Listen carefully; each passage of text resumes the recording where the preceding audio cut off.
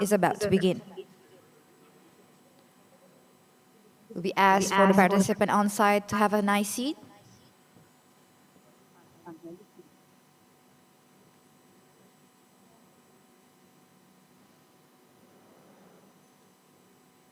And we would like to kindly ask all participants, panelists, moderator, to switch the mobile phone to silent mode to avoid any interruption during today's agenda. Good morning, ladies and gentlemen, participants, proctors, moderators, and panelists. Assalamualaikum warahmatullahi wabarakatuh. Shalom. Welcome to the first International Cardiovascular Summit Harapan Kita. Ladies and gentlemen, International Cardiovascular Summit Harapan Kita is our first conference and will be held annually to show our masterful achievement in cardiovascular procedure at National Cardiovascular Center Harapan Kita. Organized directly from our proud operating theater and catheterization laboratory to demonstrate interventional procedures such as LA occluder, leadless pacemaker, endovascular intervention, structure and congenital intervention, valvular intervention, and other. On the occasion of the 58th National Cardiovascular Center Harapan Kita anniversary, the International Cardiovascular Center Harapan Kita is as part of sharing new technology for our proud network hospital across the nation by presenting 5 countries, Japan, Hong Kong, China, South Korea, and Indonesia. This summit is held as a stepping stone in the biggest conference in health industry now and in next future. Ladies and gentlemen, for the next 6.5 hours, we will learn and discuss through live demo on endovascular repair, minimally invasive surgery, leadless pacemaker, and zero fluoroscopy. Let me read to you.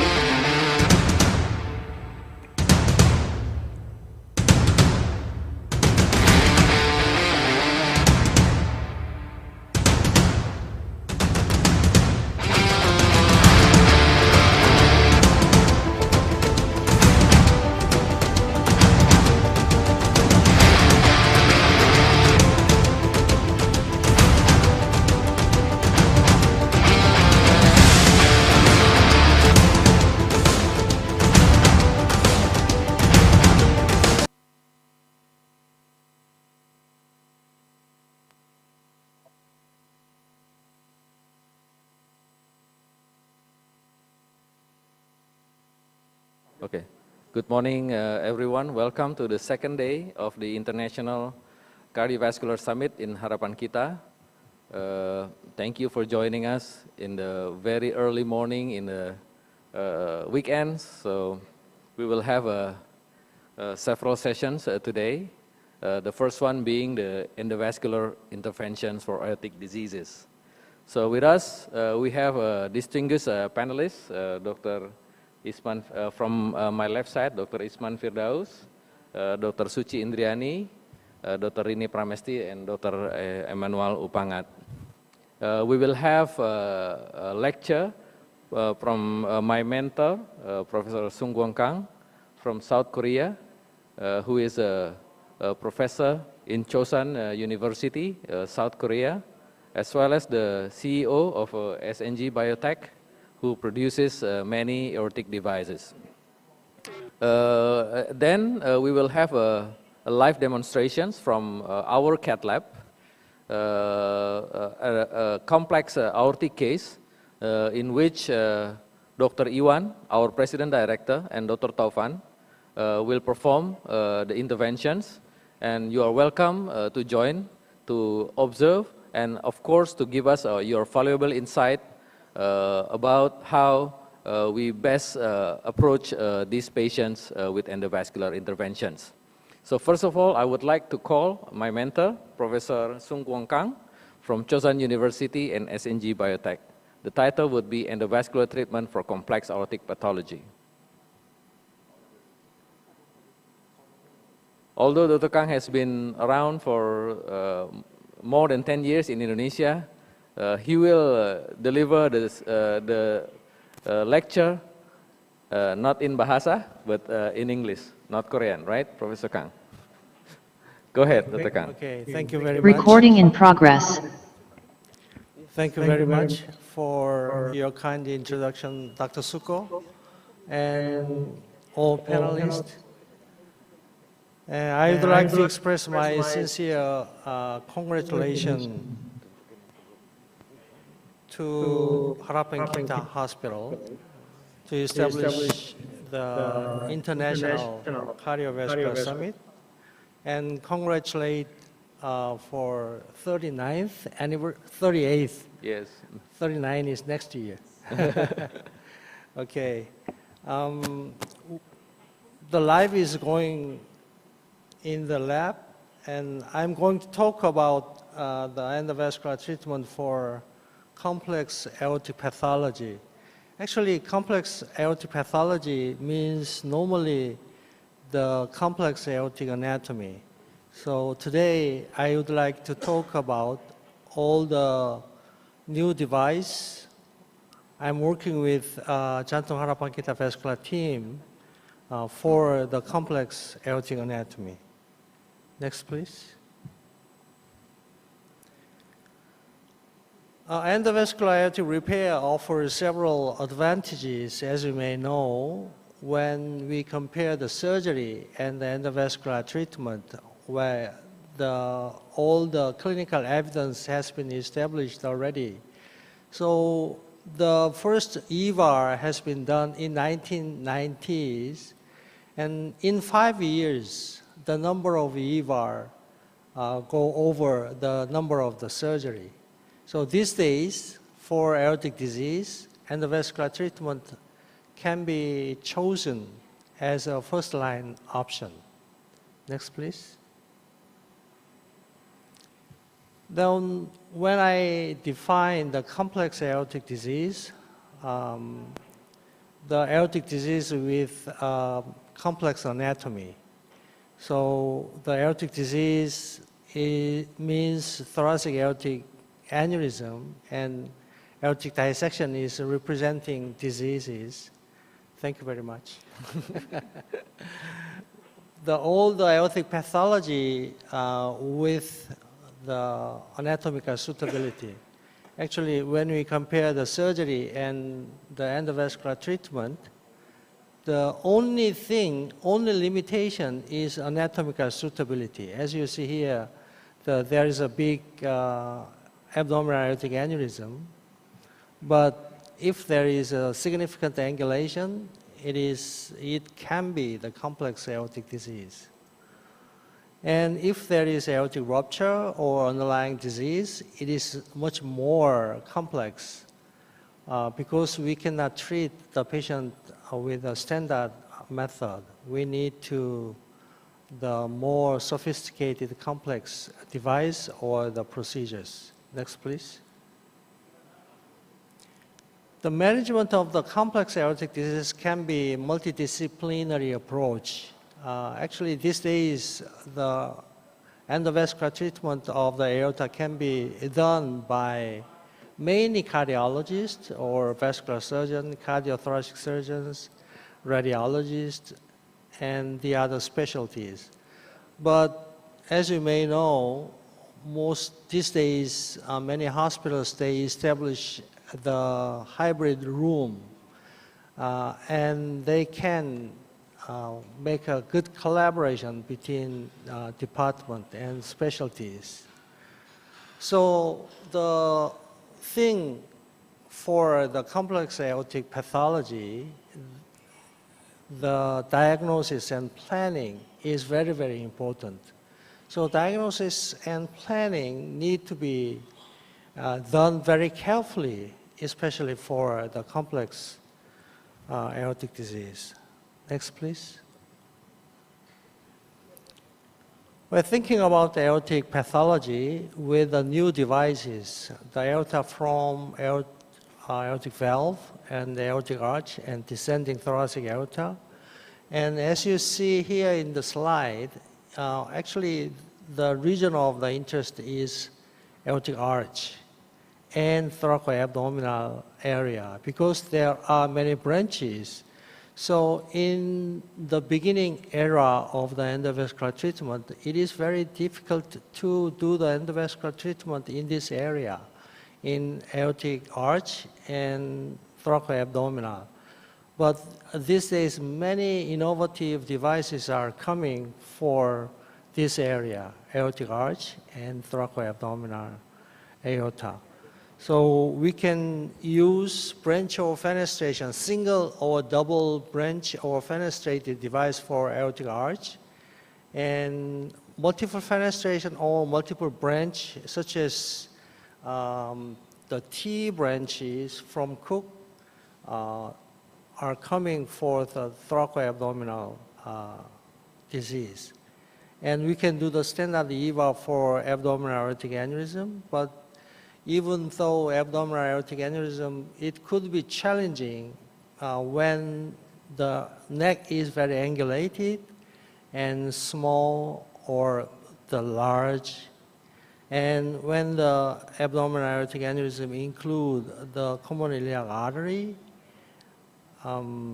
it can be complex aortic pathology. Next, please. So first of all, we're going to go to the aortic arch lesion. The aortic pathology involves the aortic arch branch vessels, such as left subclavian artery and left carotid artery. It can be treated by standard endovascular treatment. Next, please. When there is arch pathology, well, in the endovascular treatment, there are many limitations because there are many branches, supraortic trunk vessels, innominate left carotid artery and left subclavian artery. And also, when we do the endovascular procedure, we need to preserve the valvular function and coronary flow. And when we do the endovascular procedures, there should be some complications. Actually, we still have the reliable number of the cerebral ischemia due to embolization and occlusion.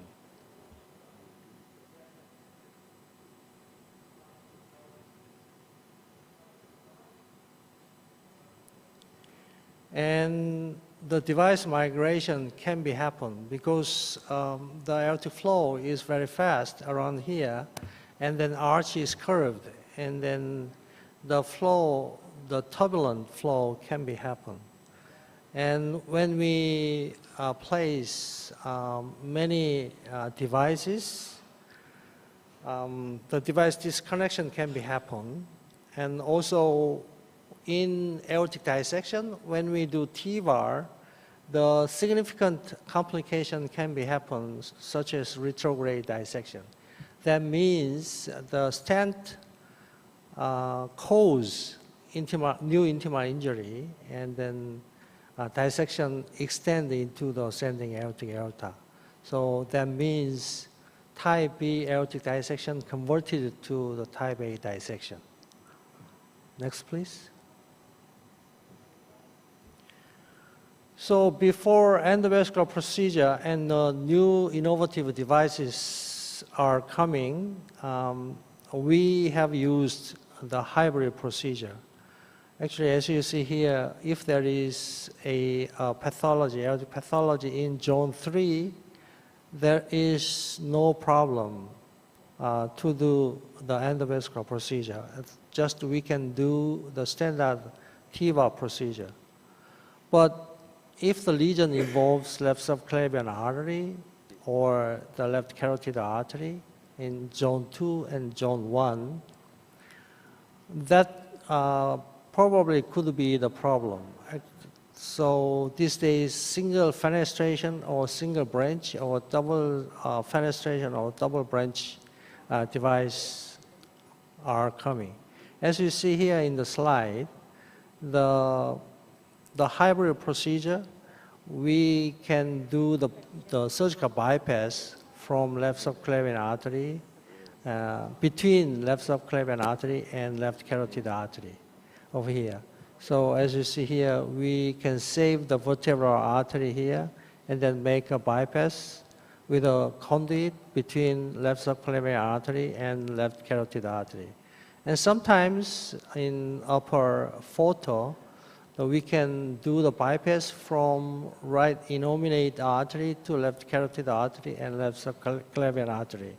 It's like the debranching of the two vessels. Then we can do the zone 1 TVAR. Next, please. So fenestrated and branched devices are coming these days. Very active research and development is done. Then as you see here, the single branch device from Gore and single branch device from Medtronic. So we can use these devices for zone 2 TVAR. As you see in the figure, if there is zone 2 landing between left carotid artery and left subclavian artery, we can land the proximal part of the stent graft in zone 2 and then make a hole for the left subclavian artery and place branch stent graft in left subclavian artery. The advantage of this single branch device, so when we place the branch stent graft, the stent graft stability is very nice. So it doesn't migrate, and then we can do secure sealing at the proximal landing zone. Next, please. So I'm going to show you this new device, new innovative device, working with Dr. Suko. He is a moderator today. The two-wire system and modified olive tip to facilitate the implantation of fenestrated TVAR in patients with proximal descending aortic pathology. Actually, we can do the zone 2 TVAR very securely with the device. So when we see the advantages of the device, we can achieve the safe and secure zone 2 landing, and then we can treat distal aortic arch pathology. And this is very easy technique, so high technical success rate and feasible technical steps. Next, please. So this is the figure of the procedure. When you see the device, there is 2 holes in front and 2 holes in the back. So the device have single hole, 1 cm distance from the margin of the fabric. So when we place this device, we can use 2 wires. So as you see here in the slide, figure A shows, first of all, we can advance the guide wire from the femoral artery, and the wire captured from left brachial artery. And then we capture out the wire from left brachial artery. That's the single first wire. And second wire from the femoral artery, same puncture, from the same puncture, the wire goes to the ascending aorta. So, well, another wire can go to the ascending aorta for diagnostic catheter. And then we can advance the stent graft delivery system over these 2 wires until the olive is located at the left subclavian artery orifice. And then we can open until the hole is exposed, and then we can push up the delivery system until the hole is aligned to the left subclavian artery orifice. Next, please. So I'm going to show you the technical steps, step by step.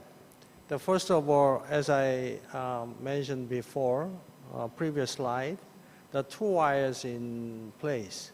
One is from femoral artery to the left brachial artery, and second one is femoral artery to the ascending aorta. Next, please. So we can place the angiographic catheter from left brachial artery. So you can see the marker catheter from left brachial artery to the ascending aorta. So we can perform angiography during the procedure without any difficulty during the procedure. So, well, in ascending, there are two wires in each vessels. In left brachial artery, two wires. In ascending aorta, two wires. And descending aorta, and two wires. Next, please. So we perform angiography from left brachial artery, the angiographic catheter from left brachial artery. So as you see here, big aneurysm. But the location, where is the location? It's zone 3. This is theoretically zone 3, but do you think we can do the zone 3 TVAR? Well, there is a long proximal landing zone in the greater curvature side, but lesion is very close to the left subclavian artery in the lesser curvature side.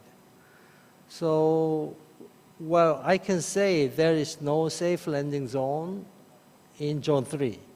So we make a decision for the zone 2 TVAR with a two-wire system, single fenestration. So one thing, this slide is very, very important slide. There is an arch anatomy here, as you see. The arch is bovine type, but the important thing is zone 2 landing area, the distance between left carotid artery and left subclavian artery. So you can see maybe 1 cm landing between left carotid artery and left subclavian artery. Then only in this case, we can do the zone 2 TVAR with a single fenestration. So all devices are all the same.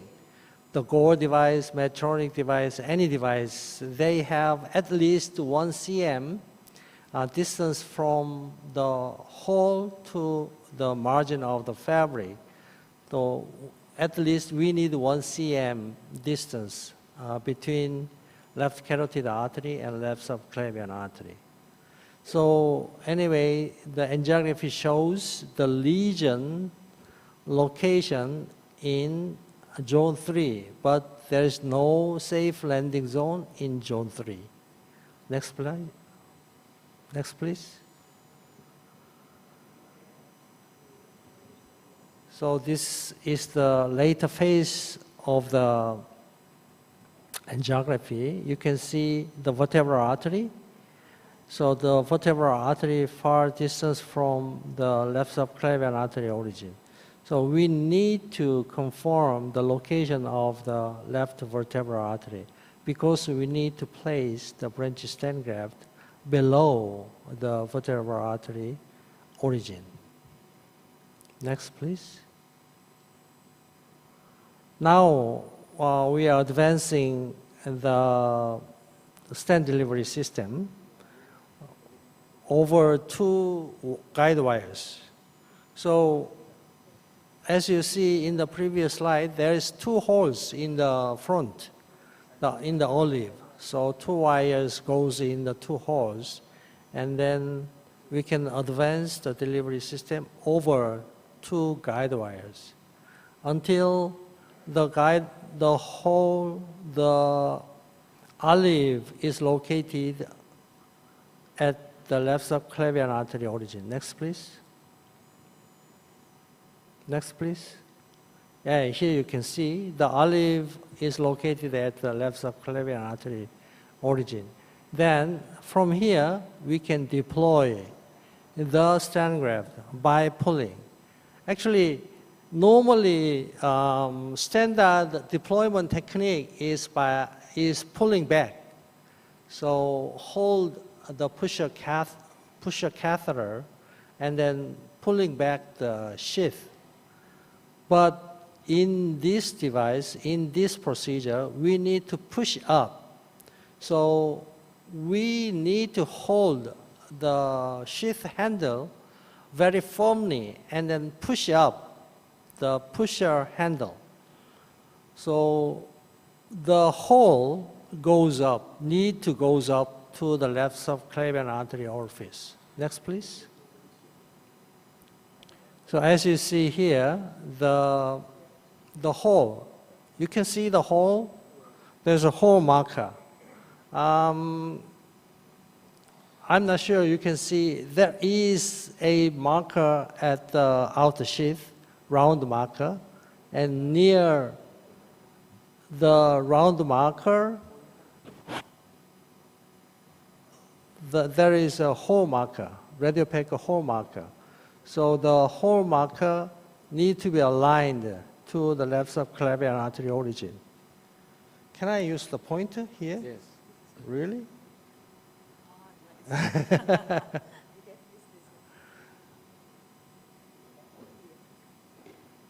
So they can see the audience. They can see this marker, this pointer. They can see only in the room. Only in the room. Only for the room, right? Yeah.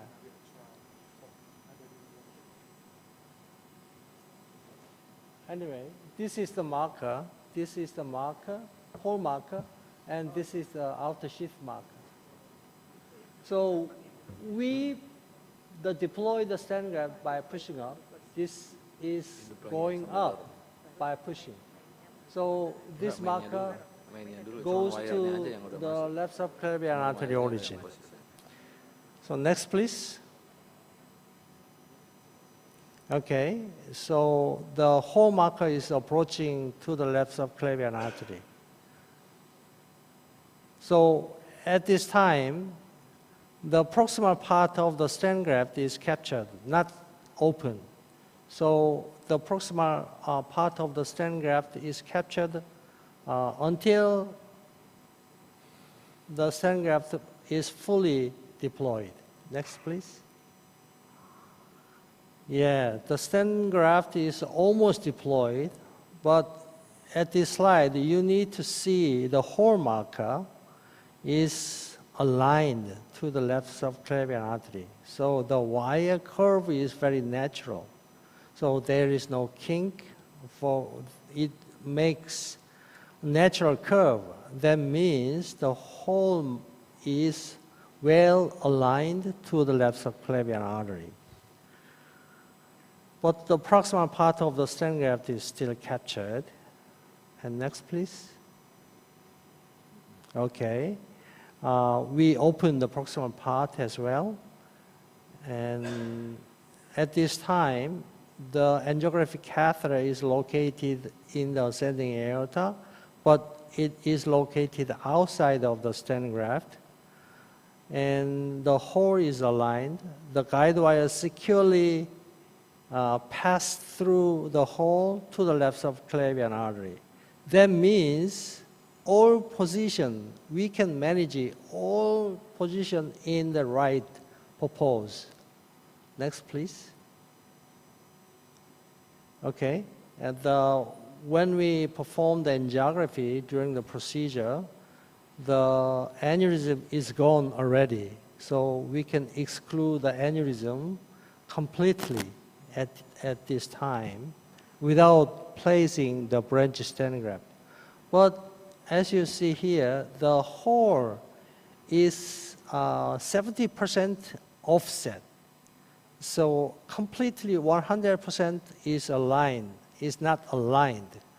But there's no problem. We have a chance to make it right, make the alignment well by placing the branch stent graft and balloon inflation. Next, please. Okay. Now we are deploying the branch stent graft over the wire from femoral artery to the left brachial artery. So as you see here, there is a marker here. This is the branch stent graft marker from here to here. So this part is flared.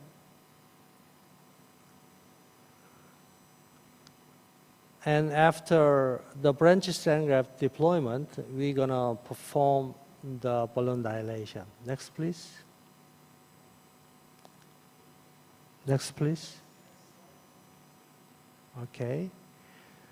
And after branch stent graft deployment, we extend distally with one more stent graft to secure distal landing zone, to make the secure distal landing zone. Next, please. And when you see the final angiography, there is a junction kink. There is a junction, at the junction, there is a wasting in the branch stent graft, as you see here. Over here, there's a narrowing of the junction. So we need to place the balloon dilation, need to do the balloon dilation for this. Next, please. So we perform the balloon dilation again for the junction. Actually, when we perform the single fenestration or the single branch or double branch or single fenestration or double fenestration, even for the in-situ fenestration, the junction is very, very important. So the junction need to be secure, and the junction leak can be happen. So we need to manage the junction very carefully. So we perform the balloon dilation. And next, please. As you see here, the junction is much better right now. And then we can finish this procedure successfully. So we can exclude the aortic pathology, and all target vessels are patent. That's the purpose of the fenestration or branch vessel, branched stent graft. So exclusion of the aortic pathology and all target vessel patency. Next, please. This is another device, but similar technique, called FASG. The safety and efficacy of novel fenestrated aortic arch stent graft with a preloaded catheter for supraortic arch vessels. So this is also single fenestration. The device is almost same, but the technical steps is a little bit different. So as you see here, there is the single hole from the 1 cm from the fabric margin. Next, please. This is the configuration of the stent graft, a single hole and double hole.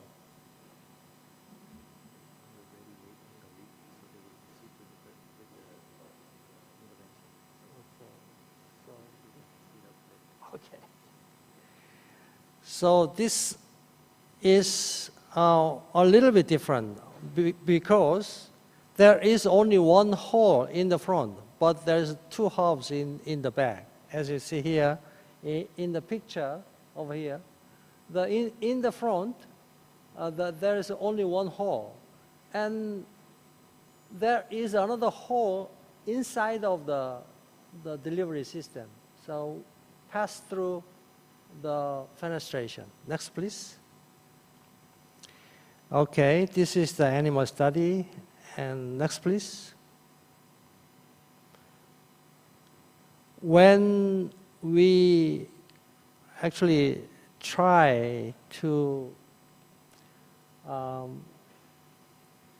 success of the procedure, where we do one fenestration in 6 and 2 fenestration in 5. So all technical success has been achieved. Next, please. This is the histological figure. The CT scan shows single fenestration, single branch, and double branch, and single fenestration and double fenestration. Next, please. Next. Okay, angiography shows the saccular aneurysm in distal arch. Next, please.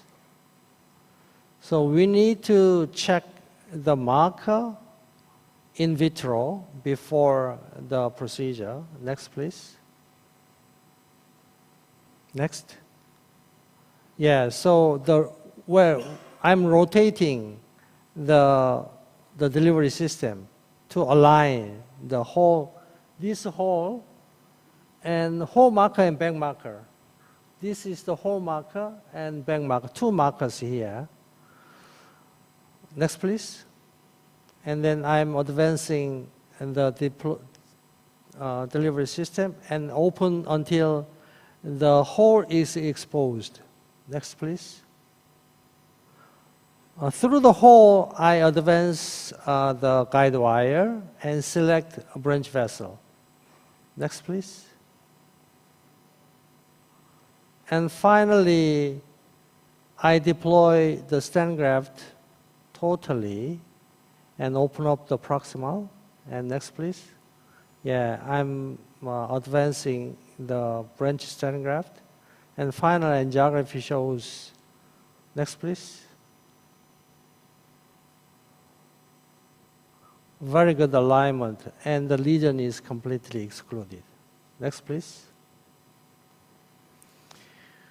Okay, what about the lesion in the proximal arch?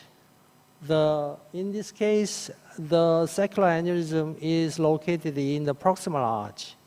So we can not use single or double branch. So we used the 2 branch stent graft. Next, please. Yeah, as you see here, very complex procedure. Through the carotid arteriotomy, first device placed in the ascending aorta, and second device from left carotid artery to the descending aorta.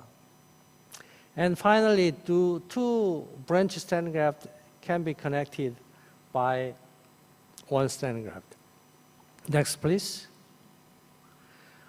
Then we can go to the descending thoracic aorta.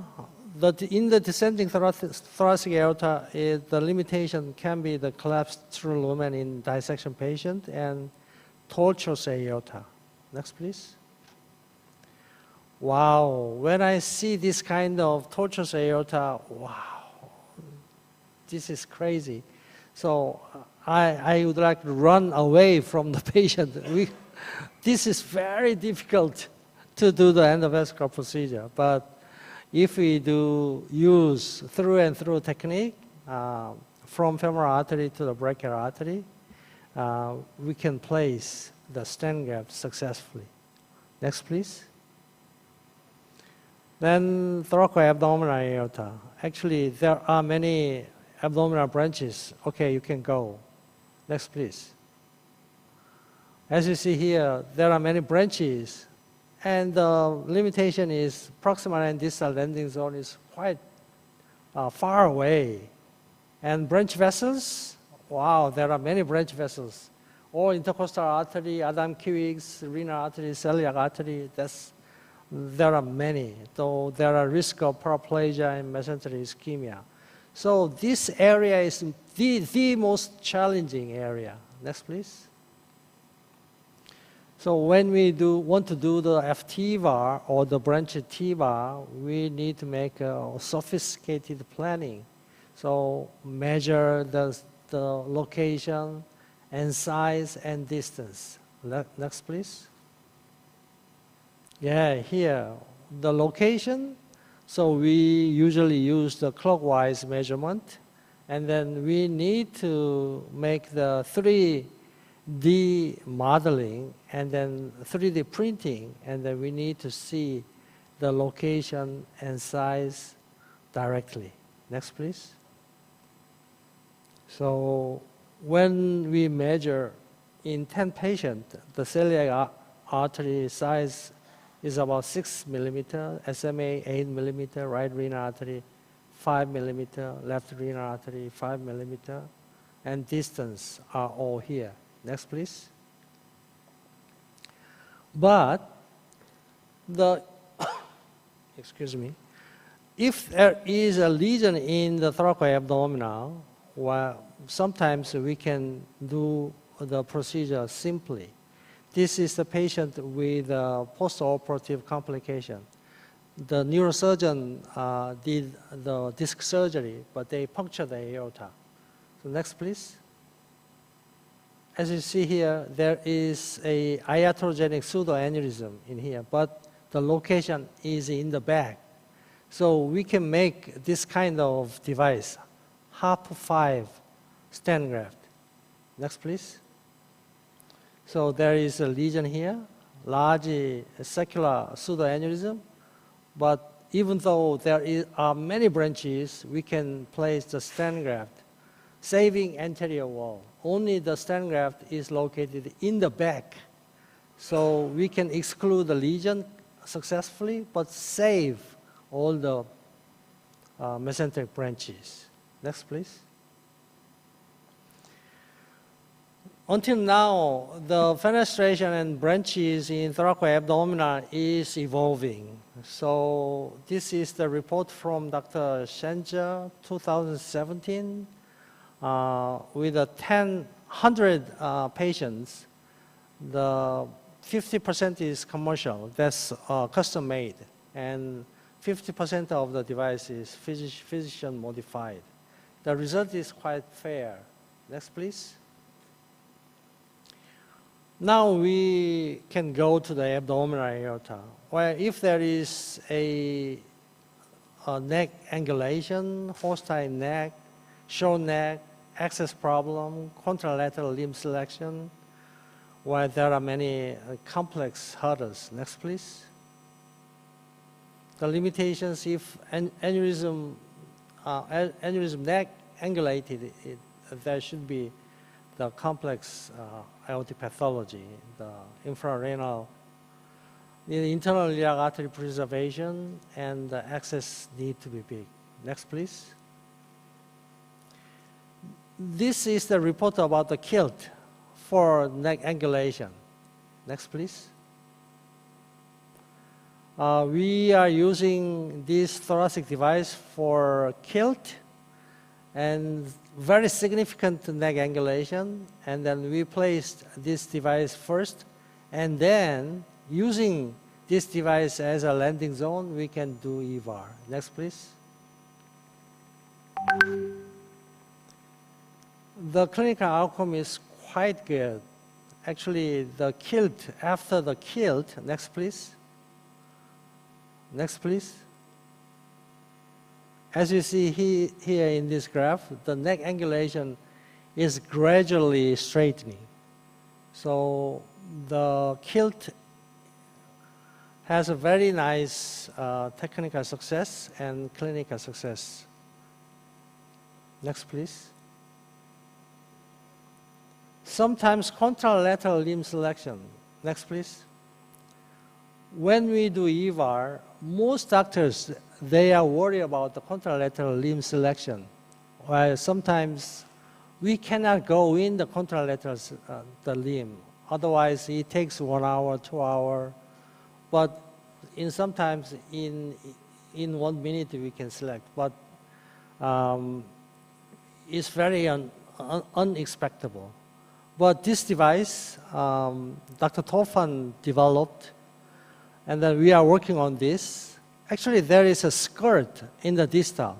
So even when we place the ipsilateral limb here, then there is a big skirt. So it is very easy to select contralateral limb.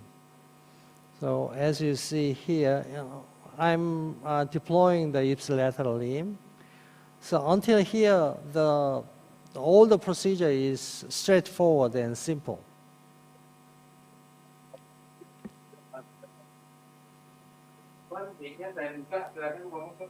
Tes 1, 2, 3, 3, 2, 1. Huh? Minute for Dr. Kang to finish. Sorry. Oh ya sudah, saya sudah ngomong tadi. Yeah, go ahead, Dr. Kang. Yes, thank you. Actually, where I would like to show you this, the contralateral limb selection. As you see here, there's a big skirt, so it is very easy to select contralateral limb. So it takes in 1 minute or 2 minutes. So just 1 or 2 try, we can select contralateral limb. Right? You can see here the contralateral limb selection. Okay, next please. Okay, the last one is the iliac branch device. Next please. Actually, we need to save internal iliac artery at least one side. So to preserve internal iliac artery, we can use this kind of device. Next please. Belum. Udah. Next please. This is the case. Next. Next. Next. Yeah, this is my last slide. My take-home message is endovascular treatment is getting used more and more, and complex aortic disease, even for the complex aortic disease. Thank you very much. Thank you very much, Dr. Kang. I'm very sorry for the trouble in the cath lab. So I previously asked him to go slowly, and after the problem in the cath lab is resolved, I asked him to speed up the lecture. I'm very sorry, Dr. Kang. No problem. So you may sit here, Dr. Kang. We are ready yeah. for the live demonstrations. So Dr. Iwan and Dr. Taufan, are you ready from the cath lab? Can I have? Is it clear? Is it clear? Yes, we can hear you clearly, but we have not been able to see you. Oh, really? Yeah. So I think that we can see clearly here. Okay, can we see the... Now, I can see you now. I can see you now. Okay. Yeah. Okay, very good morning, ladies and gentlemen. Dr. Suko, can we start this program from the cath lab, right? Yes. Please first tell us about the patients. I am seeing you with Dr. Taufan and Dr. Diki, right? So can someone tell us about the patients? Right, okay. Very good morning, dear colleagues. Can I see the slide, please? Okay, this is the endovascular repair in complex aortic case. I'm the operator with the Dr. Taufan, and slide, please. Okay, we have Dr. Rendra Mahadika, fellow from Surabaya. The cardiothoracic surgeons in charge, Dr. Diki Algeri and Dr. Cardiac Yoga for anesthesiologists. We have Dwi as a radiographer and scrub nurse, Uup, Dodo, and Sofatul. We have anesthesia nurse on board, Uni. So I think this is a very interesting case. Can I have a next slide, please?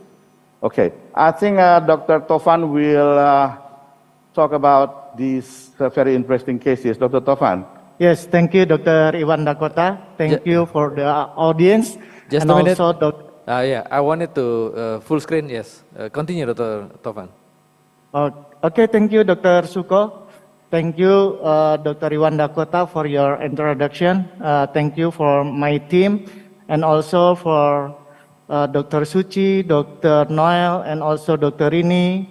And the other one is maybe for my mentor, Professor Kang. I have one case talking about the aortic dissection, actually type B aortic dissection.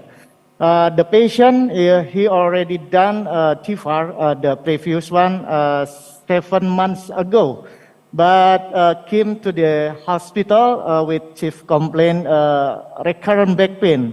And we going to do the CT evaluation. The patient got the type 1E embolic, and also with the symptom. The patient, the embolic of this patient is very big. The diameter is nearly 7 cm. And also the patient got the percutaneous angioplasty for the LED, and the other one is still good, but the RCA is not dominant. The patient, he also got the hypertension, and we plan to do the re-intervention for the covering the embolic type 1A, Dr. Suko. And the patient also, he underwent left subclavian bypass to the left common carotid bypass, and the patient, he have about the complication about the brachioplexopathy and also ischemic CVD. That is my case, Dr. Suko. All right. Can you show us the CT scan prior to the intervention? Okay. So this is the CT scan, Dr. Suko. We can we proceed the playing for the CT scan? We can see clearly T4 done already, but that's very interesting because the leaking type 1, the maximum diameter is about 7 cms. But interestingly, that the stent is not well expanded because of very steep angulation. I think that is one of the big challenges. Slide. So Slide, basically, this patient underwent T4 and had type 1 endoleak, right? Leaking, right, So, right. yeah, okay. The type 1 endoleaks after seven months, I think, right, T4. Yeah, So we can see clearly, we calculating the diameter of the proximal part for landing zone is 33.5, let's say 34. Then the length of the preview stent graft is 180 millimeters. So what is our planning? Next slide, please. Next slide.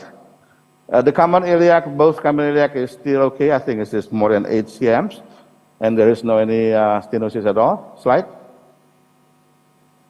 So actually we can use both right or left, but we choose the left groin cut down by the surgeons because the right one has already cut down 7 months ago. So what is our planning actually? Slide. So this is the most important thing that I would like to show you, that there are changes. The challenge, number one, how to deliver stent graft on steep angulations. You can see that one, because there is could be a big problems migrating the previous stent grafts, jumping forward, and a little bit stenotic, about 2 cms on here. Number two, the challenge is regarding to what is the proper size for our stent graft, because the 34, we choose the 36 or 38. And the last but not least, the precise positioning of stent graft to cover the type 1A leaking. So we have 3 access: the left groin for the main stent graft, left brachial artery to as alternative for bailout, and then right brachial artery for control angio. Slide. Next slide, please. Okay, so actually what we are planning is regarding to cover the type 1 endoleak. Slide. Okay, this is. I suppose most of you have already known there is so many zones in the thoracic aorta. There are 5 zones, including zones 0, zones 1, zones 2, and zones 3. Mostly we did the zones 3, right? Now we are covering to left subclavians. We are going to the zone 2 TIVAR, actually, to put another stent graft to cover the left subclavians in order to exclude the type 1A leaking. Slide. Okay, I think that we can skip this one. Slide. All right. Next. There is another option for zone 2 TIVAR. What is the reason and our strategy? Slide. Next slide, please. Okay. We are going to the zone 2 TIVAR. Slide. Okay, this is another option if let's say we have the doing proximal extensions to cover the endoleak. So another option if let's say we still have a leaking, we can put vascular plug or glue. If there's no endoleak, just leave it alone. We just proceed as a completed placing of the stent graft. Slide. Okay, this is another option. If let's say we fail and we cover the left carotid artery, we have a bailout alternative. We can put the balloon to left subclavian arteries. Either way that we can, last but not least, if let's say we fail this one, we can puncture directly to the left carotid artery to put the stent or chimney. Slide. Okay, this is type 1 endoleaks that we can see. Our planning is to put a proximal a stent graft, which is positioning on proximal part of the previous stent graft. Slide. Okay, slide. This patient has a bypass. Okay, this is our aim. It could be cover the left subclavian or partially cover the left subclavians to exclude the type 1 endoleak. Slide. Yeah, if let's say we did this one successfully, we completed this kind of procedure. Slide. Okay, we have this site. Either we use, sorry, it's not 38 because we calculating 34. So meaning that we can use 36 in diameter of the stent graft with the length of 150. We have on board 18 French to 20 French sheath, picture catheters, and then we have another wires as well. Right? This is that I have already. We have 3 punctures, 3 access, left groin, right brachial, left brachial. Slide. Okay. Dr. Suko, we would like to show you the initial angiogram showing the leaking type 1, even it is a sluggish flow actually, very, very small leaking from the proximal part of the stent graft. Can you see here? Yes. We take 3 or 4 angiogram, then the last angiogram showing a leaking, a small leaking from the proximal part. Right, right. Can everybody see the endoleak just after the left subclavian artery? Right. Okay, Dr. Suko. Yes. So while just you're would like to, while you're continuing the procedure, may I ask the panelists? We have sure. Yeah, we have Dr. Emmanuel here, Dr. Rini, Dr. Isman, Dr. Suci, and of course Professor Kang with our panels. Would somebody comments, Dr. Noel or Dr. Rini first? Any comment about the strategy of Dr. Iwan and team? Oh, Dr. Isman, please, Dr. Yes, Isman. okay, thank you, Dr. Suko. For regarding the strategy for this patient, very tough and complex. How about the 22 French? I think the big you cut down or just only puncture for this kind of patients? Maybe preparing for closure device. Dr. Iwan. Yeah. Yes, Dr. Isman, thank you very much. Actually, we use 36 by 150, meaning that we can use 18 French. But actually, we calculating either we use 18 or 22 French because the size of 38 or 40 in diameter needs 22 French. So that's why we need a cut down. We need a cut down for this kind of patients, and cut down already done by the Dr. Diki Algerian teams. So we use the cut downs on the left side, and then we puncture both left and brachial artery for a control angio as well as for bailout if let's say we have a difficulty or we have failed. So right, because by definition the closure device can only accommodate up to 21 French, right? So although it has been used in several occasions, but officially the closure device can only accommodate to 21 French. Right, right. So that's why previously we're thinking that we used 22, right? 22 friends. So that's why we need to cut down, not using this one. But we calculating this morning the size of the landing zone of the aortic arch is 34. So we use 36 in diameters, meaning that we can use 18 friends. But anyway, it has already cut down by the surgeon. All right. Yeah, thanks to Dr. Vicky, right? So any other comment from the panelists or from the audience? Dr. Kang or Dr. Suci?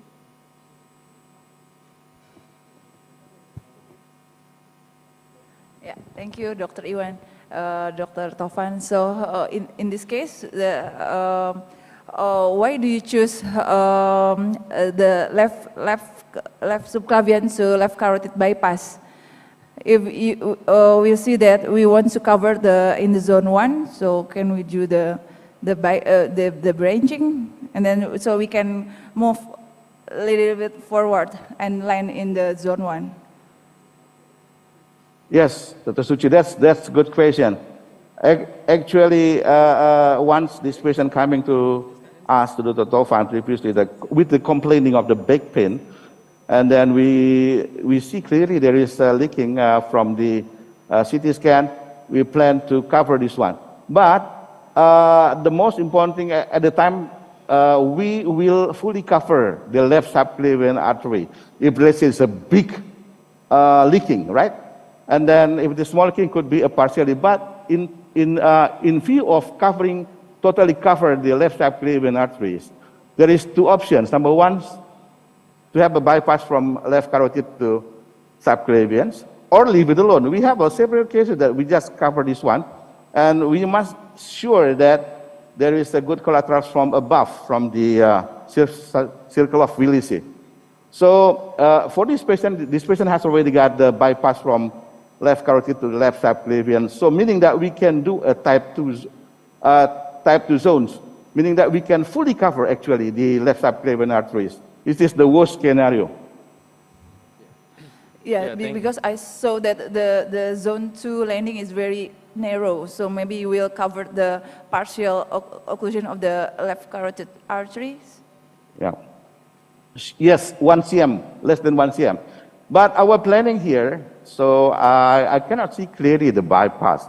So we have already discussed that we will partially cover the left subclavian artery in order to only to exclude the type 1A leaking. So we are not fully cover this one because actually previously we are doing a perfect type zone, type 2 zones, meaning that we will cover the distal part of left carotid artery, but the risk is still there. So we will choose, we just cover the left subclavian artery. Okay, thank you, Dr. Iwan. Yeah. Another option is, of course, branch it or a chimney for both carotid or subclavian. But we try to use the simple one. Yeah. Just only put a stent graft, another stent graft to cover the left subclavian artery in order to close or to exclude the type 1A leakings. So yeah, Dr. Iwan, are you proceeding with the deployment of the stent graft? Yes. Yes. Can we see the? No. I will show you how we bring the stent graft. Can we see that? No. The previous, because previously we still think that we should be very tough to deliver stents, to bring stent up. Now, as you can see here, can you see, Dr. Suko and all panelists? We put already this kind of seal stent graft, 36 by 180. The positioning is just after the left subclavian arteries, the markers. So we will deploy there in order to cover, fully cover or partially cover. Would you explain the marker, Dr. Kang, for the benefit of the audience? There are several markers there. Can you explain which marker is for what? There are 2 markers there at the proximal part of the graph. the radio opaque marker.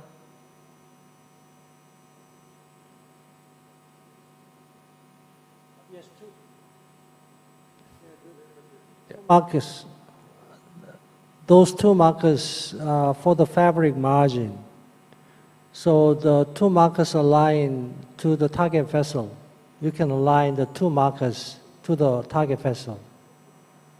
Yeah, so the marker serves as the origin where the cover stand Yes. started, right, Yes, Dr. Kang? right. Yeah, so right behind it is the cover stand. So we might place the two marker ini. yeah, the marker just below the carotid, left carotid artery, right? So Dr. Kang, Dr. Suko, just make sure that the two marker is the bare stand, but the one big marker is the stand graph beginning, right? Yes, yes. Okay, this position, what do you think, Dr. Kang? Are you happy with this kind of position? Otherwise, I will bring it forward. Yes, please go ahead. Okay, Yeah. so we can do this one. Can we see it here? Can we show this one? No, zoom to this one. This is the system. So we can open this one, right? So, yeah, Dr. Iwan, please proceed. But Okay, maju dikit. unfortunately, we cannot see the marker of Maju dikit, Man. the supraortic branches here. So I can open this one now. I will deploy. Yeah, please go ahead. Sorry. So you're deploying by rotating, Yeah. right? Yeah, I can see this one. You can see that I try to open this one.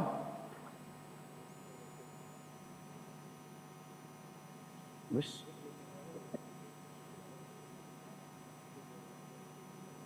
So Tovan, can you see here? It's still on the right side, right? This is the distal of left carotid actually. We can bring it. How about that, Dr. Kang? Should I bring it back or Just rotate, here? just rotate. Just rotate. Just rotate? Okay. Yeah. Right. So Yeah, we, I know. we also have pigtail marker from right brachial artery, right? Right. Dr. Iwan. So it's also serve as the marker of the brachiocephalic trunk. Yes, So you're right. Yeah, so we need to place the marker distal to the pigtail marker. So we won't close the Okay, brachiocephalic trunk. Atau tarik aja. Ya. Tapi enggak. Okay, I can open this one. Can you see that? I can bring it back. Yes, A bit? yes. Bukan, begini, sini sedikit. Whole system tarik sedikit. Okay. Here I think, right?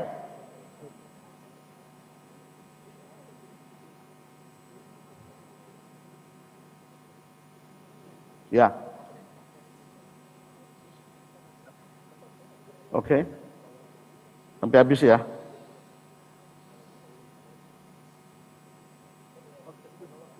Sini kan, Pan? Okay, are you happy with that? So we still need. Oh, Okay. So there's also a quick deploy. Dr. Iwan is yes. performing the quick I deploy deploy already. procedure. Now capture. And the Now we can see the delay. yeah. The yes. delay. Yes. I will take the delay closer. Rotate and pull out. Yes. Record. I think that on that position, I think that's good. It's not completely deployed. Okay, Dr. now Iwan, we can the take it. proximal part. Yeah. So maybe we need waiting for the completely deployment of the people. So because the proximal part not yet completely Open. deployed. Yeah.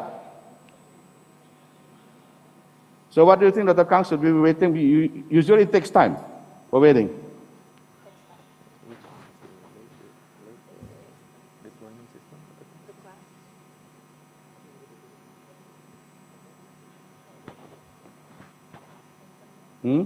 Olive tip? Olive tip-nya udah dikeluarin kan? Belum? No, no, no. Not yet? It's okay, it's okay. We should waiting for opening the proximal part, right? Yeah, but we take out this one for balloon. So what do you think, Dr. Kang? What is your opinion about that? We should waiting for the opening of the proximal part. I need to see the flow. Yes. Dr. Kang is coming down, Dr. Iwan. Okay. So he needs to see the fluoro to see whether the delay deployment system of the proximal part of the graph is working.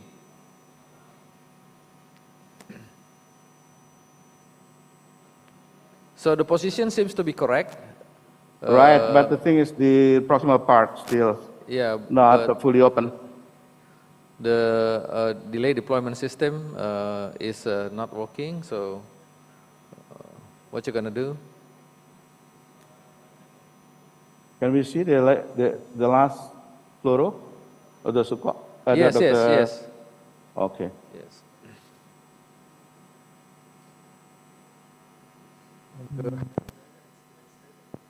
If it is open, the two markers separating, I think.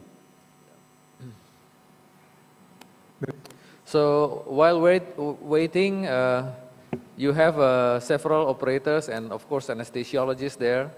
So as operator, we used to concentrate on the procedures only, and sometimes we did not pay too much attention to the hemodynamic. So how do you maintain the hemodynamic during a TFAR procedure? Dr. Iwan, Dr. Tovan, and Dr. Diki? Yeah. Actually, we keep the BP is not so high because there is a possibility that we will do a post-dilate balloon after that. That's very dangerous if we using. We should keep the BP is relatively low during inflation of balloon. Okay. Because the BP will be went up. Will be go up is exceeding more than 180. But right now I think the BP is about 100. Previously we can keep it 100, I think. 100 over 60, 100 over 70. So usually during deployment we lower the blood pressure. And sometimes in the critical position, sometimes the other operator use pacing to make it a standstill position. Right. You're right. To keep the BP in control, right? Relatively low. Right. So if open already. If the panelists and audience have any comments whatsoever, please feel free to jump in. So we can check out this one is clearly. Yeah, first, Dr. Ini, you may address the question to the operators. Dr. Iwan, when we have to put like the second stent graft to protect to overcome the endoleak, can you just guide us how to measure? How we put the second stent graft to cover the endoleak, but the measure is not too big or too small, and also how long we need to protect safely for the endoleak, so we can. Yeah, thank you very much, Dr. Ini. That is very important question, I think. Since we have already calculating the size of landing zones of the aortic arch, is about 33.5, let's say 34. We choose maybe either 36 or 38, but we decide to choose 36 in diameters. Why? Because if we use 38 or 40, there will be a problem, not a leaking, because of the stent will not well oppose. There's looks like a crimping. So we should choose the proper size. The proper size that we calculating, if the diameter is 34, we prefer to use the 36 in diameters of the stent graft. Oh, I see. So, so that's the point. Then about the longer of the stents, which was safe for to close safely for the endoleak. Yeah.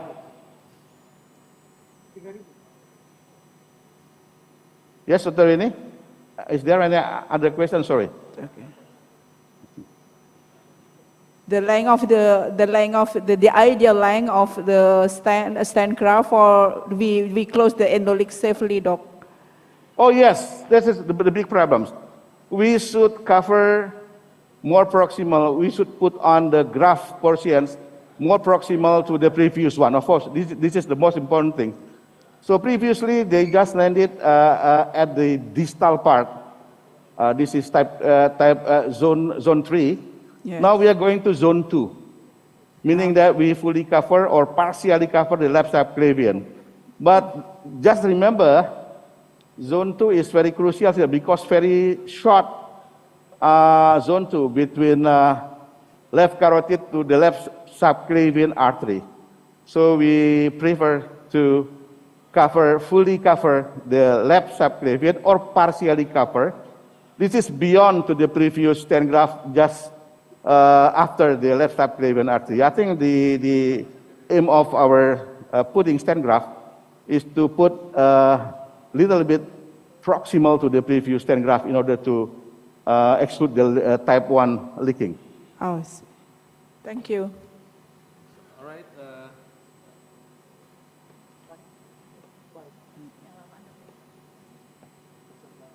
All right. I think the teams is discussing the strategies they are going to take to overcome the undeployment of the proximal graft. So let me ask Dr. Suci.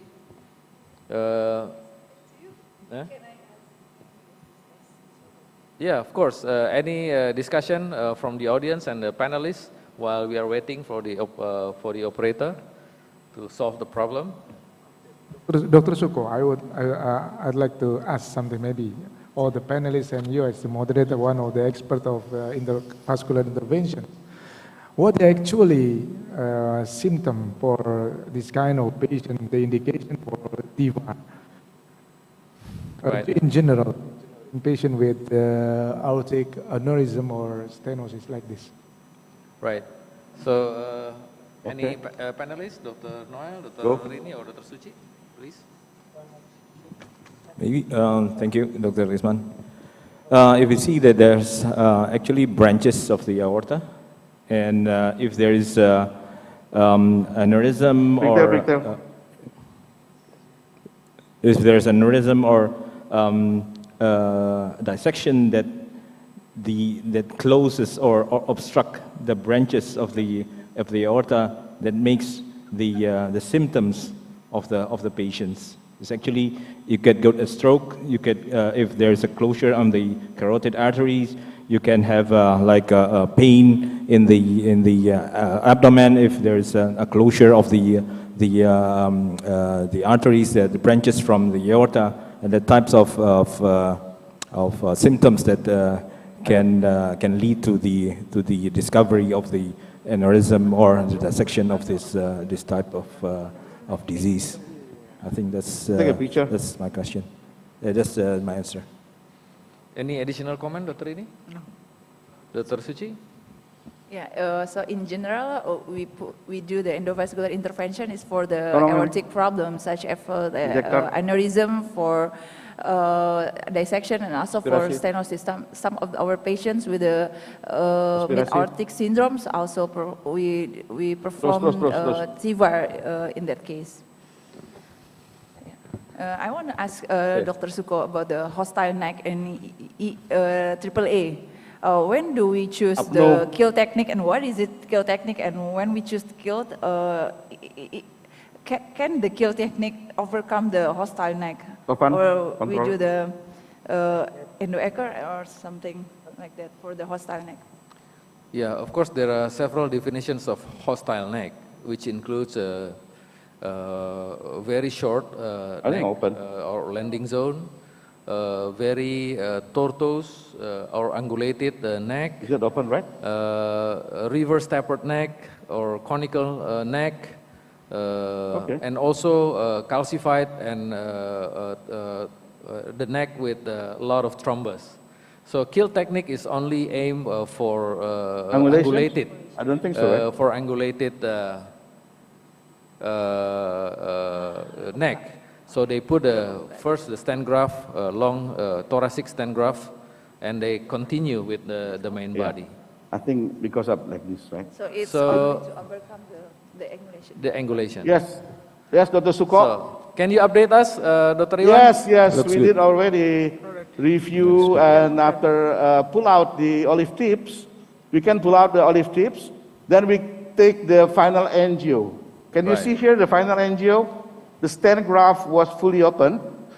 So it well in good positions. We cannot see the type 1A leaking. Right. So the stent graft is located just after the left carotid artery. Left carotid artery, right. So my question is, we already have the bypass between left carotid to the left subclavian, but it seems that the origin of the left subclavian artery is not Still there. ligated. Would you continue Yeah. with coiling or plug at the left subclavian artery, Dr. Iwan? No, actually we cannot see the endoleak anymore. So it is not 100% fully covered the left subclavians. There is still space actually. So that's why you can see the flow to the left subclavian artery.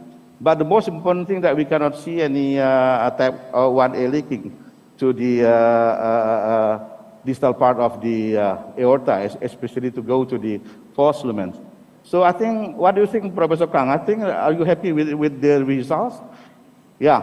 The most important thing, Dr. Suko, why we are waiting so long for fully deploy of the proximal part. So one of the explanations from the Professor Kang, because of the steep angulation, you can see this one, the very steep angulation of the proximal part of the stent.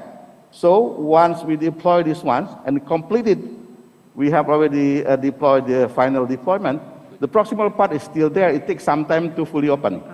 Then once we take out the olive tip, it has already fully opened, and we take the final angio like that.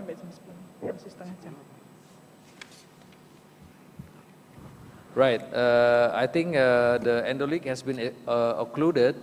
My question is whether we need to close the origin of the left subclavian artery to prevent from type 2 endoleaks. Yeah. Yes. Professor Kang, do you have any comment with that? Actually, the segment is blind only, so we gotta compare the part. Right now? Later on? The most important thing that I cannot see clearly the bypass from the left carotid to left subclavian. So the thing is that I cannot see clearly. I'm not quite sure whether the bypass is still there. I mean, if we occluded the left subclavians, is there any problems with others? Because our aim for these procedures just to cover the type 1A leaking, right? Maybe we can evaluate. Can we evaluate after that? Yeah, Dr. Suko, you have a good question actually, but I think we just discussed about that. We can do either plug, vascular plug or whatever to close this one, but it is sometime, can we evaluate this one within 1 week or 2 weeks later on? All right.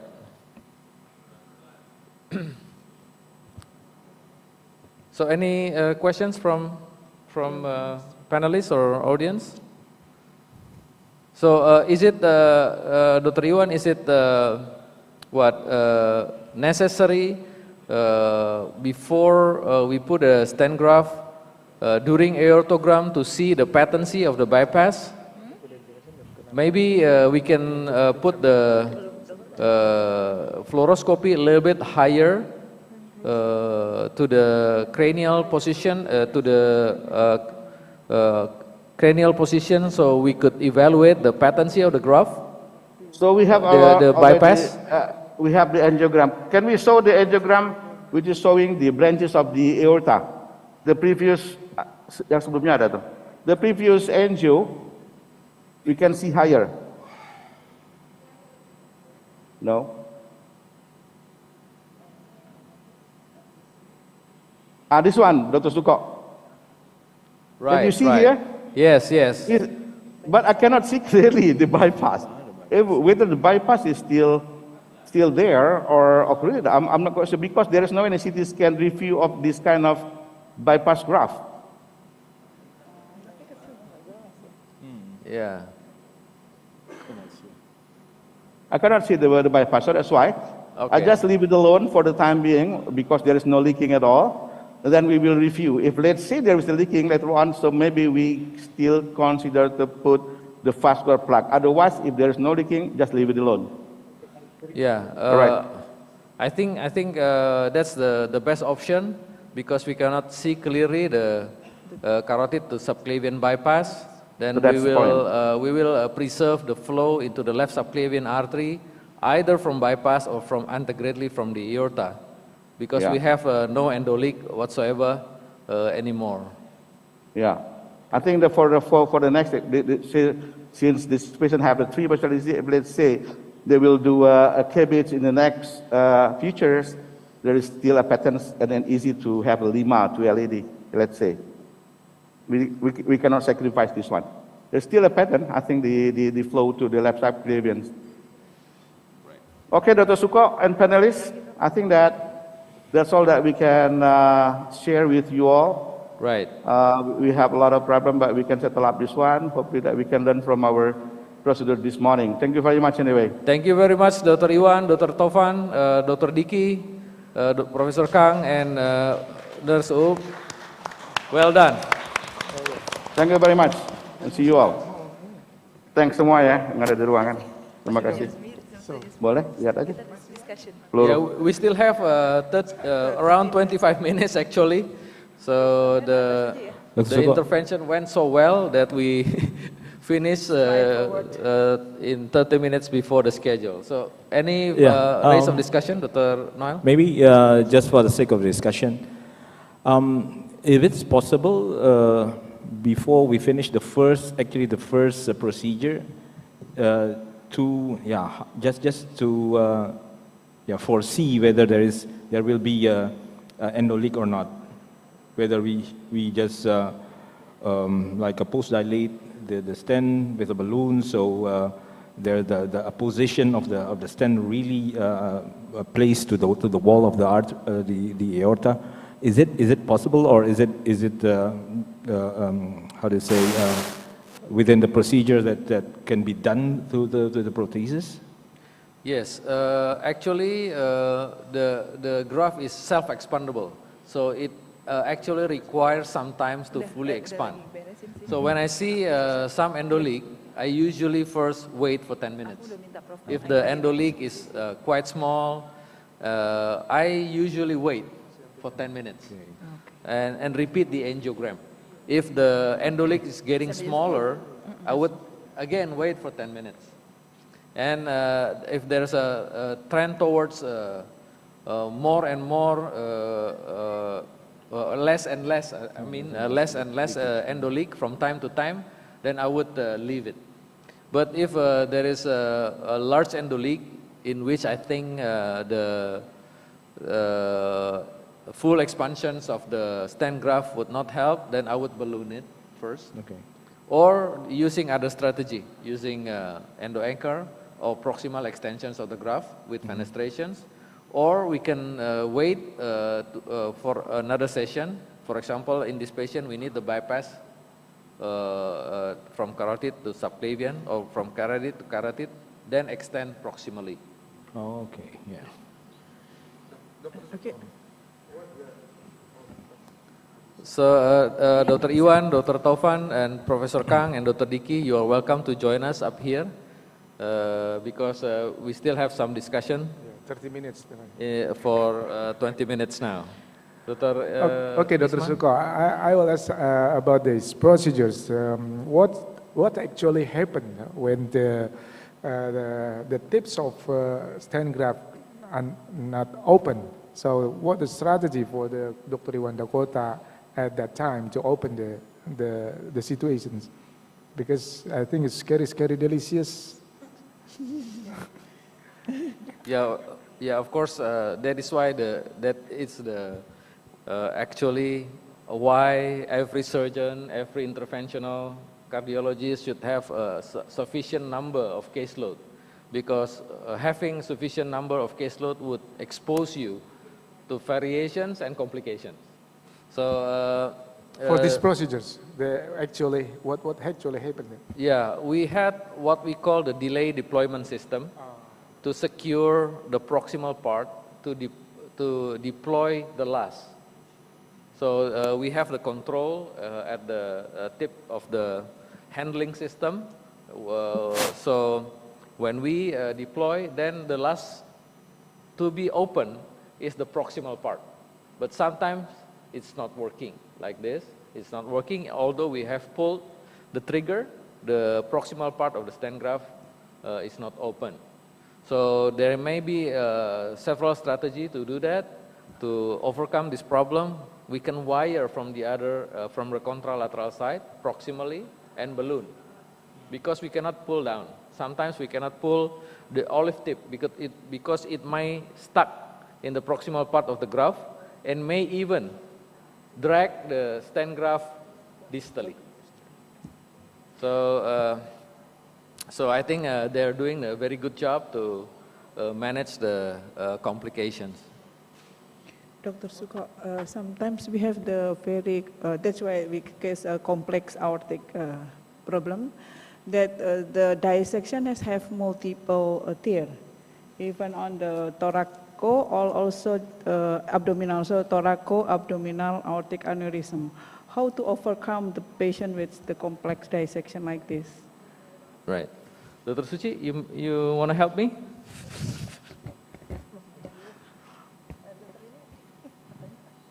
multiple tear. Involving aortic thoraco-abdominal aortic aneurysm. Sometimes on the first part is on the thoracal, but the second tears on the parts of the abdominal. Yeah, it's a tough question. So the patients it's like a thoraco-abdominal aneurysm. So the tear is from the sections involving the proximal tear and then distal. The proximal tears is on the thoracic, and the second tears on the abdominal part. Okay. Which one involving like a mesenterical or truncus or something like this, the branches? Yeah. So from what I know, so we have to cover the primary entry tear first, and then we saw after the intervention, is there any embolic in the distal part? If there are embolic, because if we close the primary entry tear, and then there will be no flow over there. So we hope so the tear will close, and then the second and third tear will be the re-entry for will be the re-entry. So we don't have to close until the distal, very distal parts, because it will be too long stand. But it's in my opinion. I will ask Dr. Suko. So I think it really depends on first the anatomy of the dissections and aneurysm. Which includes the primary antitear, the secondary antitear, and the branches. So if we have a very large primary antitear and very minor secondary tear, then definitely we will go only to close the primary antitear. But sometimes they also have aneurysm below. So we extend the stent distally with the cautions that the risk of paraplegia is higher in those patients covered with 2 stents or stents longer than 200 mm. So in this case, we have to be ready to manage the blood pressure, and sometimes we do with spinal drainage to prevent paraplegia from these patients. In case we have to put more than 200 length of stent graft, or in case we have to use 2 stent graft. So that is our policy in the some developed countries. They don't want to do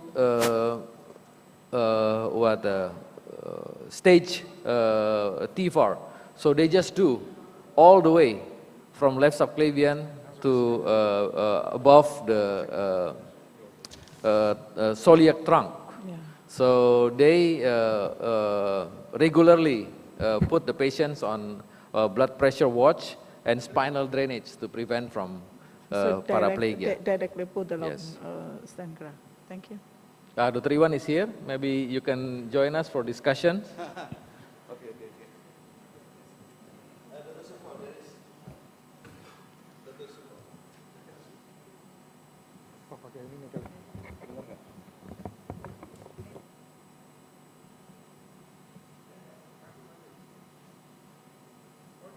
Yeah, Dr. Suko, that's very interesting a question from Dr. Isman when I left the CAT lab. What actually happened with this stent graft, the proximal part? Actually, this is the first time for me Yeah. to have a delay open of the proximal part of stent graft. Why it happened? Because of very steep angulations, Yeah. almost 90 degrees like this. So what did you Dr. do to Kang, open, who- Dr. Iwan? Dr. Suko also decided the stent, nothing, with the Professor Kang.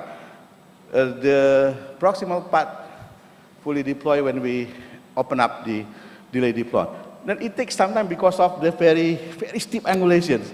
Then we started waiting, and then what should we do? If let's say we have a long waiting, more than 10 minutes, such as like that, because of the blood flow to go to the cerebrovascular artery will be higher. Then number one is try to open up by pulling out the olive tip, number one. Number two, if let's say we can pass this one and there is still it's not fully deployed, we put a balloon. Because, but initially we should take out the olive tip, otherwise we cannot put a balloon. Yes. And the other option is to put another wires coming from the right groin, and we put a balloon in, deploy, and then take out the olive tip. The olive tip is the tip of the proximal part of the stent graft. This is normal way we can do, just open up, just pull out the olive tip, and it will be open later on. It takes some time.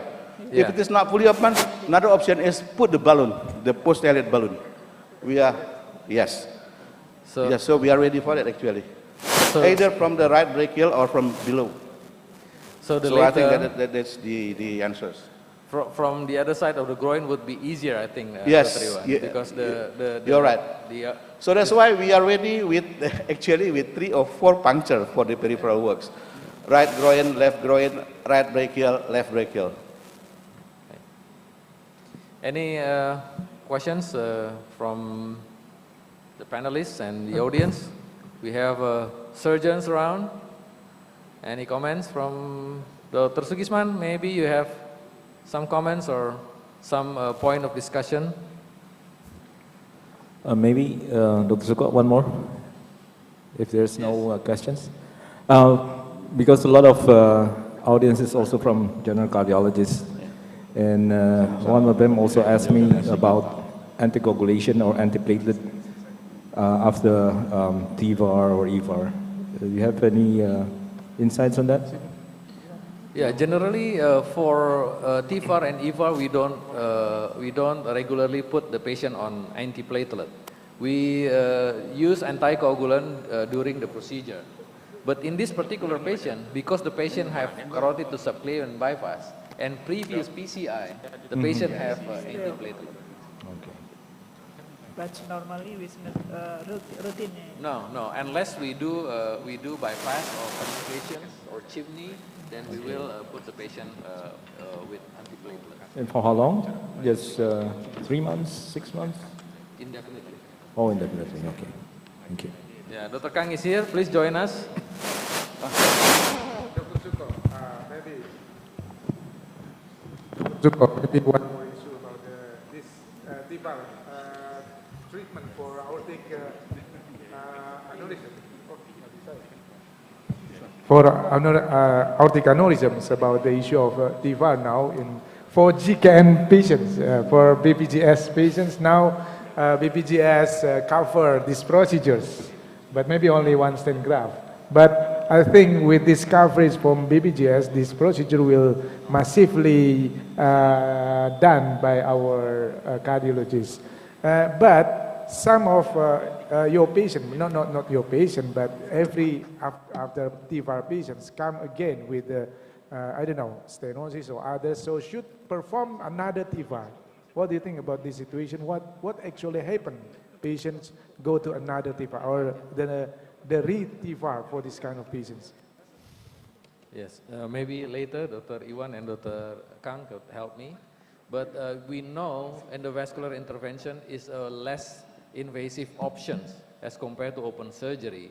And it reached similar outcome to open surgery in terms of EVAR, but superior outcome as compared to surgery in descending aorta. For ascending aorta, of course, surgery is the first option. However, as documented in many trials, re-intervention for endovascular treatment is much higher as compared to open surgery. That is why I think it is logical to have a re-intervention from endovascular treatment. It might be endoleak, it might be migrations, it might be thrombosis.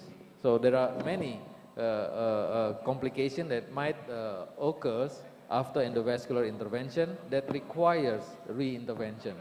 So I think once in a lifetime procedure is completely irrational. Dr. Suko, I want to ask to Professor Kang. Yeah. Professor Kang, based on your experience in our case before, there are a chance of developing the type 2 endoleak in the future.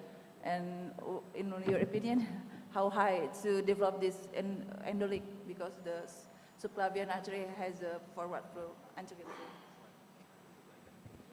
Right there, you mean the type 2 endoleak from left subclavian artery. There is very tiny, actually, I can say this is the almost type 5 endoleak. So type 5 endoleak definition is invisible endoleak, but it was visible, but very tiny. Well, anyway, the pressure will transmit it from the aortic lumen to the false lumen. That's why the patient have the symptom, and then the false lumen contrast enhancement was seen. There is a chance of the type 2 endoleak from left subclavian artery because there was the endoleak. So we didn't embolize the endoleak point directly. We just cover the proximal, and there is a still flow in the left subclavian artery. So I think there should be a chance of the recurrent type 2 endoleak from left subclavian artery. But rather simple to manage it. When we see the type 2 endoleak, just place the plug in the left subclavian artery origin. Then just sacrifice the left subclavian artery stump, then the problem will be solved. That is simple, rather simple, from left brachial artery, puncture, the A-French puncture and place the plug, a rather simple procedure. Actually, the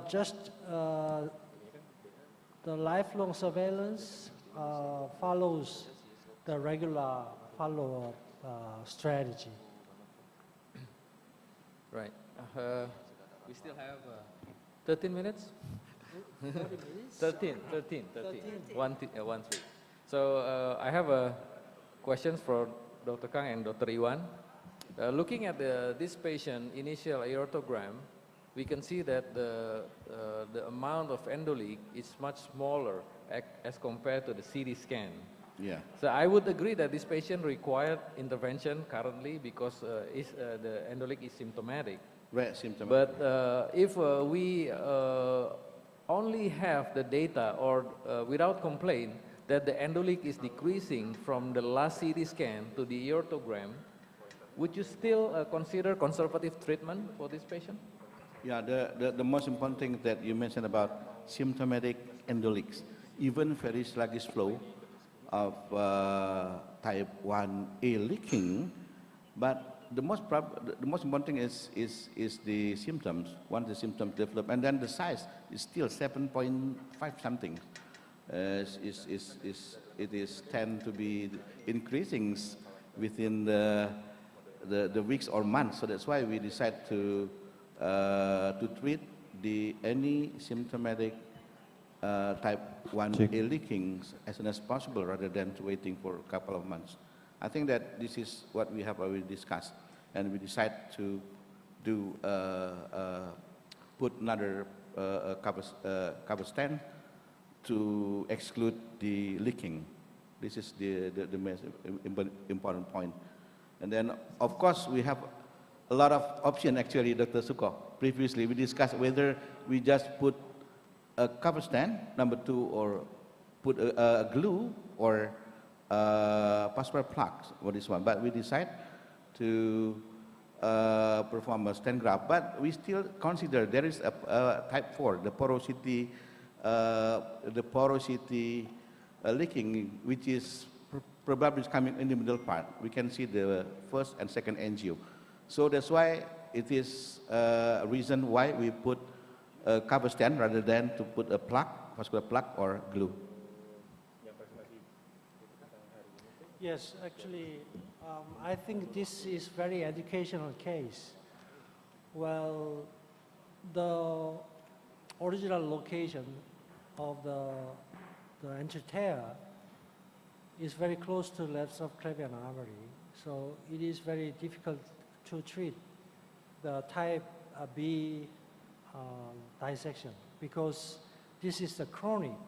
So if the lesion is acute or subacute, when we place or exclude the anterior, the dissection flap moving backward, so the anterior will be sealed completely. But in chronic case, the dissection flap is fibrosed, so it doesn't move back immediately after the stent graft placement. And the thing is, actually we assume that the endoleak amount is not quite big because the forced lumen thrombosis is already achieved in the distal part. Yes. There is no contrast enhancement in the distal part of the forced lumen. Only proximal part of the forced lumen is enhanced, but the size of the forced lumen was quite big, and also it looks tense. That means there is a possibility of the forced lumen rupture, so that's why we want to treat the patient. And there should be many options for treating this patient: direct embolization and proximal extension and so on. But the reason why we choose proximal extension, even though we do the embolization directly, so that's not the permanent. Actually, the anterior, the most important thing is to exclude the anterior, the inflow of the endoleak. So the ideal treatment method is to covering the anterior with a stent graft. That's why we choose the proximal extension instead of the direct embolization. Right. Any other comments? So we are 8 minutes due. So probably one last question. So Dr. Iwan exposed the difficulty of choosing the diameters because probably there's a discrepancy between proximal and distal diameter, Dr. Kang. So we noticed that we are using the tapered stent graft. Right. So I think it is more physiological.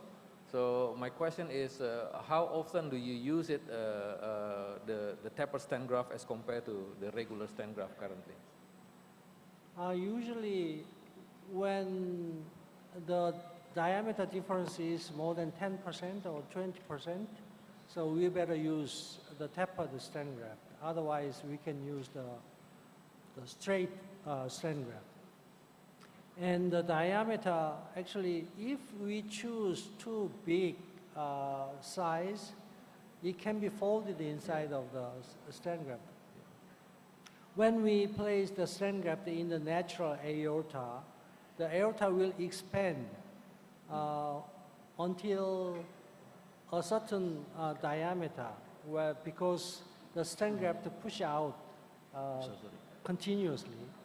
But the thing is, the tandem stent, the stent graft in stent graft is much more complicated. If there is big size mismatch, the folding of the second stent graft will happen more frequently when we use the stent in stent. But we need to choose the diameter, maybe 15 up to 20%, not more than 20% or 30%. If we can choose more than 30%, mostly there is a folding inside of the previous stent graft. So the choosing appropriate size is one of the most important factor in successful endovascular treatment. Yeah. So we have still 6 minutes. Okay, Dr. Suko. Yeah, Dr. Isman, go ahead.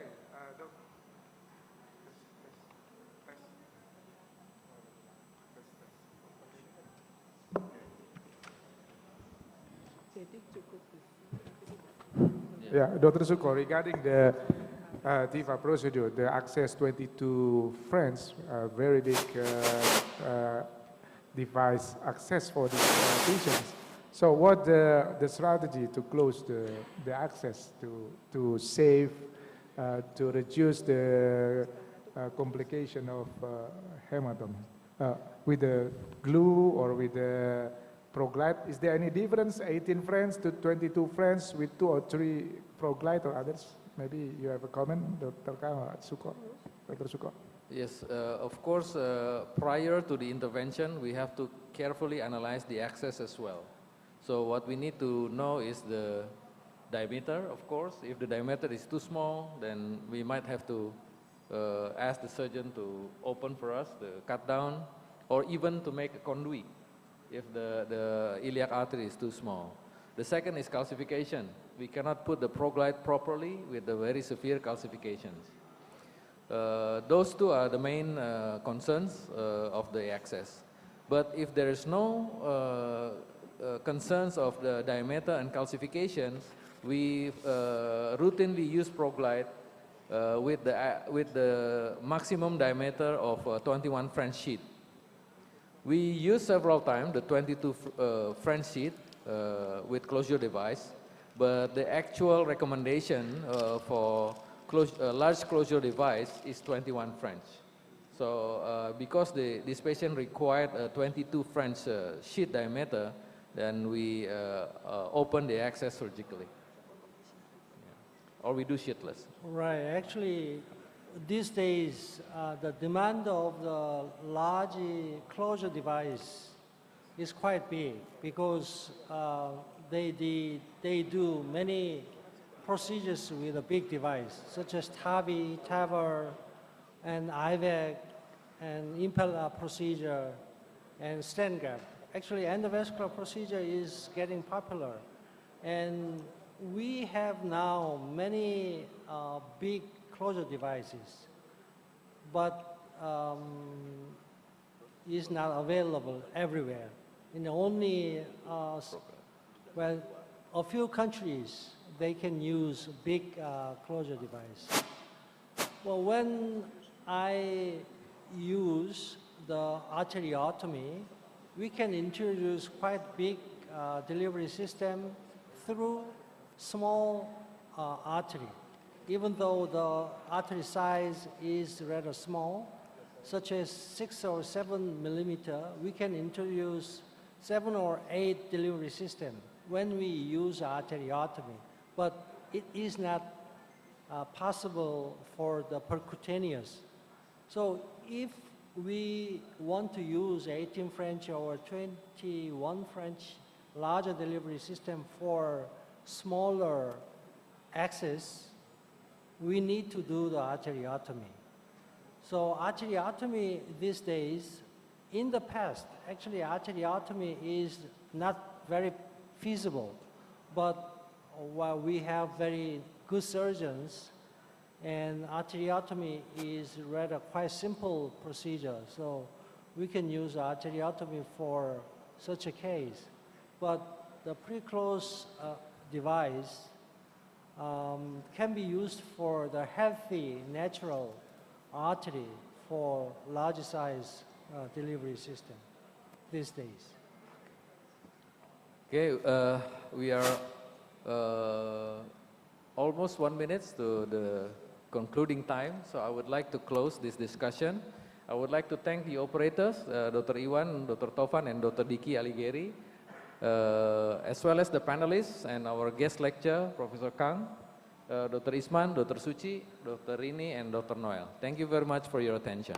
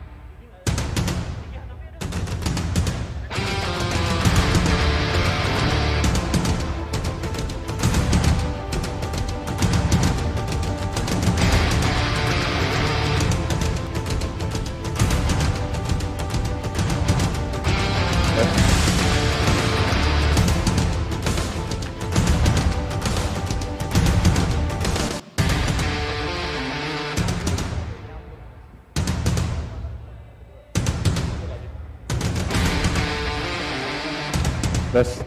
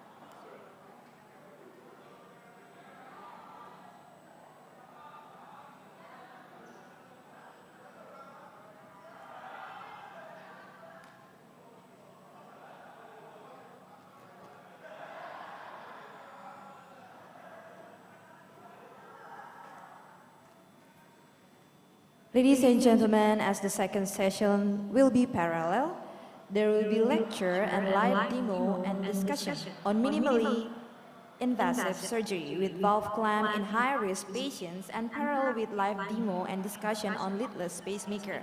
The second lecture will be delivered by Professor Lai Wei. He is the Deputy Chief of Department of Cardiovascular Surgery in Zhongshan Hospital, Shanghai Medical College, Fudan University. And then the live demo will be led by Professor Lai Wei himself with Dr. Amin Chubandi as the operator and co-operator. And for the operator of TEE will be led by Professor Dr. Amiliana with Dr. Dong Lili. And for the second lecture will be live demo and parallel with live demo discussion on leadless pacemaker with Dr. Suni Budi Raharjo as the operator, and the moderator for this live demo is Dr. Muhammad Yamin. Ladies and gentlemen, for the panelists of minimal invasive are Dr. Sugisman, Dr. Doni Firman, Dr. Dafsa Arifah Juzar, Dr. Rina Aryani.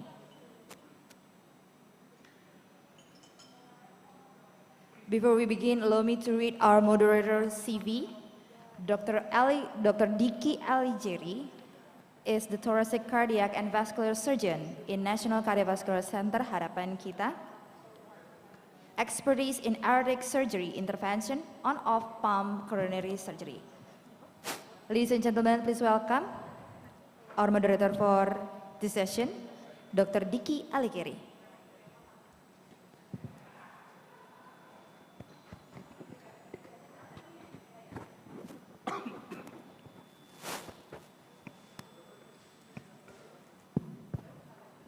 Okay, good morning, ladies and gentlemen.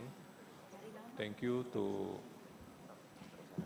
join our, I think our second meeting in this today. Our meeting today is about the minimal invasive surgery with valve clamp in high-risk patient.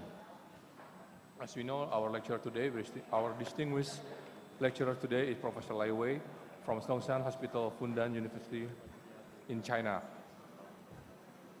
Professor Lai Wei, current position is the Director of Minimal Invasive Cardiovascular Surgery and a member of Chinese Society, Chinese Association Cardiovascular, and Chinese Committee of Minimal Invasive Cardiac Surgery. The lecture will be in 20 minutes, and Professor Lai Wei, the place is yours.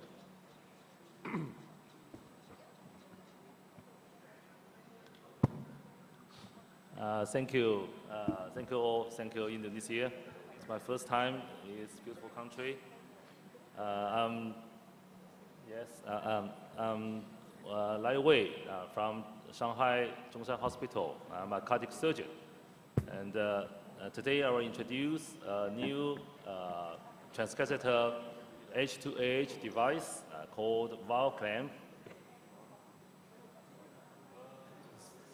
Sorry. Join audio.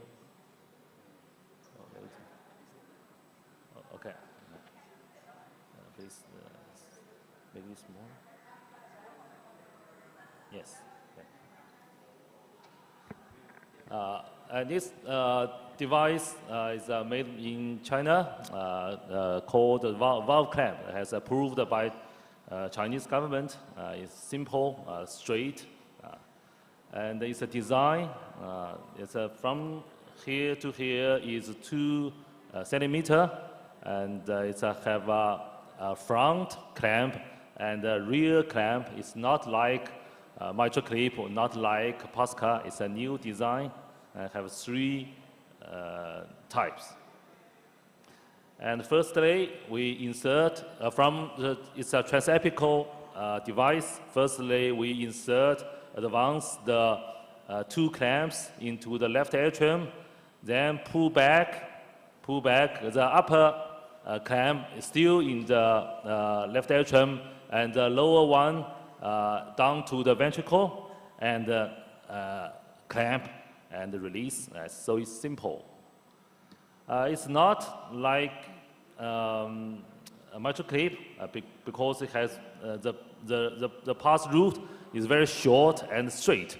So it's easy to adjust the position and the one-to-one transmission of the movement and a larger space to capture the leaflet. So the efficiency of this device is very efficient, and the option is to perform under the guidance of echo. No need X-ray. This is the video, and we cannot move. I cannot move the bar.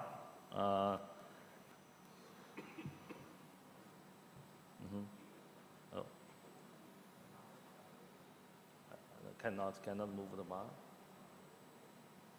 Oh yes, okay.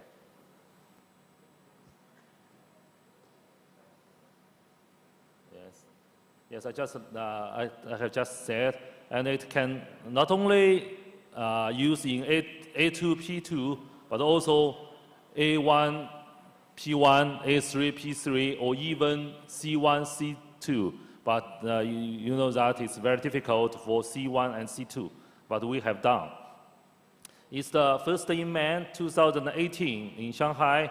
Dr. Ge, cardiologist, our director, and Dr. Zhou, Dr. Pan, they all cardiologists, and it's me, my assistant cardiac surgeon, Dr. Yang, Dr. Pan, the echo physician, and Dr. Guo, anesthesiologist, and Dr. Zha, OR. Okay. We have published many publications, papers, include animal, first in man for degenerative mitral regurgitation, and 1-year follow-up, and this year, first in man for functional mitral regurgitation. Yesterday, we have performed the first case in Indonesia in a hospital, and it's a very difficult DMR patient. He is the 84 years old male and 5+, very severe torrential mitral valve regurgitation, and not only P2 flare, A3 is also flare with rupture cord. So we call that it's a red zone. According to the difficulty for TIA, we can divide into green. You know that you see that it's P2 prolapse, a rupture cord, and it's A3. So it's relatively difficult. We call that red zone. The green zone is ideal for TIA. The yellow zone is a challenge, but the red zone, we don't think it's very suitable for TIA. Maybe it's suitable for cardiac surgery, but yesterday's patient is very old, so you can see that he is a multiple segment prolapse and cord rupture. So firstly, we captured with the first clamp. Sorry, I can. Oh, maybe something wrong. Okay. With the slides. Restart.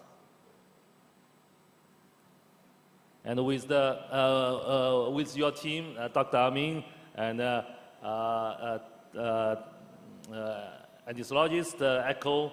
Okay. Sorry. Restart or restart program.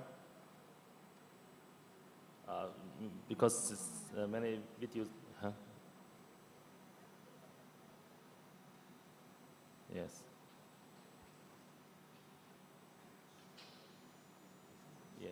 Yes. Uh-huh.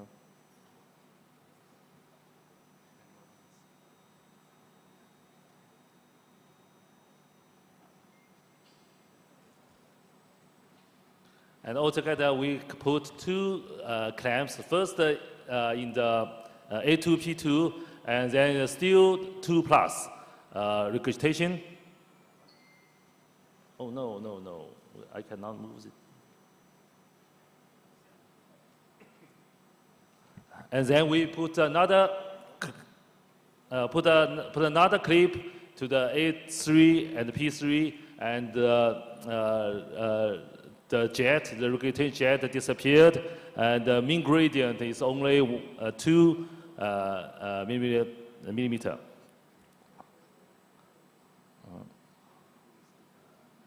Yes, maybe the video is too heavy. Yes, please. Okay.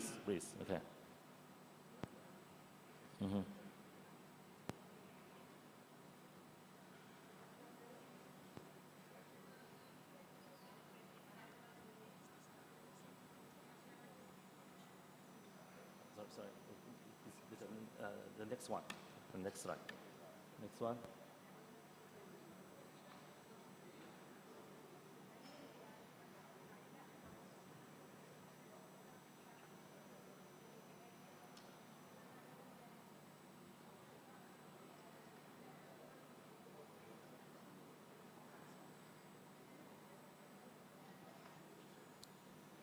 Yes, the next one, I say. Yes, here. Next one, next,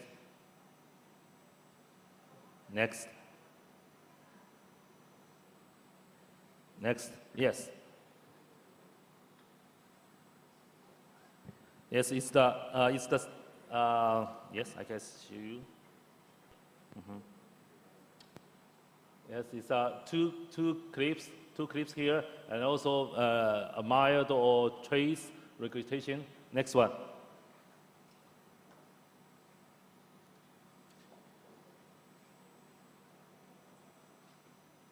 Move to next slide. Yes, we have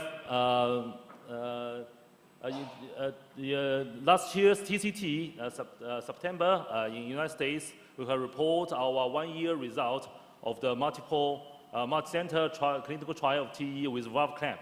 Next one. Next page. Yes, we have inclusion criteria and exclusion next. Altogether, 102 cases. Next. The average age is 74. All moderate to severe or severe regurgitation, and most of them are A2P2 because of the inclusion criteria is very strict in clinical trial. Next. The acute procedural success is 97%, and we can divide into 2 parts. The first 50 cases and later 55 cases, and we can see that the 1-year follow-up, the effective rate at 1 year, the earlier 55 is 80%, and the later 52 cases improved to 96%, because we are cardiac surgeon. Before this clinical trial, we don't know how to do TEER. So we have a learning curve, so we divide it into 2 parts. Okay. Next.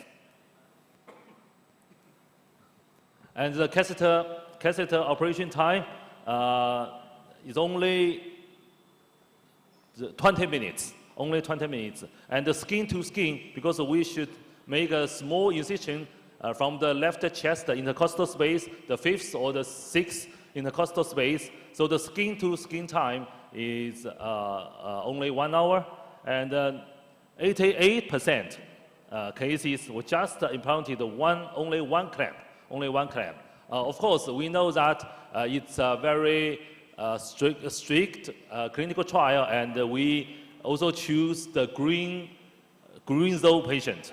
Next page.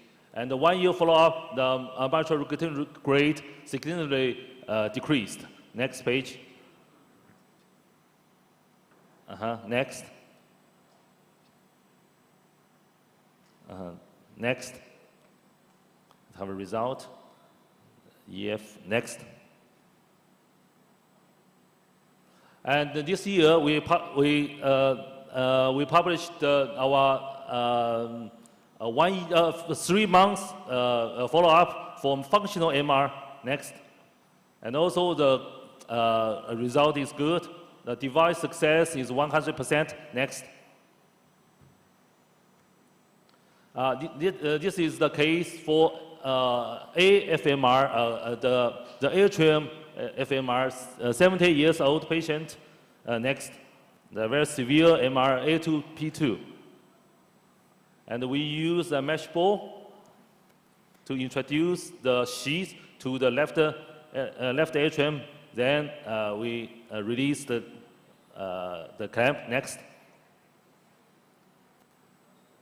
Next.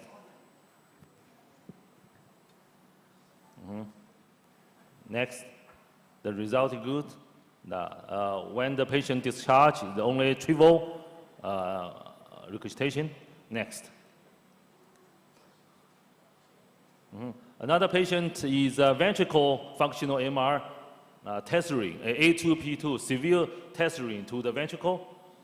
Next, the EF only 36, mesh ball and the capture leaflet. Next, the result is good. And we have done functional MR, more than 50 cases with this device. Next. We can a combination of 2 Chinese-made original transcatheter instrument. For example, this case is a severe aortic regurgitation and severe mitral regurgitation, and we use J valve and valve clamp. Both of them transapical. Next. Totally, we have done more than 10 cases with these 2 combined. Next. Next slide. Yes. Oh, next. Is a demo. Next. Now the J valve have a transfemoral version. It's a 2nd generation, and we have finished the clinical trial. It's for aortic regurgitation, not for stenosis. Very, very useful. Next slide. We have published the paper in EHJ. It's a 1-stage TAVR and TEER for double valve regurgitation. Next. Yes. Next. It's a aortic regurgitation. Next page. It's a mitral regurgitation, and it's J valve, transapical, and 3 filler or locator. And we put the 3 locator down to the 3 sinus and open the valve. And it's very safe for regurgitation. Next. And then still a mitral regurgitation, and we decide to do TEER with valve clamp. Next.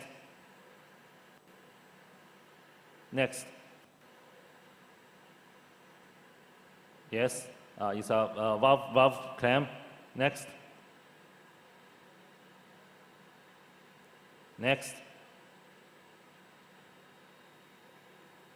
Yes, next. After operation, It's a valve clamp. It's a J valve, so there's no mitral regurgitation at all. Next. So one approach to, and we have done three valve, J valve for AR, valve clamp for MR, and the Lux valve for severe TR, tricuspid. All of them from China. Next. It's Lux valve. I had get the breakthrough device by United States FDA in 2021, and estimated to be approved by Chinese government in 2014, the next year. Now the first generation version is trans right atrium, and we have also finished the transjugular vein, right jugular vein version, second generation enrollment. Next slide. Yes, it's the second generation. Next. This case is a 66 years old patient. Next. EF is only 29%. Severe AR. Next. Yes, severe MR and severe TR. Firstly, we do transapical TAVR with J valve. Next. Just the same. Next. You can see the last slide. Oh, next. No problem. Next. Many video. Next. Next.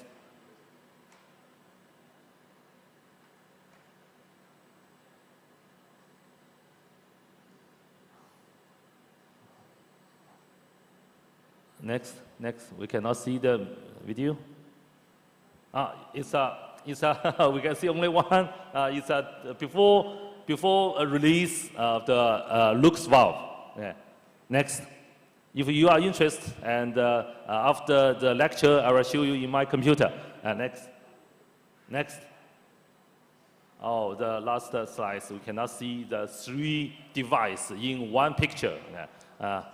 Next. The valve clasp is a Hanyu Medical. They also developed the second generation transfemoral clip. Next. Oh, thank you.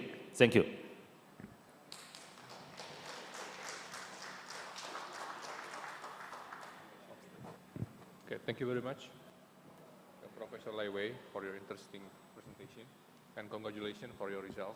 Thank you. Okay.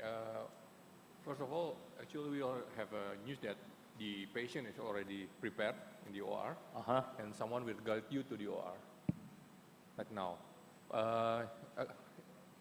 Dr. Amin also in here. Dr. Amin is there, yes. Okay. With us here, Dr. Doni Firman and Dr. Rina as an expert in structural heart diseases. I understand both of them have any comment about your presentation today. Please, Dr. Doni Firman, Dr. Rina.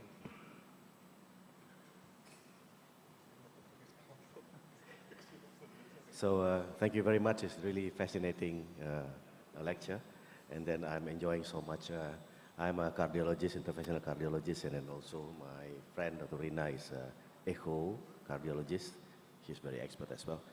So for the last, I think, 8 years, we also routinely doing mitral clip procedure in our lab.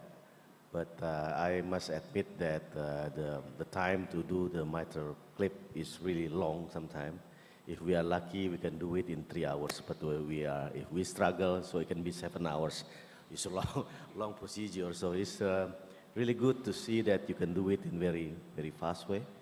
And then I think it's also will help the people and also us as a clinician to take care of our patients. So the thing that I really enjoy is that in mitral clip procedure in transfemoral, sometimes it's difficult to find the right spot for the first transeptal to do a good transeptal position. And then second, to do the angulation from the left atrium to the orificium of the mitral. Sometimes it's challenging, so it took time. So by doing this procedure, I saw that it can bypass the time, it can reduce the time. So my question will be how you do it in the transeptal, transapical puncture. How you do it in the, you guarantee that it will be in the coaxial with the mitral. I know STE will help, but sometimes the anatomy is not really easy. So how you do it? Thank you.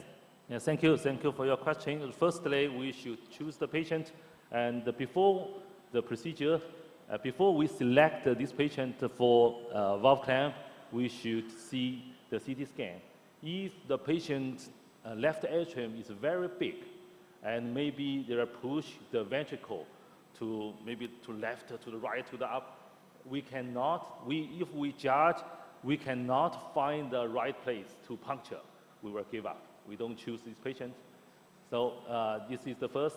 And the secondly, before operation, we will do the TTE. After anesthesia, we should use the TTE to find the right place in the fifth or the sixth intercostal space. For example, yesterday's patient, we find it here, and today's patient and next patient, we will find the left side. We will use the TTE. So we only need a very small incision, only with 2 fingers, a very small incision. And after we open the pericardium, we will use finger test. We will finger to test the apex to find the right place. This is a mitral. Inside the mitral, we should find a puncture site just face the center of the mitral annulus. We cannot find this place. We cannot find it. We should find the right place, just straight to the center of the annulus. Then we will. I think if we find the right puncture site, the procedure have success, half. So the 3 steps. Now first we should do the CT scan. About maybe 5% or 10% we will give up because of this reason. But most of the patients we can do TEER procedure with this device. As you just mentioned, very simple and save time.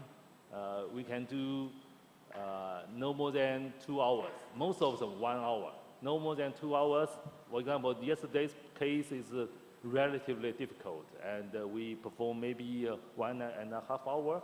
And today's patient is also difficult. You choose 2 cases, very difficult. The width of the prolapse of leaflet is very wide. The next patient, the width is 23 millimeter. So if there's I think today's case will use 2 clamps. We cannot plant 1 clamp to kill a so wide lesion. Okay? And you will see, I think maybe we will finish in 1.5 hours. Okay? Thank you.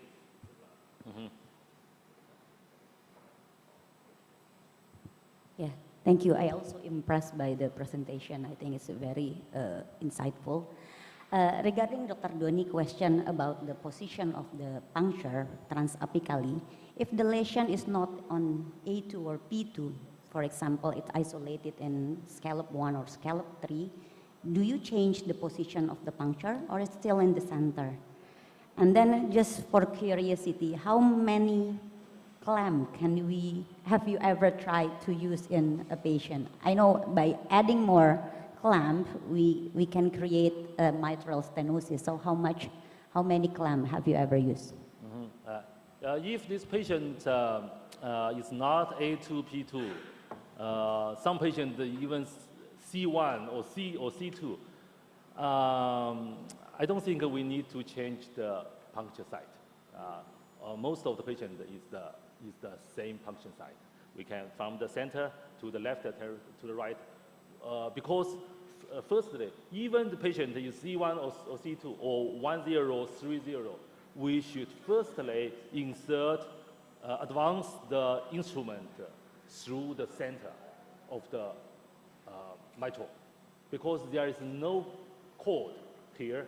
And if we firstly advance the device to the left or the right side, maybe there is some cord and maybe have twist with the cord.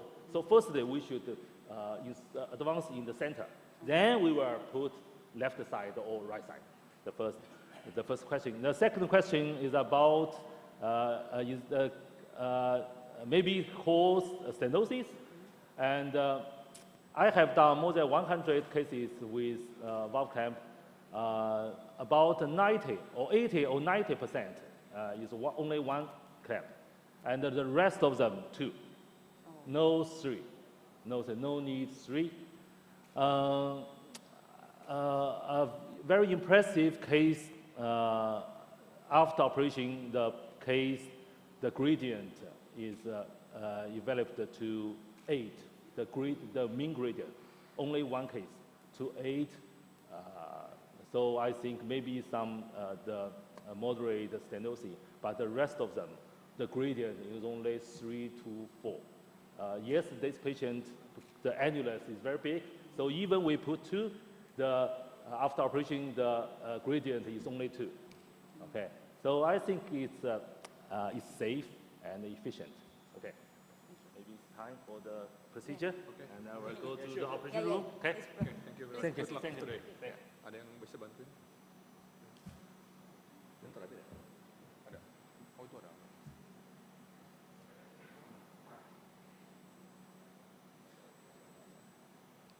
Oh.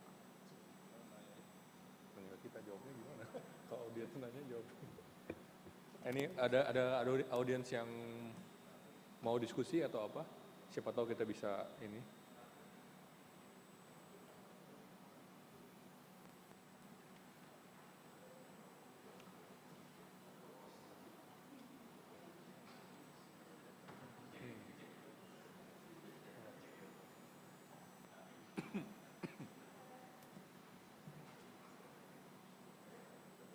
Kita diskusi aja kita sama kita. Sebelumnya kan kita sudah mengerjakan minimal invasif juga ya di cardiac valve ya, kalau saya tidak salah sih. Tapi kita tidak menginsersi device kan di sana ya, repair seperti biasa ya. Kira-kira dari segi outcome bagusan mana ya, kita pakai device ini atau pakai reparasi yang seperti kita biasa lakukan? Terima kasih Dr. Doni. Jadi waktu kita dulu belajar mengenai surgical management dari valvular disease untuk mitral valve, prinsipnya kita harus menyerang atau kita harus mengatasi leafletnya, cordnya, dan anulusnya. Gitu. Nah, berdasarkan prinsip itu aja, sebenarnya prosedur ini dia cuma nyerang leafletnya aja. Jadi saya nggak tahu untuk jangka panjangnya. Tapi rasanya kalau jangka pendek atau untuk pasien-pasien yang high risk mungkin membantu pasien ini. Cuma saya kurang tahu, nanti kita harus lihat jangka panjangnya dok. Gitu. Karena berdasarkan prinsip awalnya agak nggak memenuhi itu semua. Gitu dok. Kalau kita lihat kalau degeneratif, berarti kan kalau kita memperbaiki mitralnya saja, kemungkinan dia outcome jangka panjangnya lebih baik ya Rin ya. Kalau fungsional saya nggak mungkin lebih bermasalah ya. Saya nggak tahu gimana Rin. Karena kalau kita lihat trial dari mitral mitral clip, memang tuh yang lebih meyakinkan pada degeneratif ya. Dan memang mereka juga mensasar hanya leaflet aja kan. Mereka tentu nggak bisa memperbaiki kornea dan lain-lain ya. Tapi outcome-nya ternyata cukup baik ya. Bukan hanya surrogate seperti pengurangan MR, tapi juga outcome klinis gitu. Saya kira sih untuk degeneratif mungkin ya menurut saya sih menjanjikan juga sih. Tapi saya nggak tahu ya, kita butuh data yang lebih panjang sih. Kalau lihat bagaimana dia mengerjakan, sebenarnya kan outcome-nya harusnya akan hampir mirip dengan yang mitral clip transkateter kan ya dok ya. Jadi harusnya yang ini outcome-nya akan kita temui sama. Berarti untuk degeneratif harusnya lebih mirip outcome yang kita temui nantinya. Karena memang yang kalau H2H repair ya memang dalam tanda kutip apa ya, salvage ya, atau bail out untuk yang tidak memungkinkan untuk dilakukan repair secara penuh. Jadi kan memang hanya nge-grip leafletnya. Jadi untuk kasus-kasus degeneratif di mana dia terindikasi untuk mitral clip yang transkateter, sepertinya outcome-nya akan sama.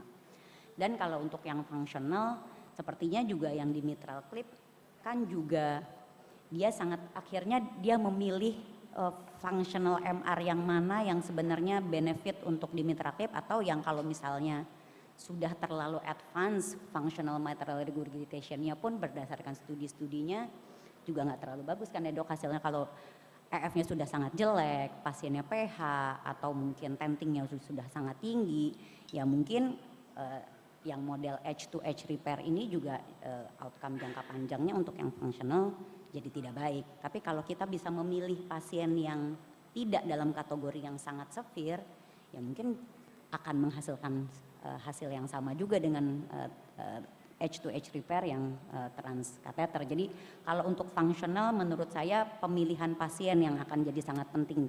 Kapan kita memilih pasien yang tidak terlalu berat atau tidak terlalu advance sehingga masih mempunyai manfaat untuk H2H repair ini dok kayaknya.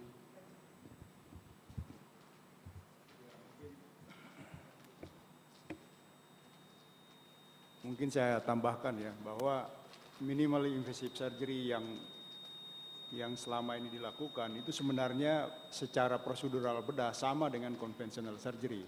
Bedanya hanya di aksesnya aja, ada yang full sternotomy, ada yang mini torakotomi. Tapi sebenarnya prosedur infarktnya itu sama dengan conventional surgery. Jadi seperti kata Dr. Diki tadi, sebenarnya secara long term hasil daripada yang minimal invasive surgery yang klasik itu akan sepertinya jauh akan lebih bagus dibandingkan yang teknologi yang berkembang saat ini, karena sepertinya teknologi yang berkembang saat ini itu hanya seperti kosmetik ya mungkin ya. Jadi dia di-inspire dari lesi P2, lesi sentral gitu.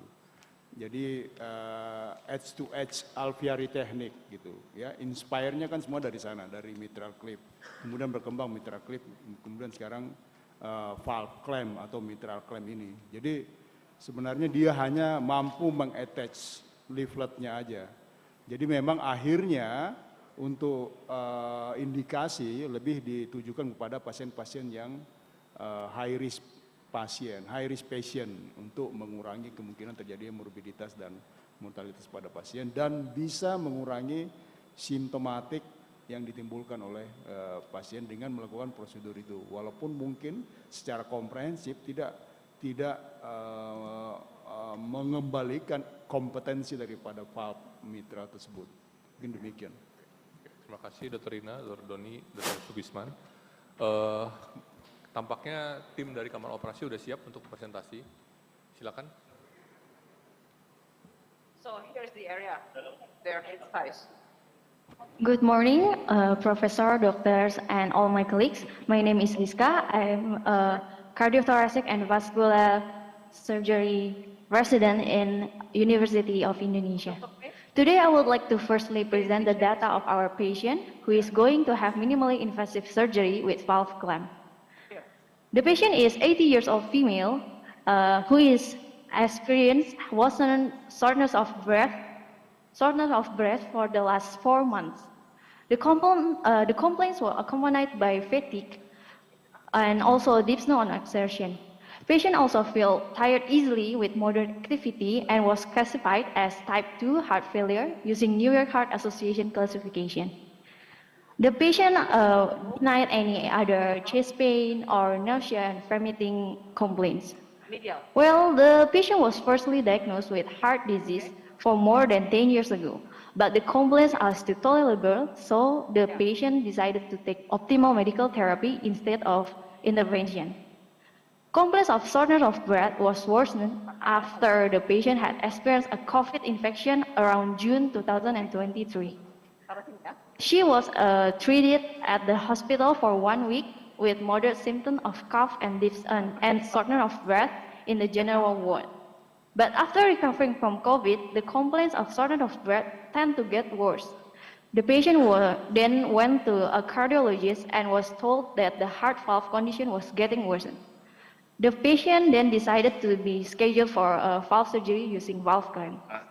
The risk factor of the patient was hypertension that was controlled by Kesehatan, and also the patient had asthma. The last episode of asthma was more than 1 year ago. And from the physical examination, we found a pansystolic murmur with grade 4, and the ACG shows paroxysmal atrial fibrillation. This is the laboratory findings of the patient. The complete blood test was found normal, and routine coagulation test, liver function test, renal function, and also blood gas analysis was also found normal. The patient was slightly hypopotassium and will be corrected intraoperatively. Screening tests and infection marker tests were also normal in this patient. This is the radiologic findings, the chest X-ray. It shows that cardio and thoracic ratio was 57%. The apex shows downward, and there is no infiltrate seen in the pulmonary function. This is the echocardiography preoperatively. The length of the leaflet, the AP diameter of the linkage, the mechanism, and then the valve area. From the echocardiography, we found the mitral valve got flail of P2 and P3 and also scallops of PML with ruptured chordae. There's severe mitral regurgitation with VCA 2.5 and vena contracta 1 centimeter. The error was 4.3 and the Vmax of the MR was 1.6. The mitral valve area was 6.89 and the regurgitation jet is central. The pulmonary vein systolic reversal flow is present. This LIA appendage, this is our, this is our here.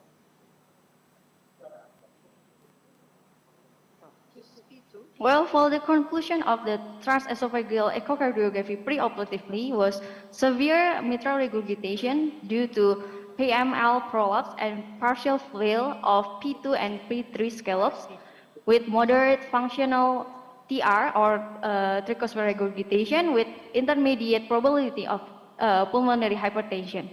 Patient got normal LV systolic function with EF 67% and global normokinetic, and also good RV or right ventricular contractility. And there is also paroxysmal atrial fibrillation during the test. For the key clinical data of the patient got severe mitral insufficiency with tricuspid regurgitation moderate and also paroxysmal atrial fibrillation.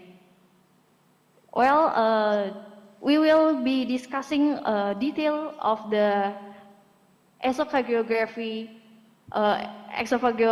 echocardiography with with Prof. Ameliana here. Please. Hello. Yeah, hello, good morning. Yeah. Yeah, good morning. Can you see the echo picture here? Ya? Suara saya udah kedengaran belum ya? Kedengaran dok, kedengaran. Cuma Oh, kita okay. belum lihat monitornya, Prof. Should I Sorry, speak Prof. should I speak in Indonesia or in English? I think Indonesia? you prefer person in English. Okay. Thank you. Okay. So at first, they asked me to perform transthoracic echocardiography to find the apex location, and then mark the chest of the patient, left side of the patient chest, where the apex is. And then we move to transesophageal echocardiography, and we evaluate the mechanism of mitral regurgitation. It seems that there is a degenerative severe mitral regurgitation caused by P2 prolapse and partial flail with caudal rupture. So what we should evaluate before the procedure is we have to measure the length of the leaflets, the AP diameter, and then we have to show the longest left ventricle exit from two-chamber view and four-chamber view. So in this procedure, we need 3D echo and multiplane, so we can show simultaneously two-chamber view and long-axis view. Yes. And this is the on-fast view of the mitral valve. You can see that the P2 is prolapsed, wide P2 prolapse with some part of flail and chorda rupture. I will show you with the arrow here. Yes, yes, I'm comfortable. Yes, I can hear. Yes. Where's the arrow? No. So this is the Yes, lesion. yes. Yeah. Okay, this is the lesion. P2 wide, P2. Left. And then we evaluate the jet of the Okay. mitral. It's Yes, big, yes. eccentric jet, central jet. So we also measure the mitral valve area to be sure that after the clip was implanted, there is no stenosis. So this is the valve area, 4.85. More than 4, it's considered as safe. That's similar with the mitral tear, continuous edge-to-edge repair consideration. 还再往内侧一点。 So this is 对，这个人是很外的，这里哦，这个是 surgeon is looking for the position where the 我再 apex 下一点， is shown better. So 下面好像就没有了。 can make the incision at the area where the apex is really clear. So this is from transthoracic. 你觉得太外了这个？ Oh, sorry, I cannot translate their language. Okay, I think he has found the location, the correct location. Okay.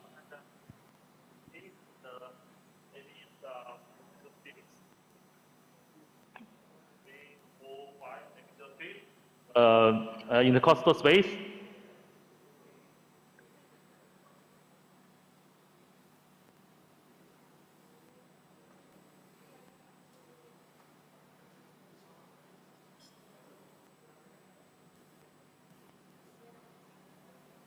Yes.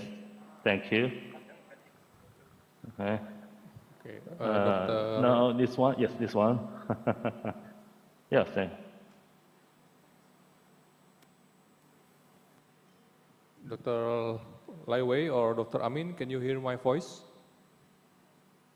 Yes, it is a way. Okay. I can hear you. Okay. Can you explain a little bit about how you choose the incision site in this patient? Yes, I use the echo, TTE echo, to choose the right place. We can see the epic, and we can see the mitral valve plane. Mosquito, yes, here.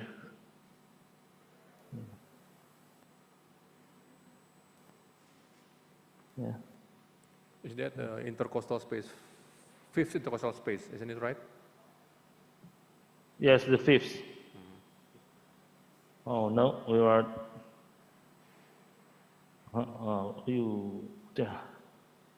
We'll choose the upper one. And I use my finger, and I think maybe we choose the round intercostal space, and the upper one may be suitable. Retractor. No. This one. Do you have another? No. Here. Yes, here. Maybe here. Yes, maybe here. Yes. Here. Yes, here.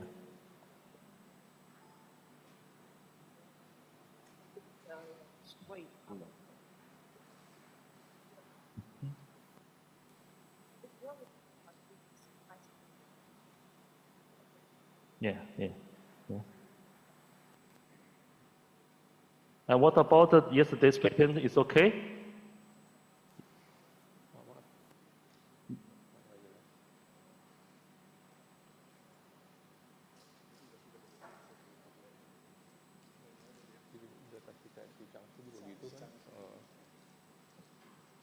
We make a small hole, and we can Touch, yes, it's place. It's the right place.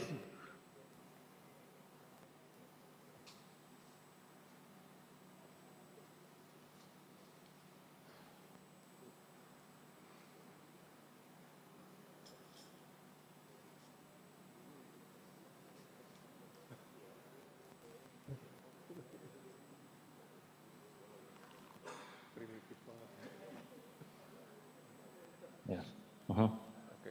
Dr. Laiwei, just in case there is some adhesion between pericardial, visceral and parietal pericardial. Yes, we can divide it. No, small one, yeah.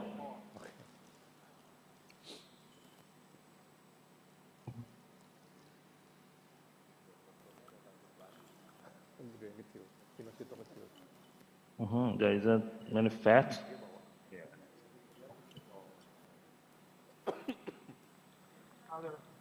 Yes. Here, yeah. No need. Only one. Okay. We can remove the fat.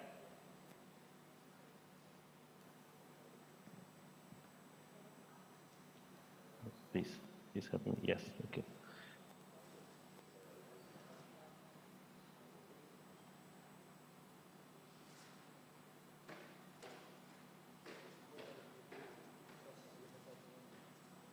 Oh, so many fat.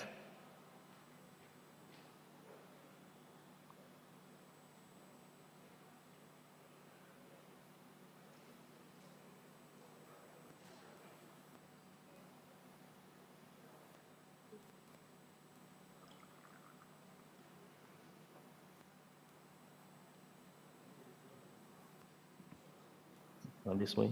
Yeah. Yes. Yeah.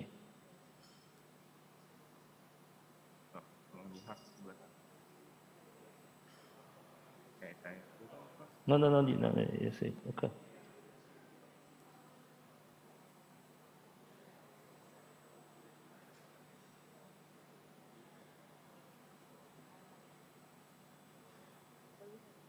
Okay.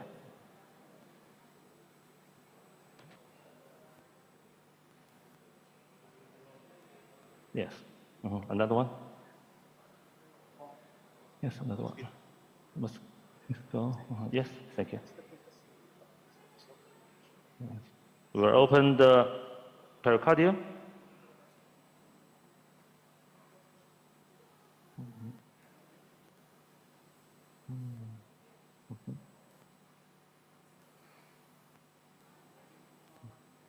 Yep.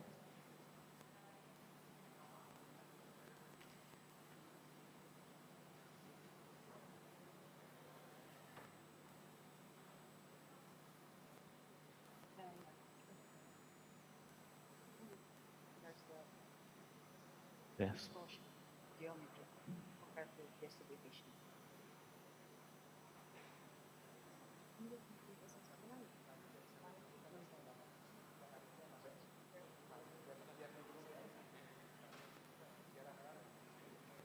Yes.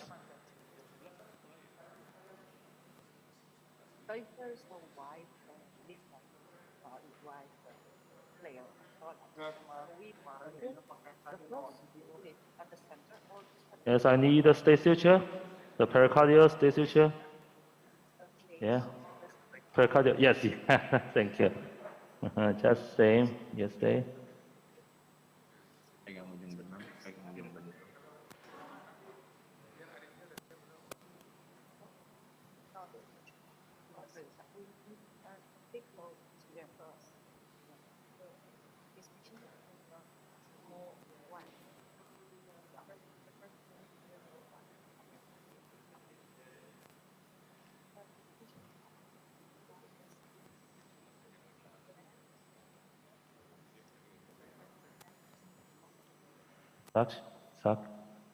Suction. Yeah. Oh, no.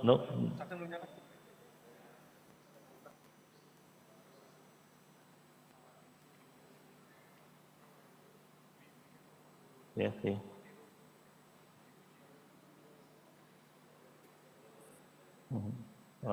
Another one, mosquito.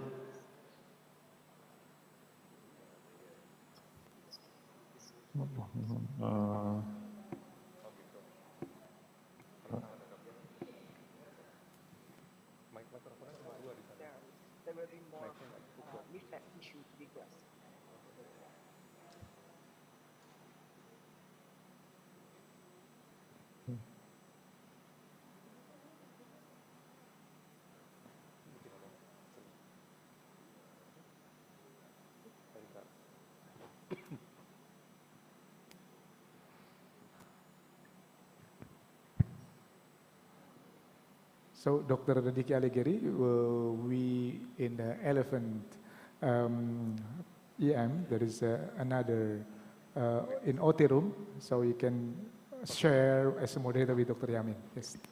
Okay, thank you. Ladies and gentlemen, Professor Lai Wei, we have in another session here, conjunction with our procedure, led by electrophysiology expert here. So we will come back to you, and please don't hesitate to say something if there is any point of view that it's very necessary for us to understand about this procedure. Okay, please, Dr. Yamin. Thank you, Dr. Diki. Assalamualaikum warahmatullahi wabarakatuh. Very good morning, all participants offline and those who are attending this meeting online. Today, I'm thankful to the organizing committee for assigning me to lead this session. As we know that the pacing technology has gained a lot of improvement or progress in recent years. Yes, and one of those is the leadless pacemaker. So we are going to see how this new technology is being implanted in our patient. Maybe it's too short. And maybe it's too. It's okay. It's okay. It's okay. And to accompany and to have a deep dive discussion on this issue, I am accompanied by our distinguished panels. The first one is Dr. Bodi Aryotejo from Fatmawati Hospital. The second one is Dr. Diki Hanafi from Harapan Kita National Heart Center. I think Dr. Diki is joining us online. Yes, I'm here online. Hello, everybody. But I cannot turn on my video here somehow. And the third panelist will be Dr. Rina. So without further ado, I would like to contact the CAT lab. If CAT lab is ready, then we are ready to have online discussion. Dr. Sunu, are you ready? Are you listening us now? Assalamualaikum, Dr. Yamin and all of the panelists and participants. I can hear very clear. Okay, Dr. Sunu, please introduce your team and your case so we are ready to enjoy your procedure today. Thank you, Dr. Yamin. Please share my slide. Yeah, again, thank you for the organizing committee to give an opportunity for us from the arrhythmia divisions to share about the live demo of the leadless pacemaker implantations. I'm here with Dr. Fandi Ahmad, our senior fellow. And next slide, please. Next slide, please. Yeah, this is our EP team. We also accompanied by another fellow, Dr. Chandara from Cambodia, and Dr. Tia, our residents, Dr. Yoko, Dr. Natalia, Dr. Novi, our scrub nurse, Dr.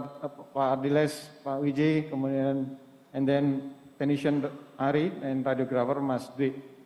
Slide. Dr. Fandi will explain about the case, Dr. Yamin.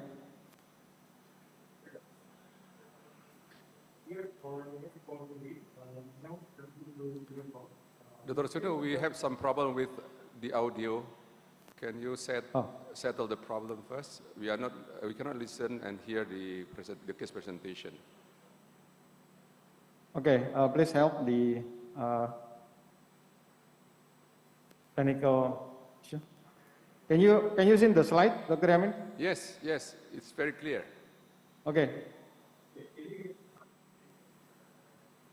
I think the boss have to present the case himself. Oh, okay, okay, because the problem with the microphone, yeah. So the chief complaint of the patient with, Mr. P, 72 years old with recurrent syncope, and he has controlled hypertension and the physical examination within normal limit. Slide, please.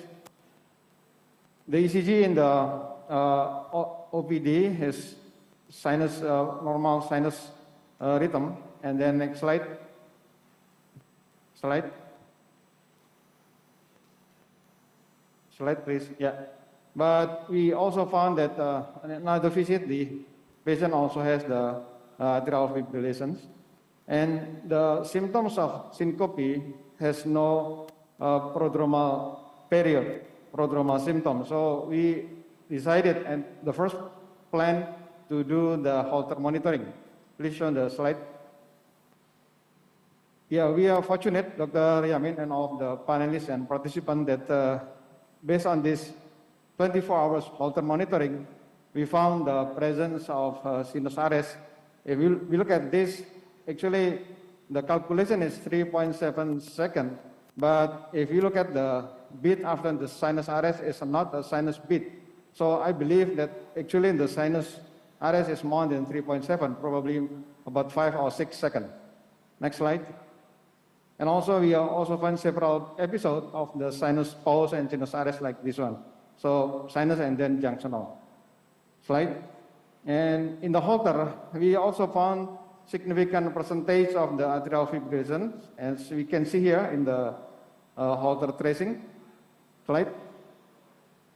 And we performed the echocardiography, and we found the patient have a normal ejection fraction of 63%, normal valve, and mildly dilated left atrium. Slide. The laboratory also have no significant abnormality, so normal laboratory finding. Slide. So we diagnosed the patient with syncope, recurrent syncope, due to the sinus node dysfunction and the presence of paroxysmal AF and controlled hypertension. Slide. So we decided based on the guideline. Of course, we can discuss about the choice of the pacemaker, Dr. Yamin, but we decided to implant a permanent pacemaker. At this time, slide, we implant a leadless pacemaker. The name is Micra device pacemaker. You can see here that the next, yeah. You can see, in the box, that the size of Micra is the same size as the coin here. Maybe, yeah, that is the size, the actual size of the Micra. Slide. The opportunity to have this Micra or leadless pacemaker is the potential to increase satisfaction of the patient because there is no scar, no bump, and no visible or physical reminder, and minimally invasive procedure, no surgery, and potential for fewer post-implant activity restriction. Next slide. And this is the benefit of the leadless pacemaker. The pocket-related complication is much lower, and also lead-related complication. Slide. Dr. Sunu? Yeah, please. We apologize because we are having concurrent lapse transmission from the OT, so they would like to show us a very critical moment of this procedure. So I will hand over to Dr. Diki first, then we'll get back to you, and please proceed of the procedure. Okay. So I will proceed with the procedure. Thank you, Dr. Amin. Okay. Okay, Professor Lewey, please, we show you on screen. We understand, and you're going to show us how you pick your puncture site on the left ventricle.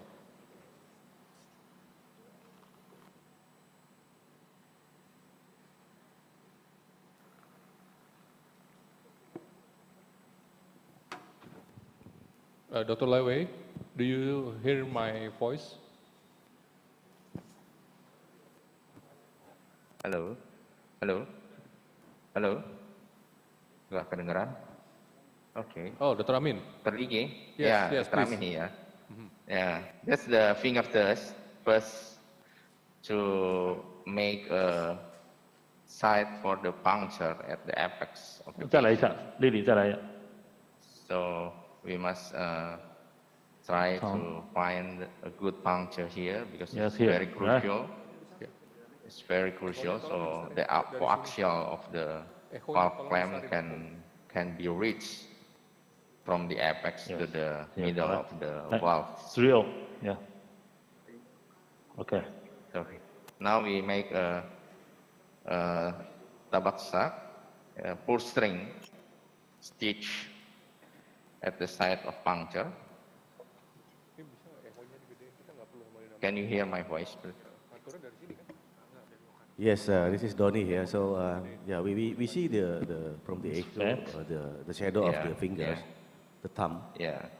So for the committee, Panitia, can you enlarge the pictures of the echo so we can understand the imaging? The echo can be enlarged, please. Yes. Yeah, maybe both. I mean, echo and the visual from the OT. so we can understand. Can you do both picture, one echo and then one from the from the OT? Right now we just only see yeah. But if you can enlarge the echo, it's gonna be good. Yeah, but it's okay if you cannot. Yeah. We make two stitch here at the puncture site.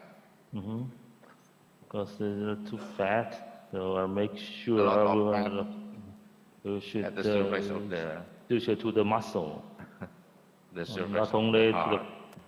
the fat.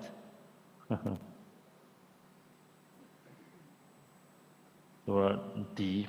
Yeah, must deep. So maybe Dr. Mill can enlighten us how can we make sure that we get the true apical from the transesophageal echo image? So I give Dr. Mel. But oh, Prof. Mill, I'm sorry, Prof. Mill. Oh, oke, silakan. Yes, cut. Heparin, no?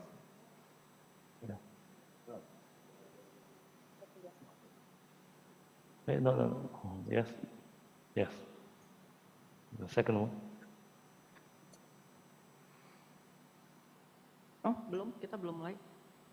Enggak, belum ada yang Yeah, sorry, perhaps I just want to show that what we can see from the echo. Can we do that? Yeah, you're live. The finger is pointing. Which picture is the finger pushing the apex? Not this one. I think, it's measuring the, this one. So, can you see the echo TE here? And then this is the, this is where we can see the finger of the surgeon pushing the apex. Yes, here, So this is how, if we already in the correct position, then we tell the surgeon. But according to the echocardiography, cardiologists here, the location should be a little bit here. Yeah. So we just inform the patient. It's for mitral clip, it's just like finding the right place for puncture. So in this procedure, it's finding the right place for puncture as well. But the area is the apex of the left ventricle, not interarterial septum. Heparin. I think heparin. We'll wait for another. What's the weight? The weight of the patient? Step. Prof. Ameliana, how many times did he try to choose the place in apical? Change many times or just once and then it's confirmed? No, for yesterday patient, I think it's easier to find the apex, but now it's rather difficult because of the geometric change, distortion of this patient. So it's rather, he tried a couple of times, but then he find the right place now. So the most important thing is that we look at the longest left ventricle axis perpendicular with the mitral valve plane, mitral valve area plane. So now,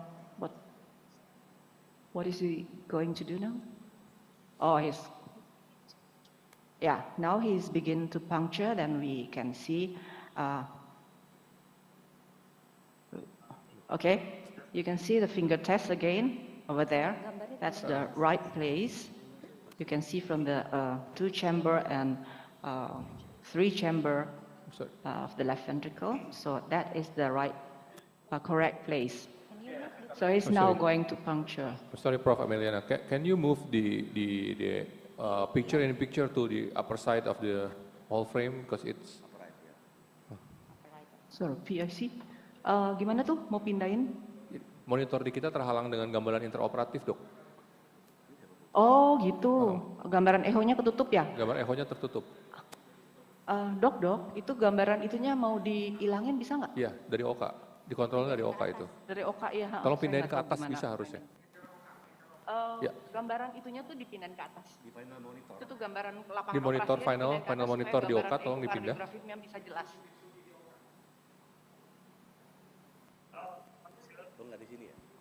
Now he's going to puncture.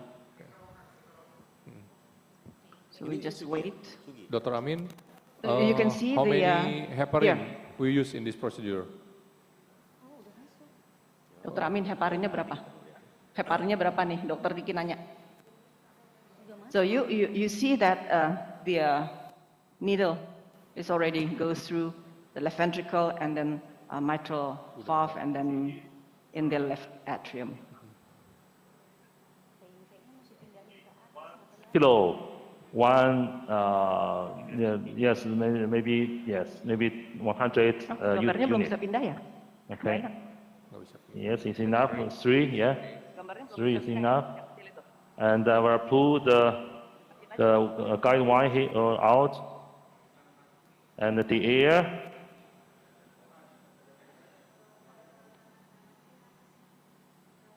Yeah, you can see the tip of the sheath in the middle of the left ventricle. Then we will use a mesh ball or basket as the introducer help us to across the mitral valve safely. You can see you can see a ball, basket. Let me, yes, move. This is the balloon. So before the. You can see the basket safely advancing to the left atrium, and then I will push the sheet. You can see the sheet tip now just below the mitral and cross the mitral valve to the left atrium. Then we pull out the basket out.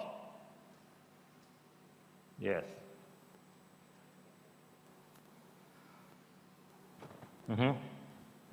Now 11, right? Okay. The 10 or 11? Yeah, 10, yes. It's a 10 centimeter. The cheese is 10 centimeter deep into the heart. Then you can see, this is the, where is the camera? It's camera. Yes, I can see the camera. Now it's a device. It's a device. You can see that. It's a device, right? Device. Okay. It's not very long, maybe half a meter. Okay. Yeah. Okay. Okay.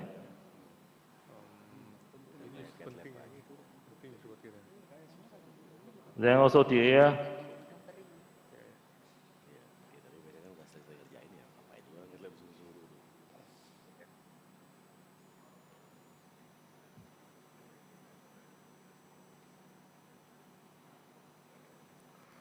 Dr. Laiwei, how do you know the position of your devices? Is it in A1, A2, or A3 position? Yes, you can just see the 3D rotate and move to the center. 超声，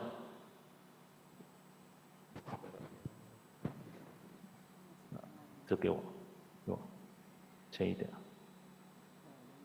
Okay. Now you can see the upper clamp is open, and then we will pull the sheath out, let the lower clamp open. You can see carefully. Yes, open. You can see that? Like yes, a two bird, yes, two V. Yes. Then 3D， 稍微薄一点，对。Now I believe it's just in the middle of the mitral valve. Yes. Yes, I will turn clockwise 90 degree to make sure that it's you can right this direction. So it's easy to rotate, to rotate and find the central place.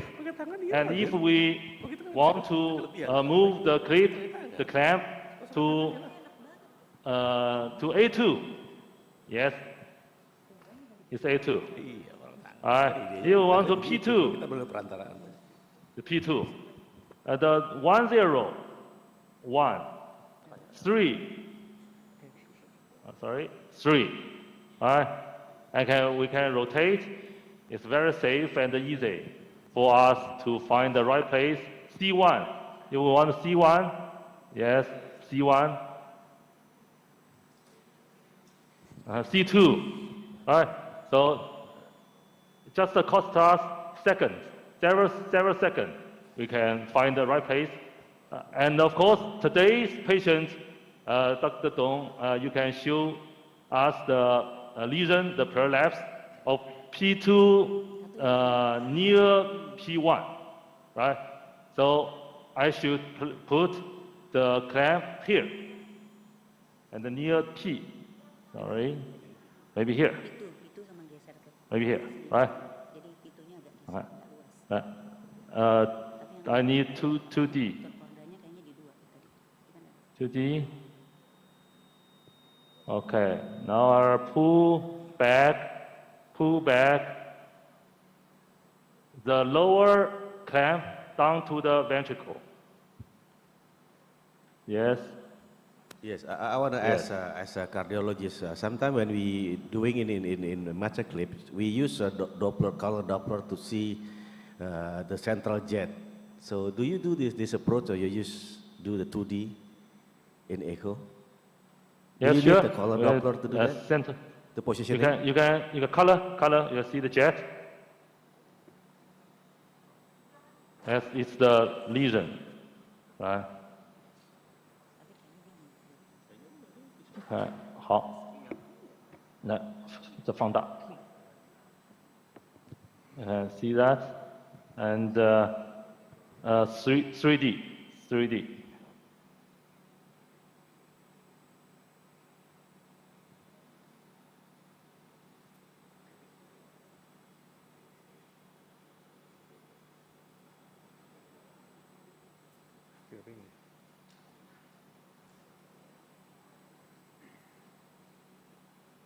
I think we are back to the CAT lab now, Dr. Diki, because I just saw the image of Micra. Okay, please, Dr. Yamin. Dr. Sunu, we are back to you now. Okay, Dr. Yamin. Can you update what is going on? Okay, first, I would like to show the camera. Can you show us the position of the groin? Yeah. So I have inserted in the introducer, Dr. Yamin, but as we realized that the size of the introducer is quite big, the outer is 27 frames. So prior to this introducer, I have escalated the sheet to the 16 and 18 frames. So can you show us the fluoro that we have stored? Yeah. So initially 8 frames, and then we changed to the 16 frames. Next fluoro. Yeah. We are not seeing the fluoroscopy yet, Dr. Sunu. Nggak kelihatan fluoronya? We are still seeing your littlest pacemaker Yeah. zooming. Yeah. Okay, sorry for that. Anyway, so we are ready to insert the Micra, the littlest pacemaker, through the introducer, Dr. Yamin. And before that, we have to make sure that there is no air bubble along with the delivery sheet, like this one. We can see here, we give a continuous drip of water saline, and then we put the Micra inside the delivery sheet, yeah, and we put into the introducer. Okay, I think we have 3 panelists here together with us. So I would like to have comments, opinion. I think from the first panelist, Dr. Diki first, and then we'll go further to Dr. Budi Aryo Tejo and Dr. Rina. Please, Dr. Diki, any comments or opinion with regard to this procedure, patient selection or technique? Yes, thank you, Dr. Yamin. Thank you for having me here. Can you hear my voice? Hello? Can you hear me? Dr. Yamin? Yes, a bit echoing, but we managed to understand what you are saying. Okay, great. I have a question and comments to Dr. Sunu. Sunu, can you hear me, Dr. Sunu? Yes, I can hear, Dr. Diki. Okay, so we know that this device and the introducer is 27 French, so it is quite big.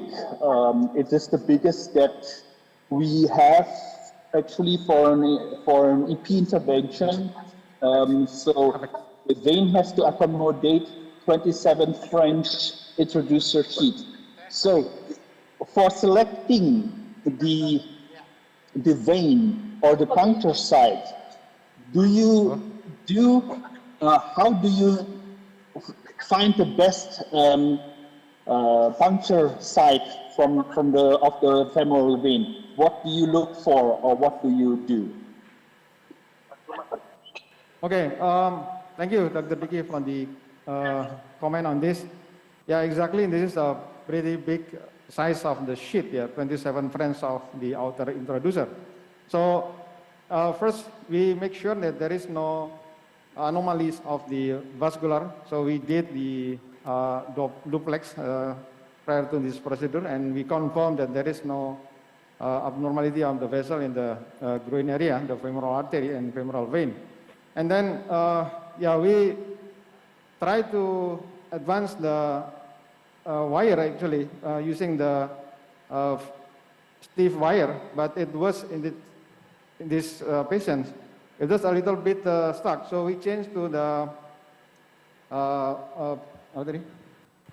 yeah, we changed the wire to the soft wire, the thermo wire, but then there is no problem until the right atrium. So that's what we did to the patient to prevent the presence of potential complications. So what I sometimes do, or in most of the times if this patient is a smaller lady, is that I use duplex during puncture, because I want to have the puncture site not below the bifurcation of the femoral vein, but above the bifurcation, but not too high as well. So it is into the inguinal vein. So yeah, that would be my recommendation for maybe in electrophysiologists to do this for the first time. Use the duplex. Afterwards, if you're already confident with the 27 French, maybe you can do it without that. But especially in little ladies, I would really recommend to use duplex. What do you think, Dr. Sunu? Yeah, I agree. If we, especially as we are not sure about the condition of the normality of the vessel in the groin, then that will be very helpful. And actually we did, but the duplex we did yesterday, so prior to the procedures. Okay, Dr. Sunu, please proceed with the procedure. We have to switch back to OT because I think a very critical moment is being Dr. Yamin, observed. I would like to insert the micra to the right ventricle. Shall I show live or later on? Maybe you can have it recorded and then show it to us step by step. I think we could still appreciate and have some very good discussion. Okay, thank you, Dr. Yamin. Okay. Thank you. Okay, thank you, Dr. Yamin. Yeah. Okay, Professor Laiwei. Tolong Mas Yudi, make sure bisa dilihat reference-nya. I understand you're about to perform the clipping of the mitral valve. please continue and tell us what's your procedure, please. Yes, yes, I'm waiting here, and we have finished the clamp and close and waiting to release. So totally we to successfully capture the anterior and the posterior A2P2 only cost about 5 minutes, and now we close and the echo physician measures that the length of the capture is enough, and the gradient, mean gradient of the mitral valve is only 3, and we think there is only mild, trace to mild residual regurgitation jet, so we want to release now. Okay, and if you are interested, we can show you the video afterward. Okay, let's wait. Okay, so we want to release. Okay, 加强. Okay, strengthen. Yes, here you can see that. Here, 加强. Release. There's a green button on the device,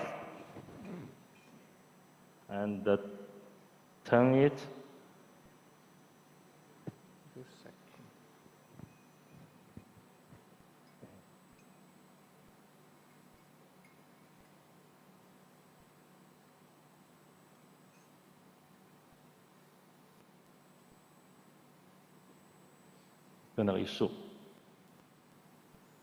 Okay, release. And we will pull the device out. The sheath, yeah, yes, thank you. Yes.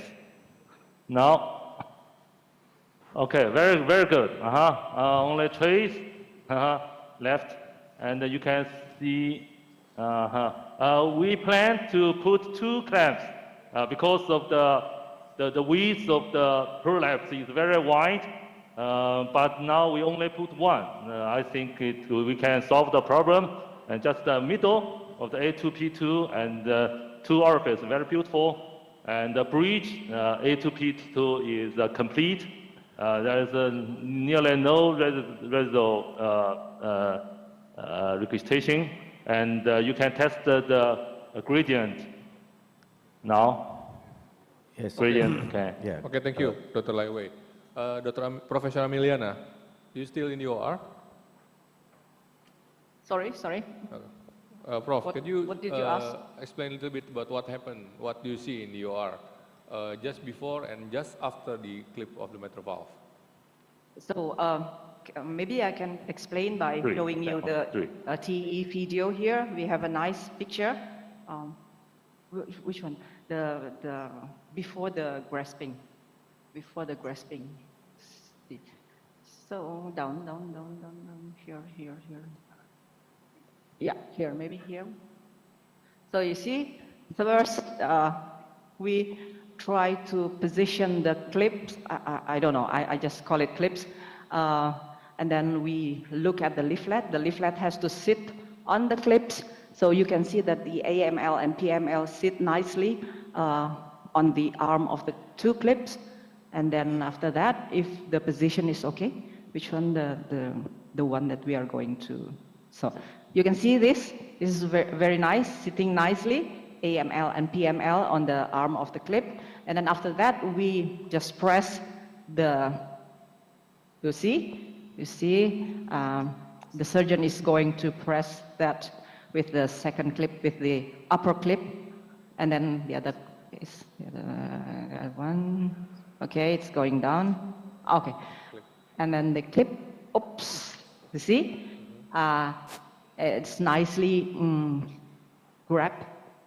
And then we have to measure the first before the procedure. We have to measure the length of the AML and PML to be sure how much tissue are in the clip. So if we have a lot of tissue, we are safe. So this is the length of the AML after the clip is 1.6, but before the procedure, the length is 2.5 2.3, so it's 7 milli. 7 milli is nice. And for PML, before the procedure, the PML is 1.5. And then after the procedure, it's 7 milli. So there is 7 milli tissue in the clip. So it's enough. So it's safe for us. And then we measure the mitral valve gradient. It's only 3.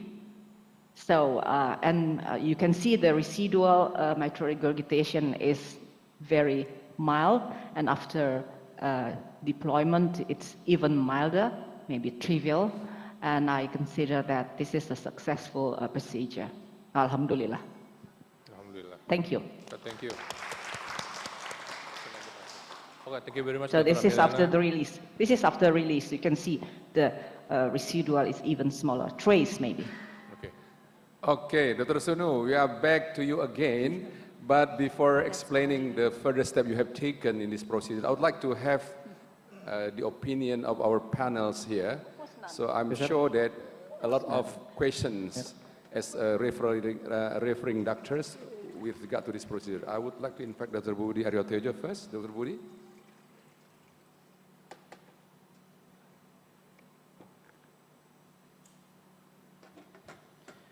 Yeah, thank you, Dr. Yamin. Dr. Sunu, can you hear me? Yes, Dr. Tejo. Yeah, thank you. We have seen that you have deployed the micra, but before I have some question. For the patient, the indication for the permanent pacemaker is no questionable. I think there's a clear indication for the patient. He experienced the syncope with documentation of sinus pause more than 3 seconds. So there is a class 1 indication for the permanent pacemaker. But as we know that leadless pacemaker is quite sophisticated device for us now.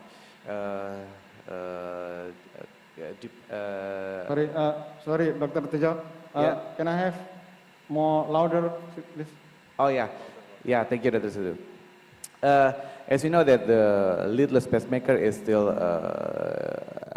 a sophisticated device for us right now, related to the cost of the device, related to the conventional pacemaker.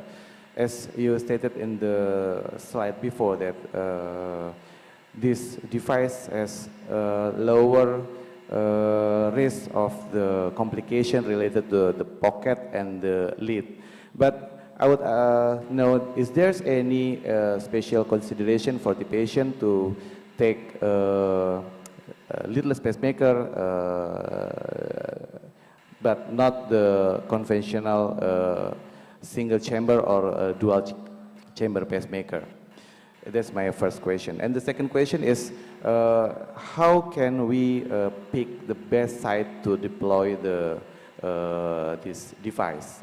As we know that we have to deploy in the septal area, but which part, the best part to deploy this device? Thank you. Thank you, Dr. Tejo, for the comments. Can you hear my voice? Yes, Dr. Sunu. Yeah. So the first indication for this leadless pacemaker, of course, if we have the patients who have no proper vascular access for the implantation for the insertion of the lead. For example, patient with the routine hemodialysis, in which he or she need the vascular access to do the hemodialysis, then the presence of this micra or leadless pacemaker will be very helpful for them. Second one is the one who have the atrial fibrillation, so especially in the permanent AF, in which we don't need and we cannot do the atrial pacing. Then the presence of this leadless pacemaker is good for the patients.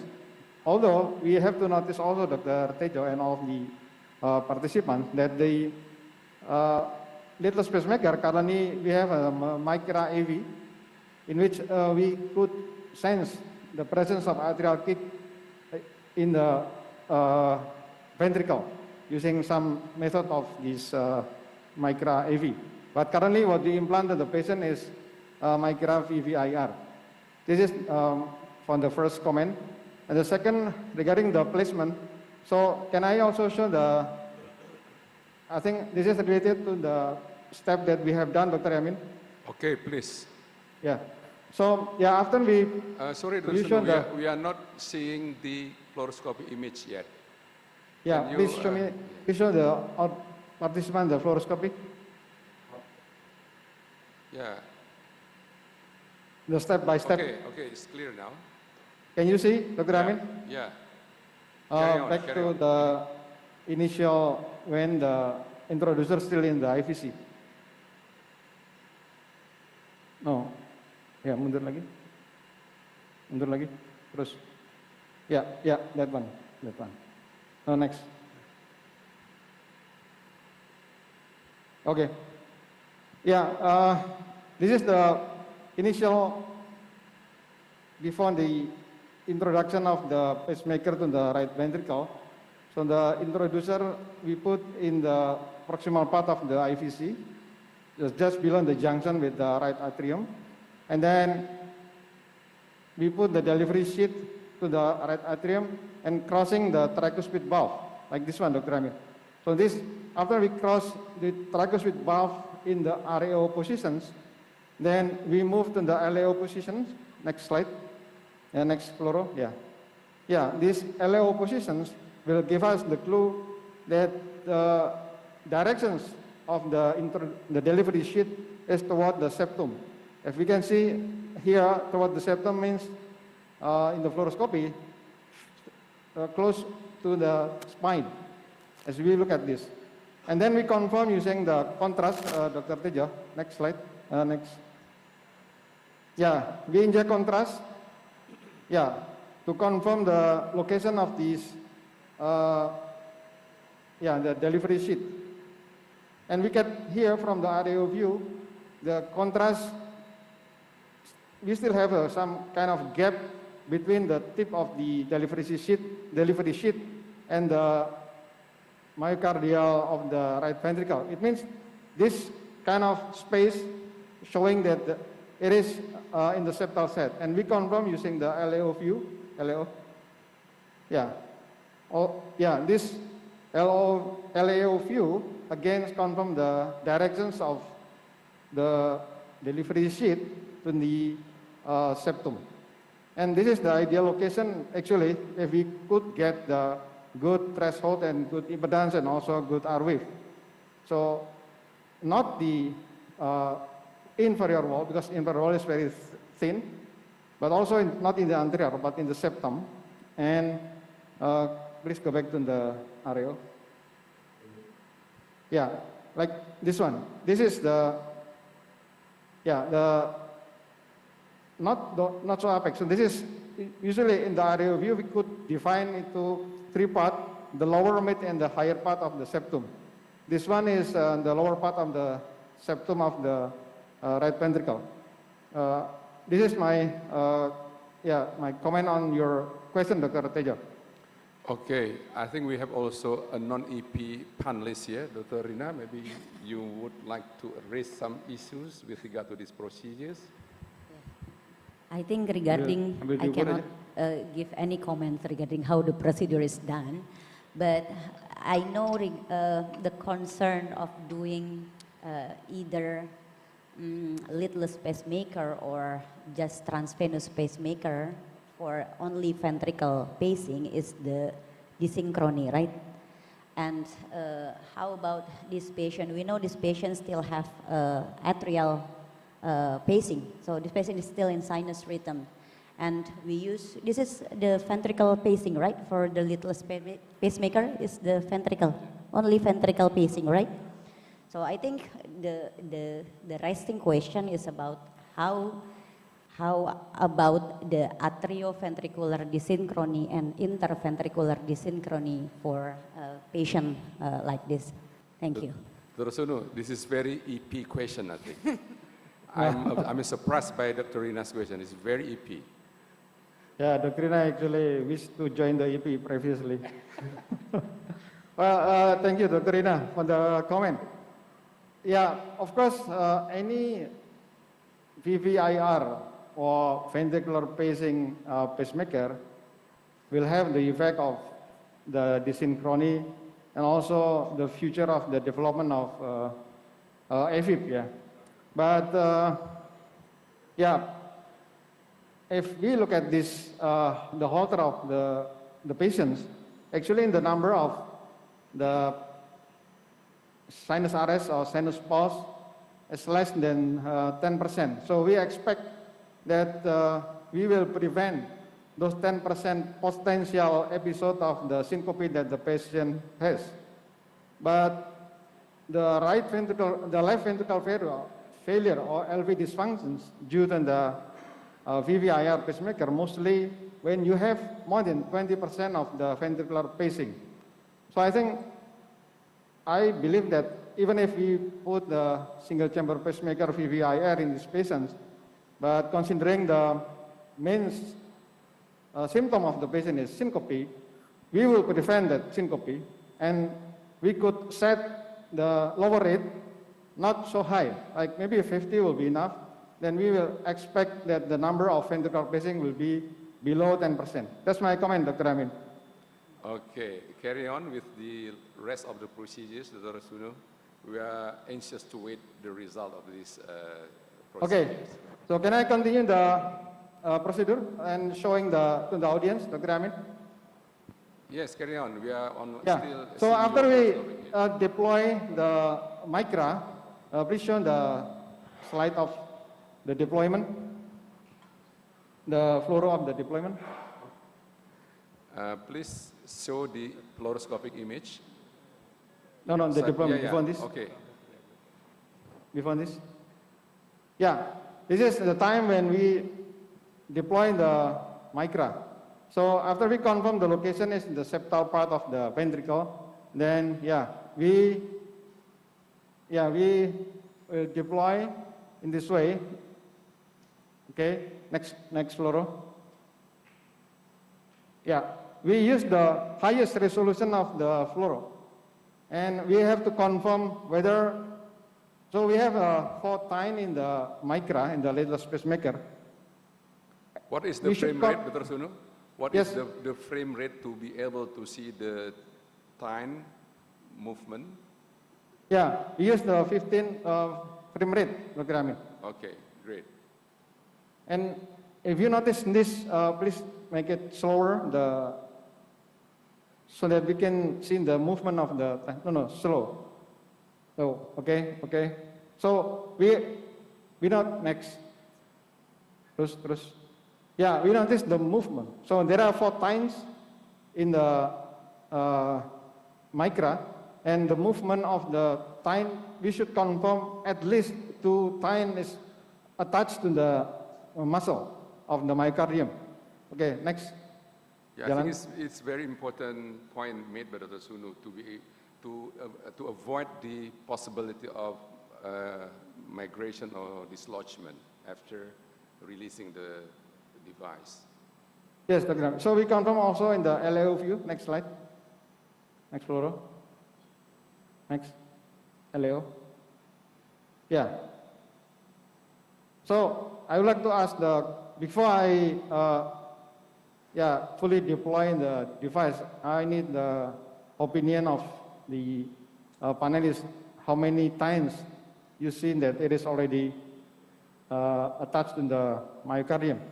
Next. Okay, Dr. Diki, can you see clearly how many times already attached very well to the septal area? I cannot see very clearly, but as long as what I see is I can see about 3 times removed during the hugging. Am I right, or do I see it not clear that there are 3 times? Okay, I think Dr. Diki could not see very clearly. What about Dr. Budi? Can you see the times? Well, a bit. I think there is 2 clear times. Okay, at least 2 are attached, Dr. Suno. So are you confident to release it now, or you still have some maneuver to confirm the stability of this position? Any certain additional maneuvers, Dr. Suno? Sorry, Dr. Amin? Suppose if you see more than 2 times a test already, any other additional maneuvers to confirm the stability of the position? Yeah, we do the tuck test to confirm that it is already attached to the myocardium, Dr. Amin. And we are now measuring the the micra, Dr. Amin. Yeah, you are conducting the pacing threshold, right? Yeah. So, please check. So can you, so can you see the measurement? Yes, of course. Yes, you can see it. I think, yeah. What is the threshold like? I think 1.25, is it? Yeah, the R wave is 10.4, and the threshold, the impedance, jatuh. Be careful. Is it asystole or just dislodgement of the lead? No, the programmer head. Okay. Jatuh. Okay, so the threshold, please measure. What is the minimum acceptable threshold for micra? Is it comparable with the conventional transvenous pacemaker? Okay, for the micra, if we put the threshold of 1 or less than 1 with the pulse rate of 0.24, we expect to have the battery longevity of more than 10 years. But if we have less than 2, we expect to have the battery longevity of about 8 years. So that's for 0.24. But we also can measure using the 0.4 pulse width, Dr. Amin. All right. Any comment, Dr. Budi Aryo Tejo? Yeah, I have a question. What if the threshold is not acceptable for the lower 1/3 septal area? How far can we go, how high can we go along the septal to try to deploy this device? Thank you, Dr. Tejo. So as I gave a comment previously that we have 3 possible locations in the septal of the ventricle, the lower part, the mid, and the higher part. We are now in the lower part of the septum, and now we have a R wave of 10 and then the threshold of 1.13 at 0.4 and 1.25 at 0.24. Yeah, I would like to have the opinion from the chairman and also the panelists if we could accept this property of the micra or not. I think we are convinced, we are confident for you to release this device. I think all the parameters are acceptable and the position looks good. Carry on. I would like to give a comment to Dr. Tejo's question. Yes, Dr. Okay, Digi. please, Dr. Digi. Frenick? Yes. Okay. Yeah, I would like to give a comment to, sometimes if we see a little bit higher threshold, we can wait about 5 to 10 minutes to test again. So in many cases, the threshold will be improved after waiting 5 to 10 minutes. So don't just move the micra to another place because every repositioning is also a risk involved. So if you see maybe the threshold is 1.8 or 1.7, just wait 5 to 10 minutes. In many cases, the threshold will improve to 1 or even below 1. So don't directly move the micra if you have a borderline or a little bit higher threshold. So instead of repositioning directly, just wait. Very good point, And Dr. Diki. Yeah, and for Dr. Sunu's parameters, I think this is acceptable with 1.1 at 0.4 millisecond. Okay, thank you, Dr. Digi and Dr. Yamin. Since Al-Mukarram and Al-Ustad already agree, so I will release the micra, yeah? Yeah, Please, yeah, okay. We are seeing now the fluoroscopic image, so we are anxious to see how this device is being released, and then let's see. Okay, Dr. Sunu, please proceed.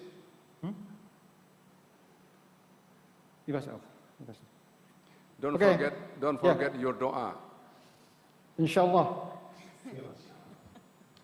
Yeah, I think this is one of the dug period during the cutting the wire. Dr. Sunu, our surgeons are really ready to help you out in case, but we hope it's not going to happen. Don't worry, even though they are very close to us now. Thank you. So please help me by dua. Yeah, because it's suggested by our Ustad is here, Dr. Ustad Isman Firdaus.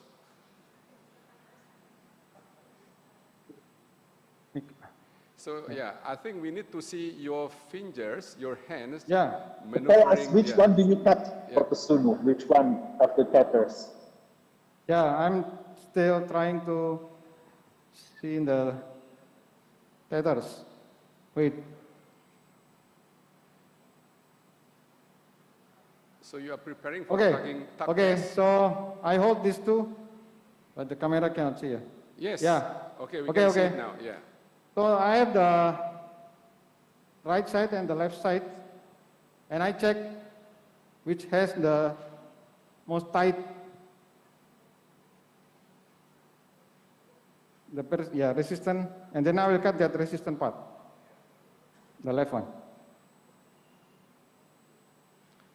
I think the camera is really taking from your back hand, so we cannot see clearly the what we call it.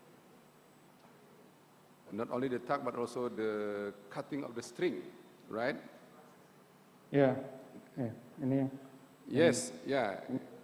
It's helpful. It's clear now, Dr. Sunu. Yeah. Okay. Okay, I cut. Yes. Yeah. So I pull the tether. Oh, this is the tucking test, right? Yeah. Yeah, I think it's quite stable because you can. The seat is approaching the device, but the position is still very stable. I think at this level, we are here very confident. I'm not sure whether the operator is also confident. Yeah. Usually I ask the resident to sing Indonesia Raya, and by the end of the Indonesia Raya song, then this tether will finish. I think it depends on the amal soleh also. Yeah, as long as Al-Mukarram is here, then inshallah.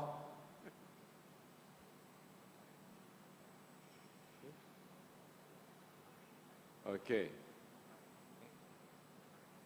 Yeah, I still have maybe 1 more kilometer. Yeah, I think it's very critical. So I think all the audience can see how the operator is very carefully do some maneuver to confirm the stability of the device before deciding to release it to avoid any unnecessary complication. What is the dislodgement rates of the micra, Dr. Sunu? Do you have any idea from the trials?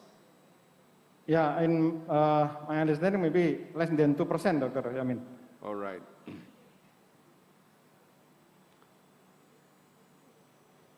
Okay.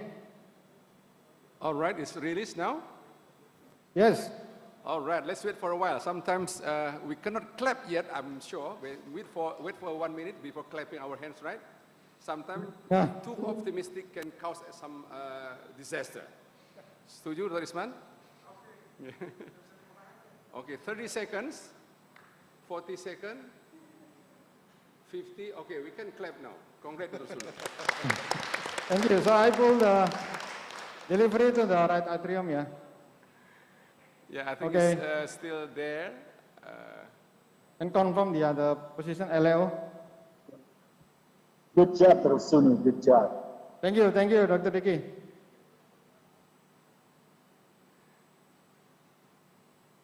Yeah. Okay. All right. Okay.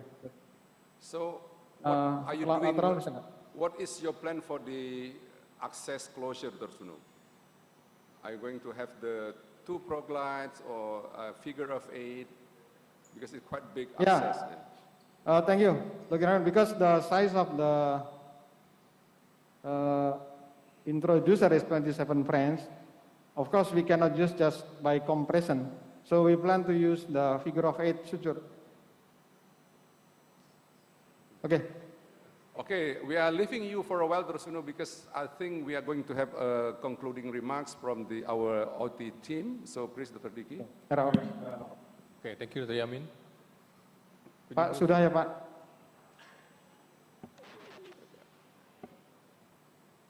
Can you move the camera to the OR? Sorry.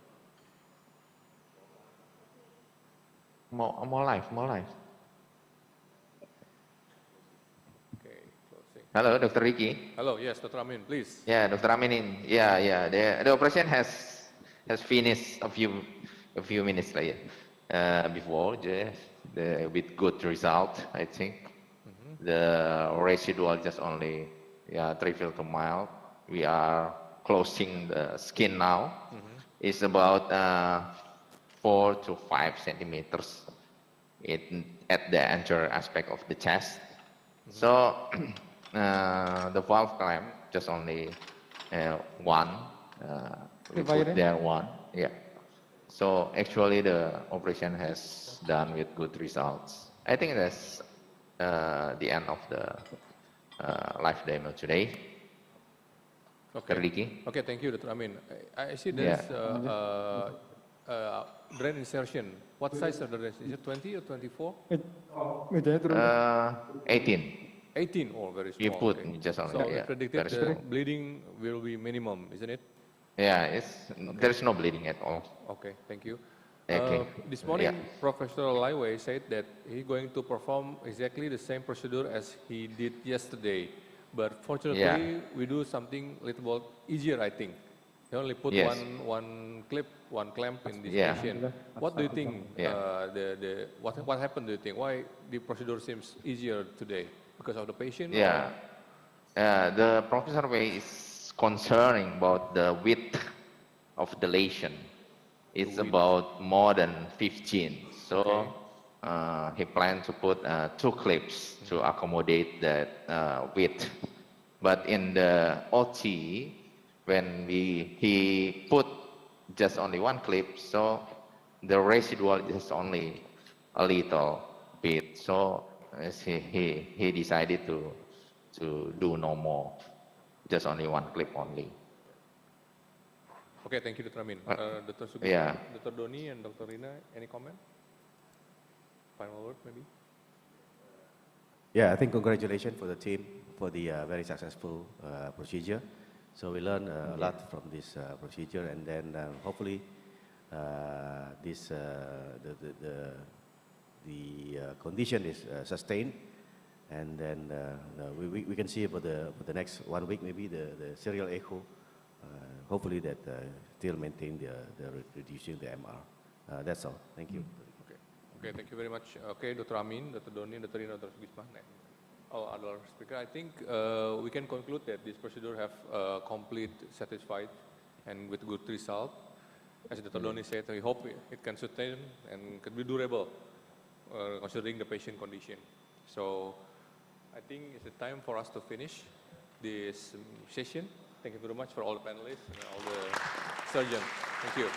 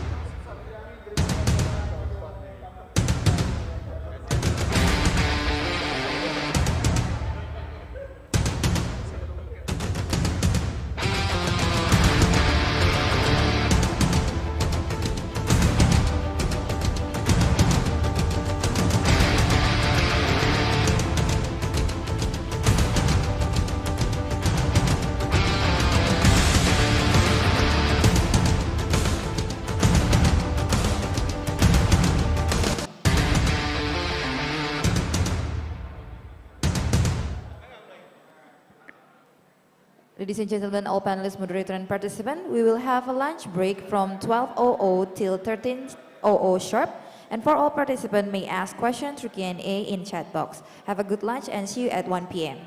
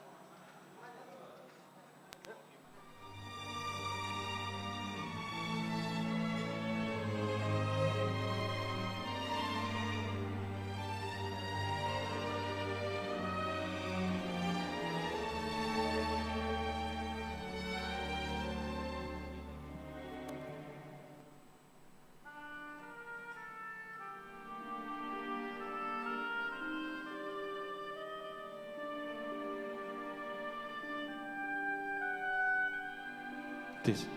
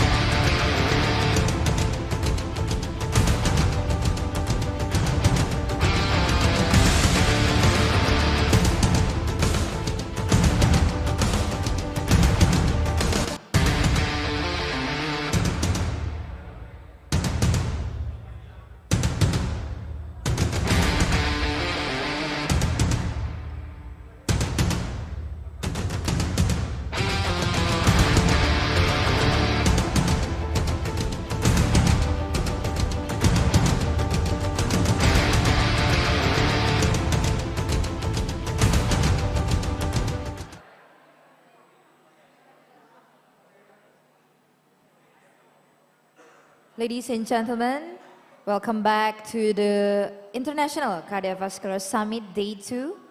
And now we will continue on the last session, which is lecture follow, live demo and discussion on zero fluoroscopy ASD closure. The last lecture will be led by Dr. Radityo Prakoso, and he will also be the operator for the live demo, and Dr. Aditya Sembiring will be the co-operator. As for the panelists, here are Dr. Aryo Suryo Konchoro. Just welcome, Doc. And Dr. Olvi Lelia. This live demo will be demonstrated by Dr. Indriwanto Sakijan. And I will read his CV first. Dr. Indriwanto Sakijan is our senior consultant of pediatric cardiology and congenital heart disease. And currently he is the head of quality committee at National Cardiovascular Center Harapan Kita. And also for the panelists joining us, Dr. Isman Firdaus. Please welcome Dr. Indriwanto Sakijan.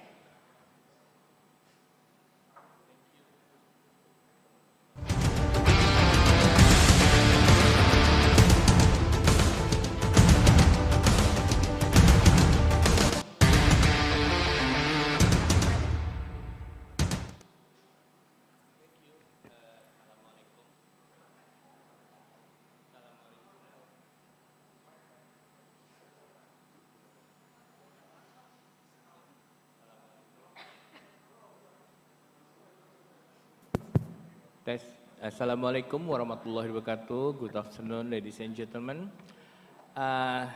Thank you for organizing committee. We have the last session about the congenital or structural heart disease. So this session is the last but not the least. So the decision have first the lecture, and the second we see the live demo with Dr. Radityo. Maybe the first we hear a lecture from the Radityo Prakoso from the Cath Lab Harapan Kita. Maybe Dr. Radit, can you hear me?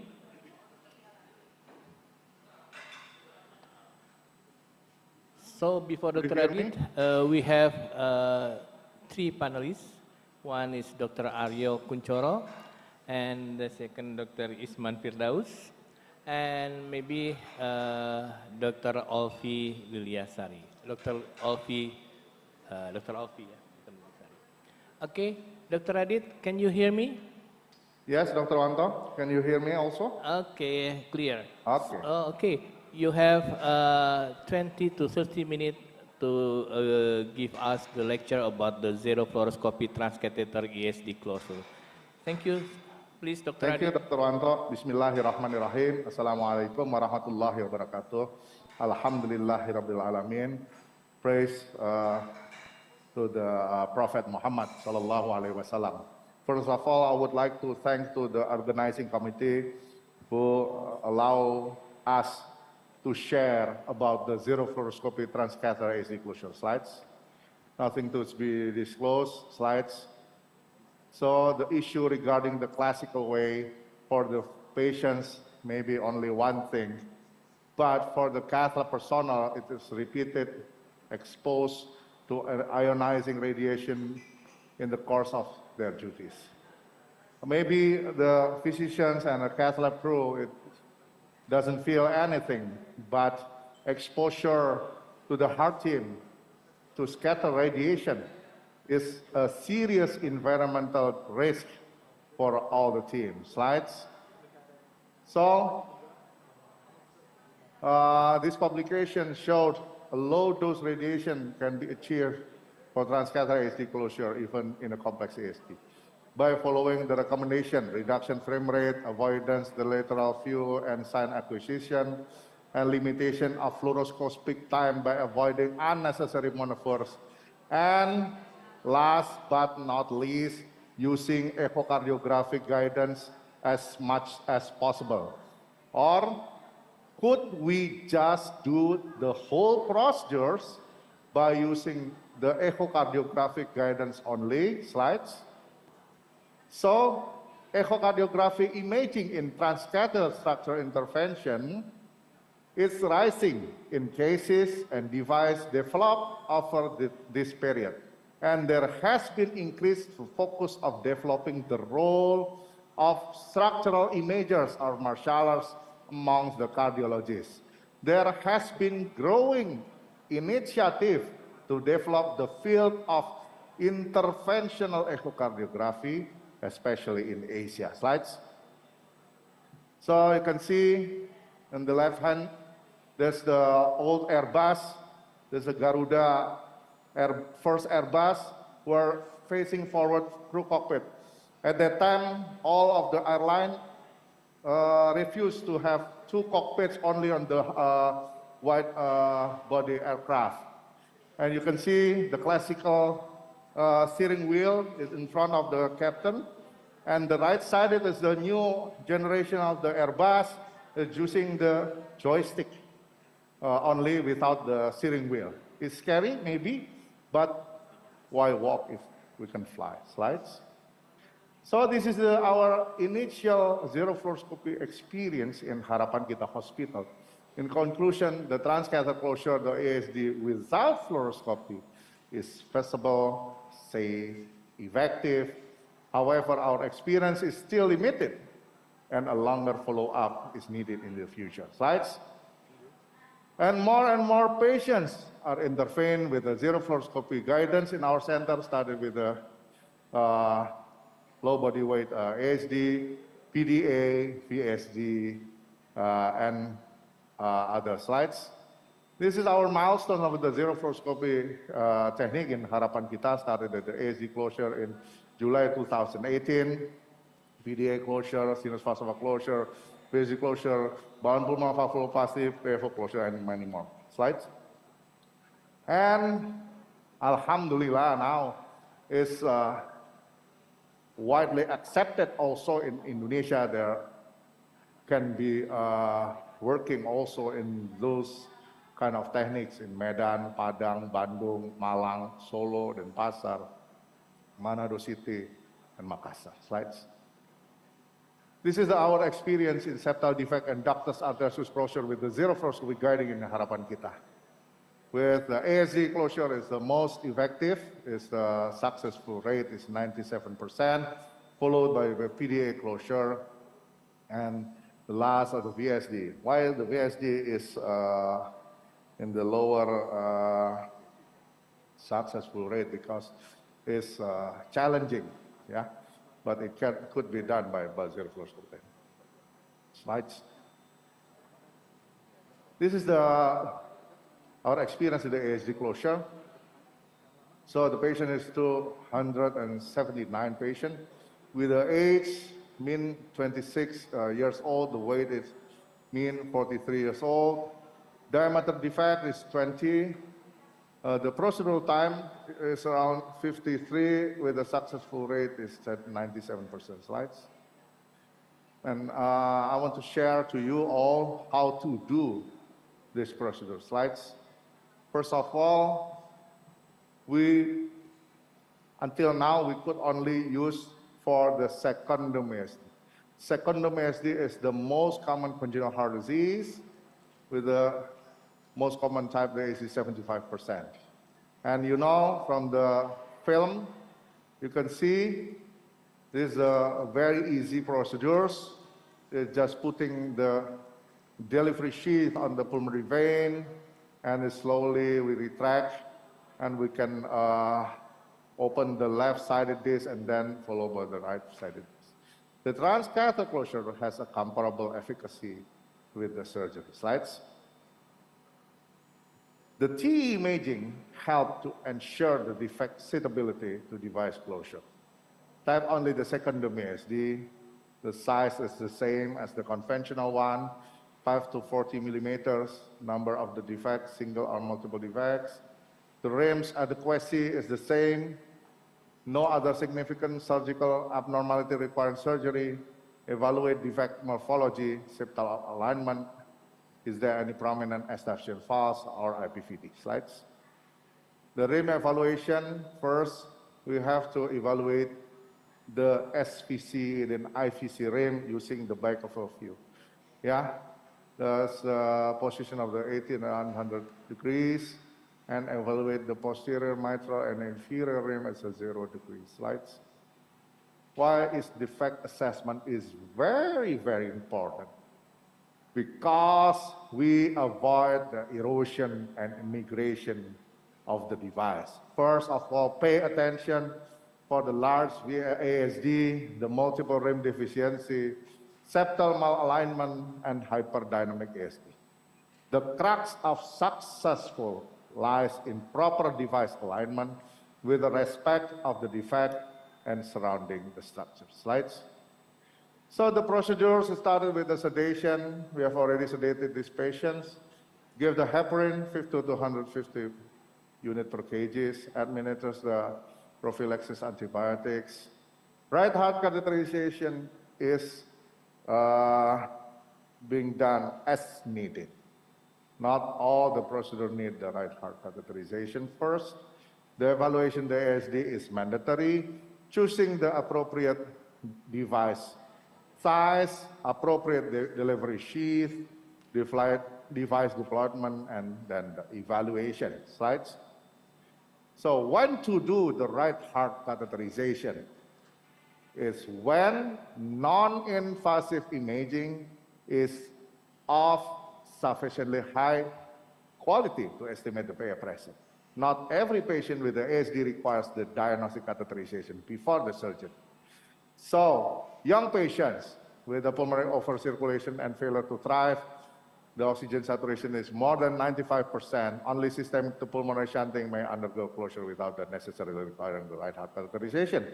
But the inconclusive non-invasive imaging data, older adults with a moderate to high probability of pulmonary vascular disease and exercise-induced sinuses need right heart catheterization before deciding whether we can close the defect or not. Slides. So device size selection is around 20 to 20% the larger of the diameter defect measured by TE, depend on the shape and size. Slides. So delivery system should be used properly. Also the size. Slides. And this is the TE proposition. This upper esophageal, mid esophageal, and transgastric view. Slides.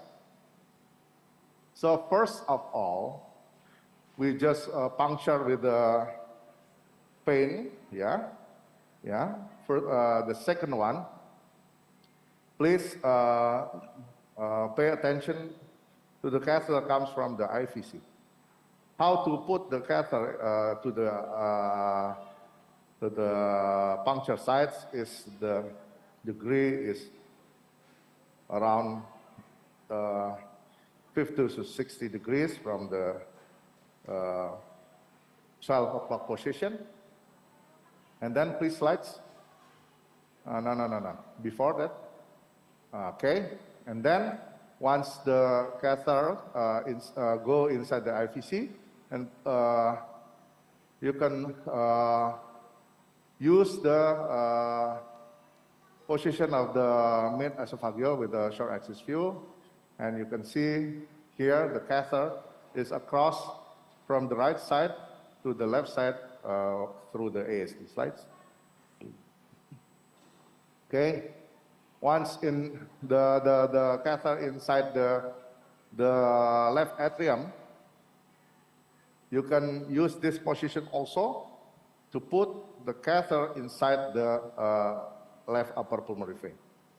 It's much easier to put the catheter inside the left upper pulmonary vein instead of the right upper pulmonary vein. Slides.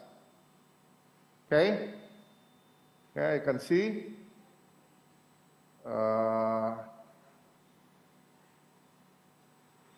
Okay, the catheter is inside the pulmonary vein. Slides.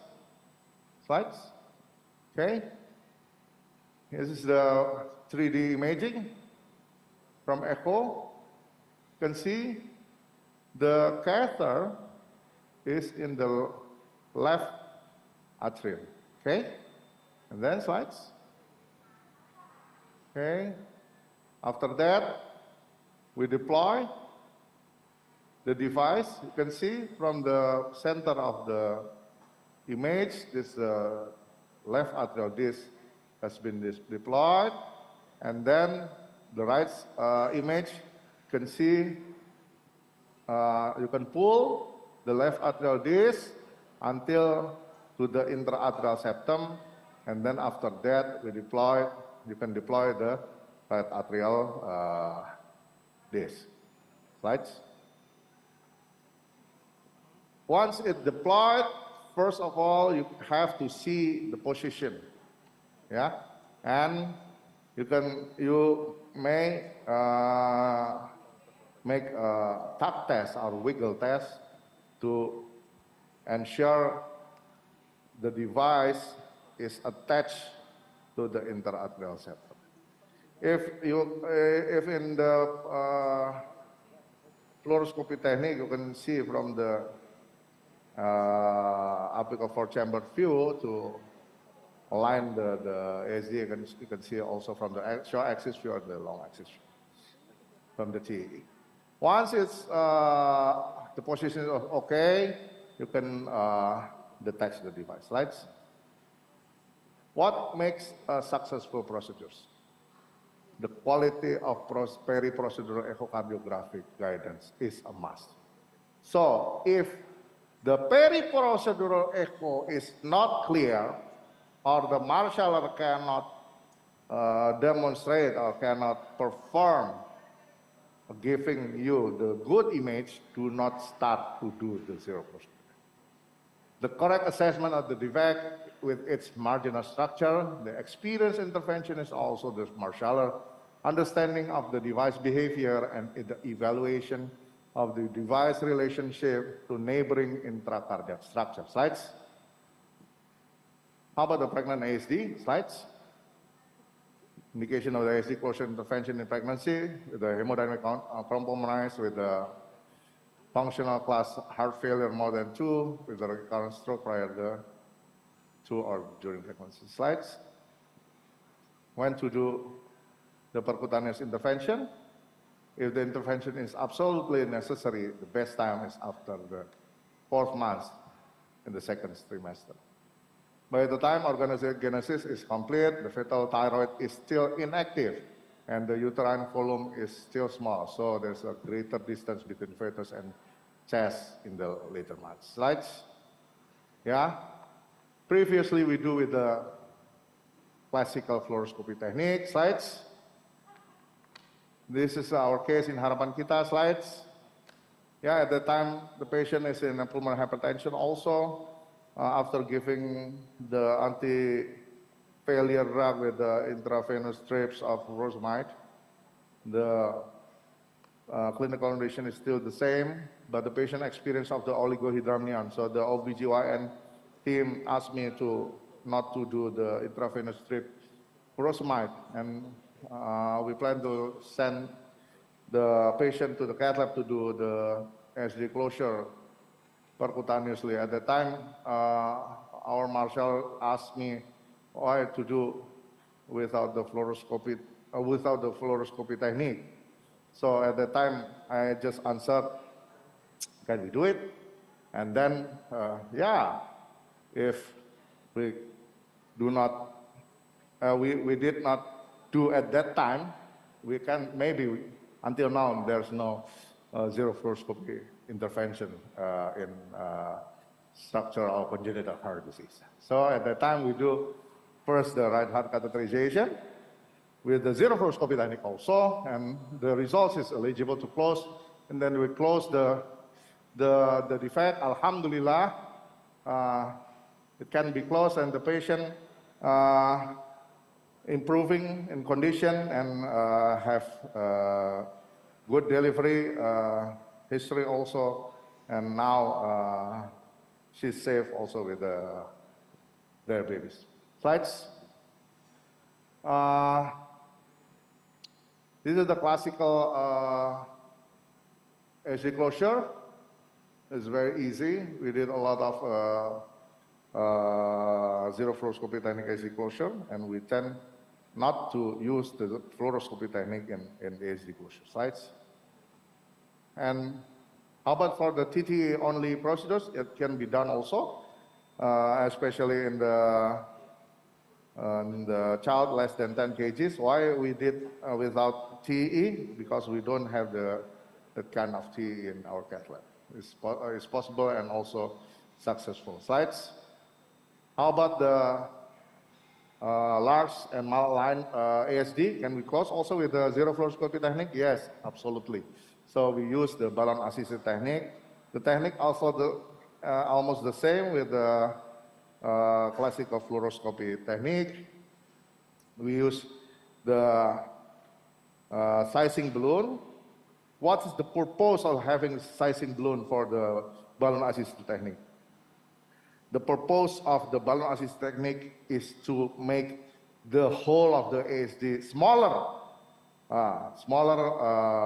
so we can place the left atrial disc on the left atrium and also the right atrial disc in the right atrium easily. Slides. This is zero fluoroscopy first moment. Maybe, are you there? Or are you the next? Slides.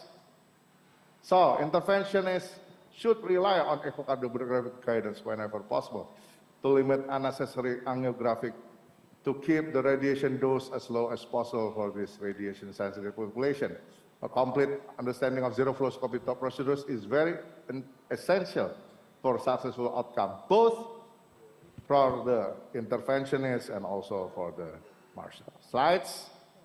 Thank you very much. Thank you, Dr. Edith. A very clear presentation and very nice, because now issue for the reduced radiation is all the place that issue for the reduced radiation. Before we proceed to the live demo, maybe can I ask Dr. Alfie about the Dr. Adit's presentation? Can you, do you have comment?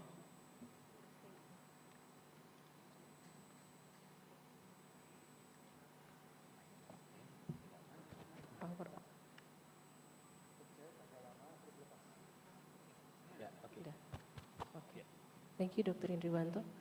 Yes, Dr. Adit already gave good presentations, and this is our experience in Indonesia, especially in Harapan Kita, that we did the first zero fluoroscopy a few years ago, and this year when I was overseas, they also support.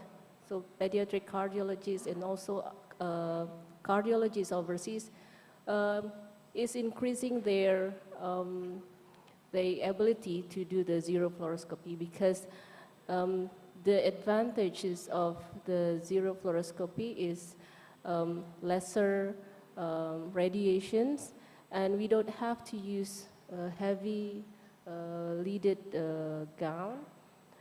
So this is emerging topic in United States and other countries, because they try to do a lot of cases with zero fluoroscopy, especially for the structural heart disease. So I think it's a very good improvement for our institutions. Thank you.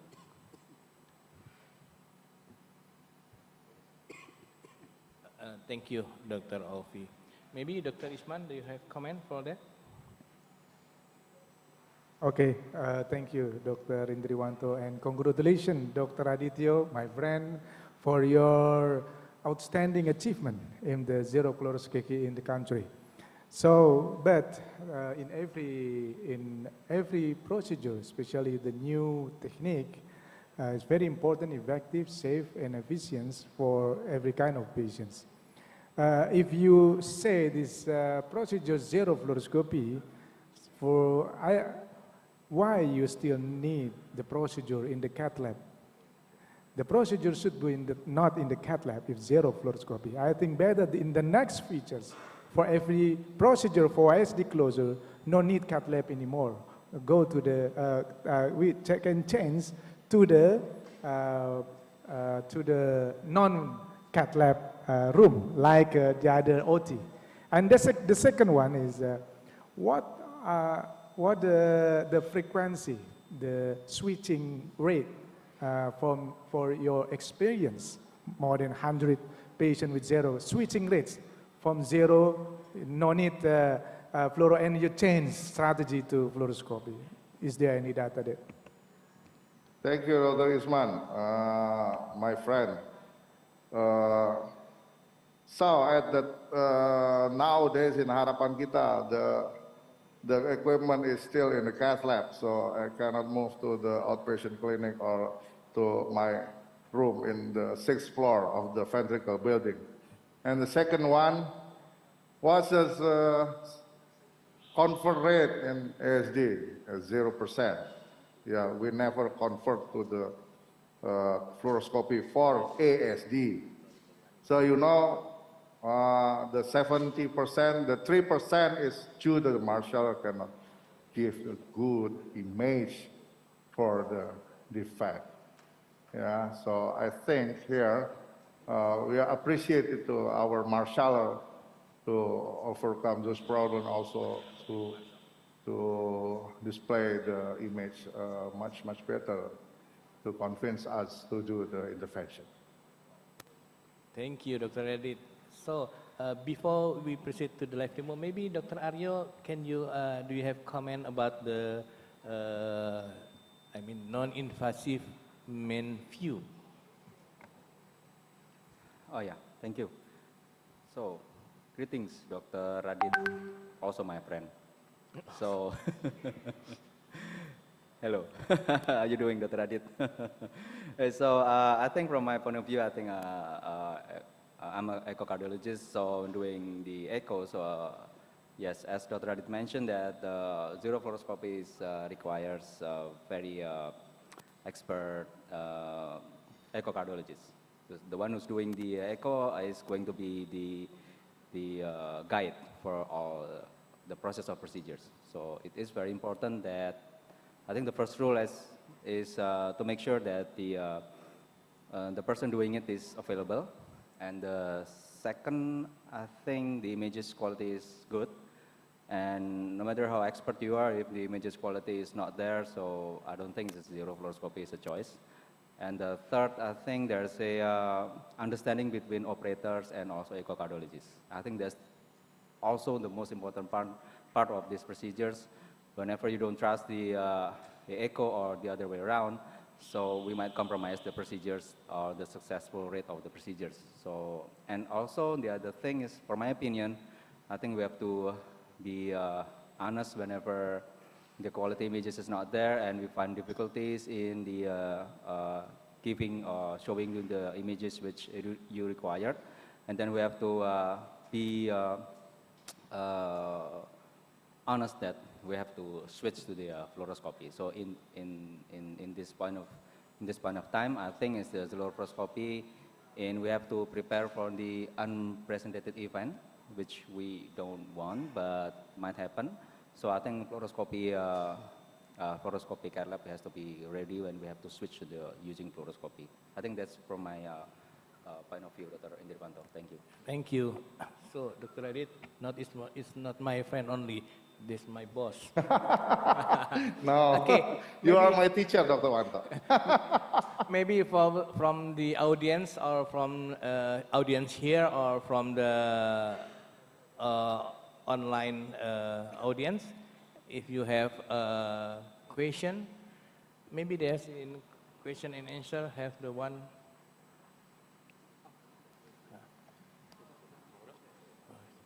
This ada Q&A.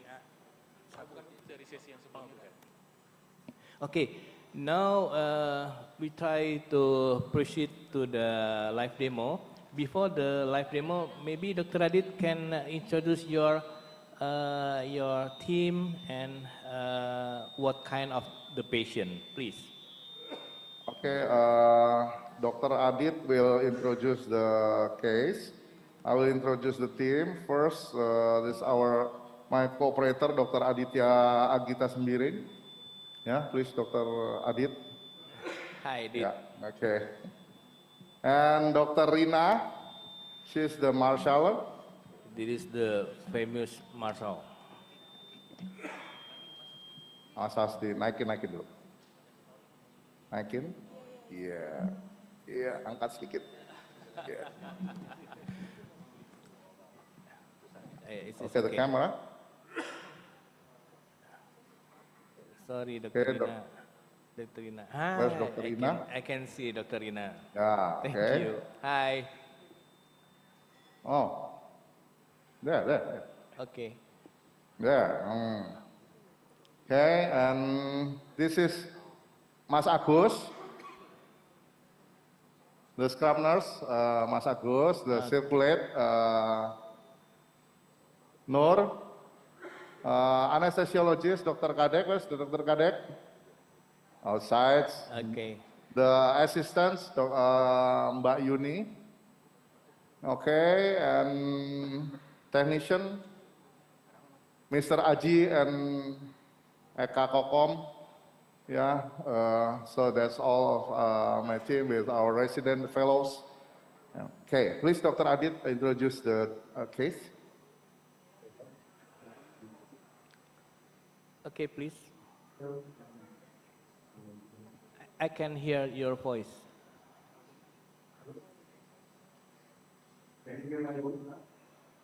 No, still.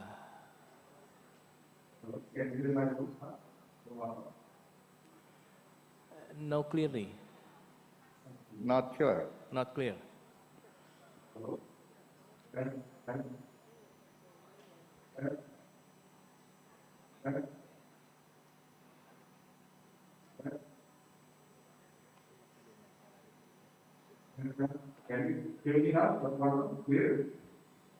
Okay. Okay, please, Dr. Adit.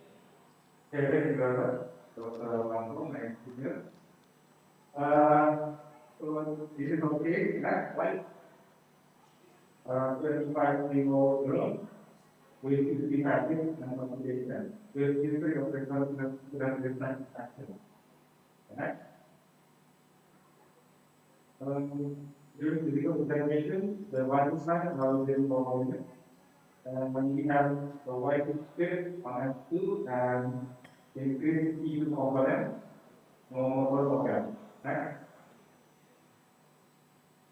The chest X-ray shows the enlarged heart, which increased pulmonary irrigation. Last examination are within normal use. ECG shows normal concentration with right axis deviation and right ventricular hypertrophy. Next. The echocardiography, both from transthoracal and transesophageal findings, we showed that there is a gap in interatrial septum with diameter of 16 times 12 millimeter, still left to right shunt, with good aortic rim, good posterior rim, IVC, SVC, and AV rim, or atrioventricular rim. Next. This is good LV function from transthoracal echo, and the ASD is shown in the right side. Next. From transesophageal echo, we can see clearly the ASD, both the mitral and posterior rim, the aortic rim, and the bicaval view is, the rims are good. Next slide. And this is the 3D. It showed a rounded ASD with good rims. Next slide. Still left to right shunt. So this is the diagnosis with secondum type ASD, left to right shunt with a diameter of 16 times 12 millimeter and suitable for device closure. With low probability of PA, pulmonary hypertension, with our plan right now is to do a zero fluoroscopy transcatheter ASD device closure. That is all, Dr. Indriwanto. Thank you, Back Adit. to Dr. So, 25 years old lady. So, what you plan, Radit? What kind of the sheet? What kind of the device? And how do you measure the like oval for ESD, there is 60 to 20, 60 to 12 millimeter.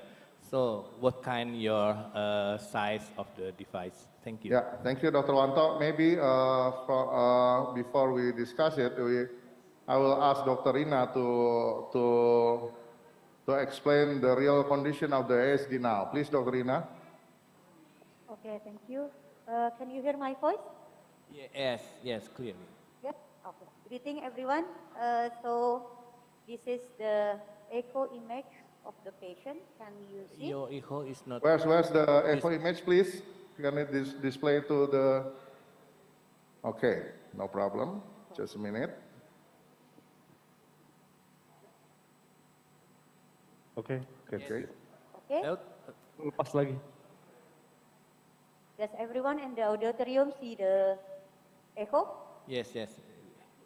We can see. So as we see in this echo that the patient has adequate rim. This is the posterior and apical rim. Hemodynamic data nggak usah. Despite the adequate rim, some of the posterior rim is quite floppy. And then we can see from this view that this patient also has aortic valve rim, but again some of the posterior rim is quite floppy. And then this has also happened in the bicuspal view. Both IPC and SPC rims are adequate, but partially the IPC rim is floppy. So we try to measure this is the 3D image of the ASD and try to measure the size of the ASD using 3D data, and we get the estimation of 1.4 times 1.8 centimeter with partially floppy posterior and IPC rim. Other valves are normal, and we don't find any other abnormality. Maybe that's what I can explain, Dr. Rina. Okay, so the size was the final size, Dr. Rina? 14 times 17. Because of the 14 times 17. and then some of the floppy rims, Dr. Wanto. So I will put the device, the ASD device, by the number of 22. 22. Maybe can you explain to us? Can you measure or? Yeah. You know how to measure the device selection is about the 20 to 25% of the maximal diameter. So it's times 14 times 17. It's slightly oval shape with the floppy rim. So we tend to put the 25%, means to 21 millimeters. There's no 21 millimeters, so we put the 22 millimeters. That's all, Dr. Wanto. Okay, maybe Dr. Alfie, can you comment about the size or the device or something? Okay, thank you, Doc. If the ASD is oval, how do we choose the size of the device? Because whether we choose the smaller size or the bigger size? Yeah. Since this patient have a floppy rim, so I tend to put the maximal diameters. So, but as the rims is firm, so we can reduce the size, but not less than 20%. Also, it depends on the rims itself, whether it's floppy or it's rigid. Yeah, you can see this is the rim is floppy, yeah? Yeah. Okay. Okay, thank you, Dr. Alfie. One more question about the Marshall, Dr. Rina. What kind of, what the position for the good to see the ESD or before the attempt the device and during the attempt the device? Okay, usually because we are guiding it using zero fluoroscopy technique, so at first we are going to give the bicaval view because the catheter is coming from the IPC, and then we are going to guide the catheter to go to the ASD, and then going through the left atrium and then the pulmonary vein. Usually the view for doing that is by using short axis view, where we can see both the gap and the left atrial appendage and the left pulmonary vein. And then we usually switching between those two images, the bicaval view and then the short axis view to do the maneuver and do the guiding. Okay, thank you. Maybe Dr. Aryo, can you comment or opinion about how difficult to be the marshal for ESD closure zero fluoroscopy? Okay, thank you, Dr. Indriwanto. Hello, Dr. Rina. She's also a friend. So, yeah, I think Dr. Rina has mentioned that also that that how important the images quality is, and I think from this case, I think yeah, it could be looks, the ESD looks apa ya? Looks good enough for the device, but I think another concern from my side, I think that's the floppy side of the inferior and some of posterior side, yeah, Dr. Rina. I think it's on the 90-something angle. We see that some part is a bit thin and also it's a bit, I'm not saying a bit short. For example, in this case, this view, you see that there's a bit floppy right there. Yeah, so I think, so for device size selection, so we have to also consider that if it's too big, that it might perforate some part of the rim and then it would dislodge after deployment. That's the thing. But however, in this case, I think the good thing is that it has aortic rim. So I think that's a big advantage in this. And it is going to be very helpful, Dr. Indriwanto, I think. In this case, so we can imagine that the device will hang on at that aortic rim rather than only rely on inferior and posterior rim after deployment. So I think from my side. Okay, thank you, Dr. Aryo. Okay, Dr. Adit, can you proceed the ESD closure? And so please inform us about the sheet.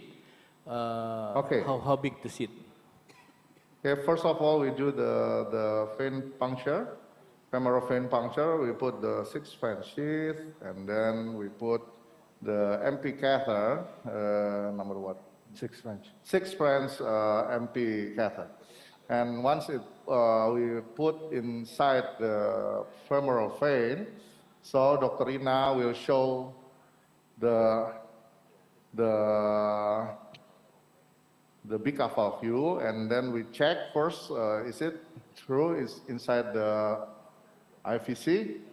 There's the bubble inside there. Okay, so the catheter just inside, and we carefully goes, pull, so you can see the catheter is on the right atrium. You can see, Dr. Wanto? Yes, yes, I see. Okay. So it's very easy for the beginners to just push the catheter inside, and if there is some trouble whether the catheter is stuck, so you can use the 0.035 soft hydrophilic wire to make it straight, and it goes easily into the right atrium. So it's very easy. Okay? Okay, and the second one, you can see my hand first, my hand in the puncture side, and the second of my hand is on the tip of the catheter. So you can easily navigate, yeah? Okay, please, Dr. Rina, show the ASD. ASD is this way. Okay. Okay, where's the catheter? Once the catheter. The catheter is still in the right atrium. Okay. Get to the intraocular septum. So where's the catheter? Can't see. Oh. In the IPC. The catheter, yes.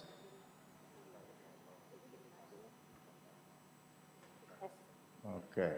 That's your catheter. Okay, that's the catheter. You can see is on the. Catheter. That way. Catheter. That way. I think you need to go to the SPC first. I think you're going to the. Okay.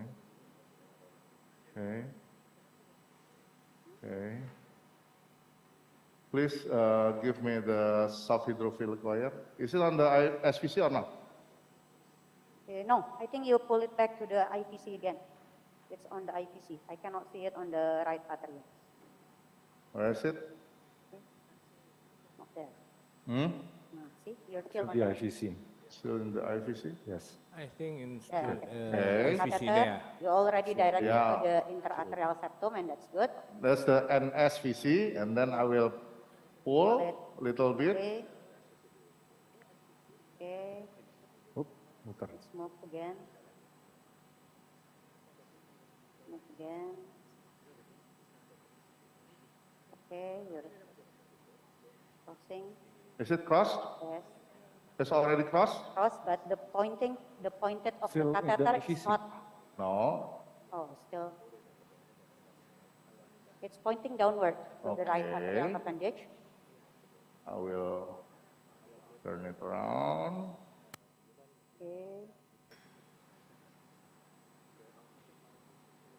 It's crossed? No, not yet. Not yet? Not yet. Where is he? Yes, your catheter is still there. Mm-hmm.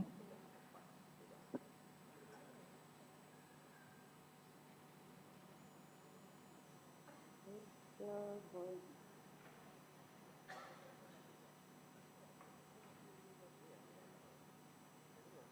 Catheter is not pointing to the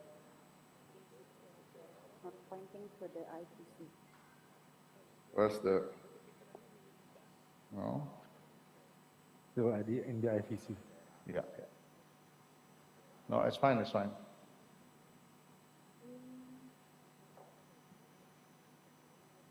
Where is it? I think it's already crossing. Yes, The in left the atrium. left atrium. It's already crossed, Dr. Wanto? Yeah, I see the bubble in the not bubble. You can see There's the a bubble in catheter the already left crossing. atrium. Mm-hmm. Okay. You can see the catheter inside there? So can I ask Dr. Adit, how about your confirmation about the catheters at the left atrium or right atrium? You can see there that the catheter is, the shadow is inside the left atrium. Okay. Please, Dr. Do you Rina. see the pressure or the saturation or not? Here. No, yeah. We just see the catheter.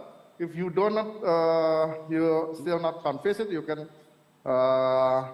check with the saturation. That's the tip. thank you. The tip of your catheter is still on the right atrium, and you need to direct it to the PP. Okay. So the catheter go to the pulmonary vein, is right? Yes. Yes. I don't think. It's inside? Not Yes, it's inside. inside. Yes. Okay. I push. Yes. See, you see the bubble coming from the left upper PP. Okay. It's inside or not? Yes. Okay. Here. Dr. Wanto, Yes. can you see? Yes, we see. The catheter inside the pulmonary vein. pulmonary vein. Okay. So we change the catheter with the delivery sheet. Please prepare the delivery sheet, Dr. Adit. And then, Gus, can you give the anesthesis? Kenapa, Bang? Give more. So as an experienced patient, I still remember it's very painful We to have the, see the catheter puncture. at the pulmonary So vein. we have to give a proper anesthetic.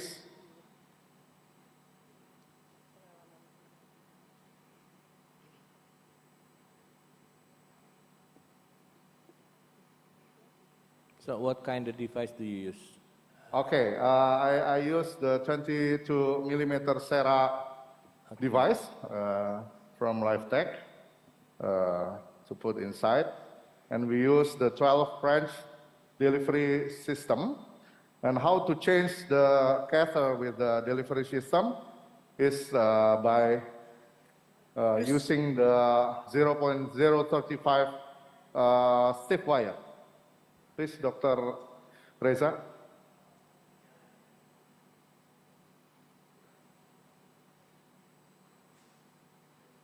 How to,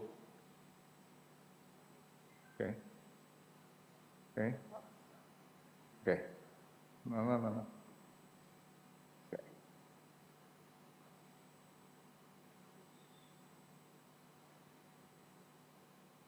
Okay, delivery sheet is ready. Okay. Anesthesia, Kush.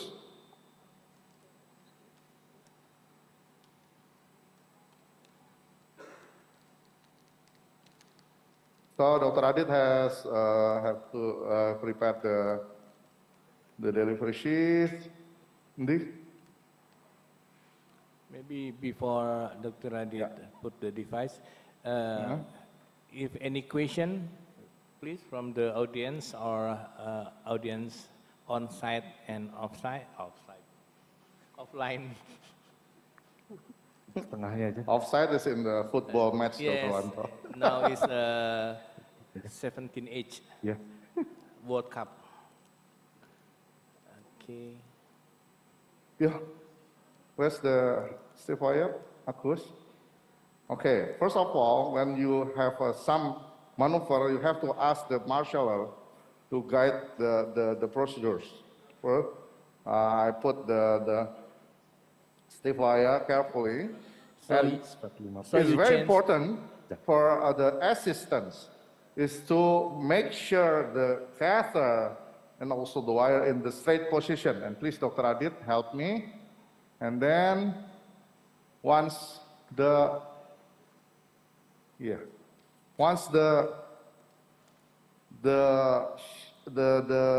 cable or the wire is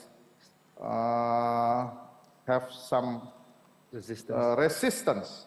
So just carefully pull, just carefully push, and then see whether the position of the catheter is changed or not. Dr. Rina? The catheter, we can still see clearly that the catheter is still in the pulmonary vein. So usually when the wire comes in, we can see a shadowing move. There is a shadow. Yeah, we can see that. Okay, Dr. That's Wanto? our wire. Yeah. Can see the We see wire the shadow. inside the pulmonary There is vein? the shadow of wire or catheter. Yeah.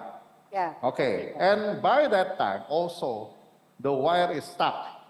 Yeah, so cannot move again. So carefully, for the beginners, who watch this program, you can see you have to make it straight. Do it straight and carefully pull the catheter in the straight position, and ask the scrub nurse also use the straight position. Okay, Dr. Adit? Yes. It's already okay. Okay, and then I need the dry. This is the dry, and also I pull the sheath. Okay, put it here, and ask Dr. Rina whether the wire is still there. Yes, we can see from Yeah, the image so that is the wire is in the still, good position. yes, in the good and So, stable position and 50. okay, and then Dr. Adit, please help me to put the delivery sheath. Yeah. Okay. Bismillahirrahmanirrahim. Okay.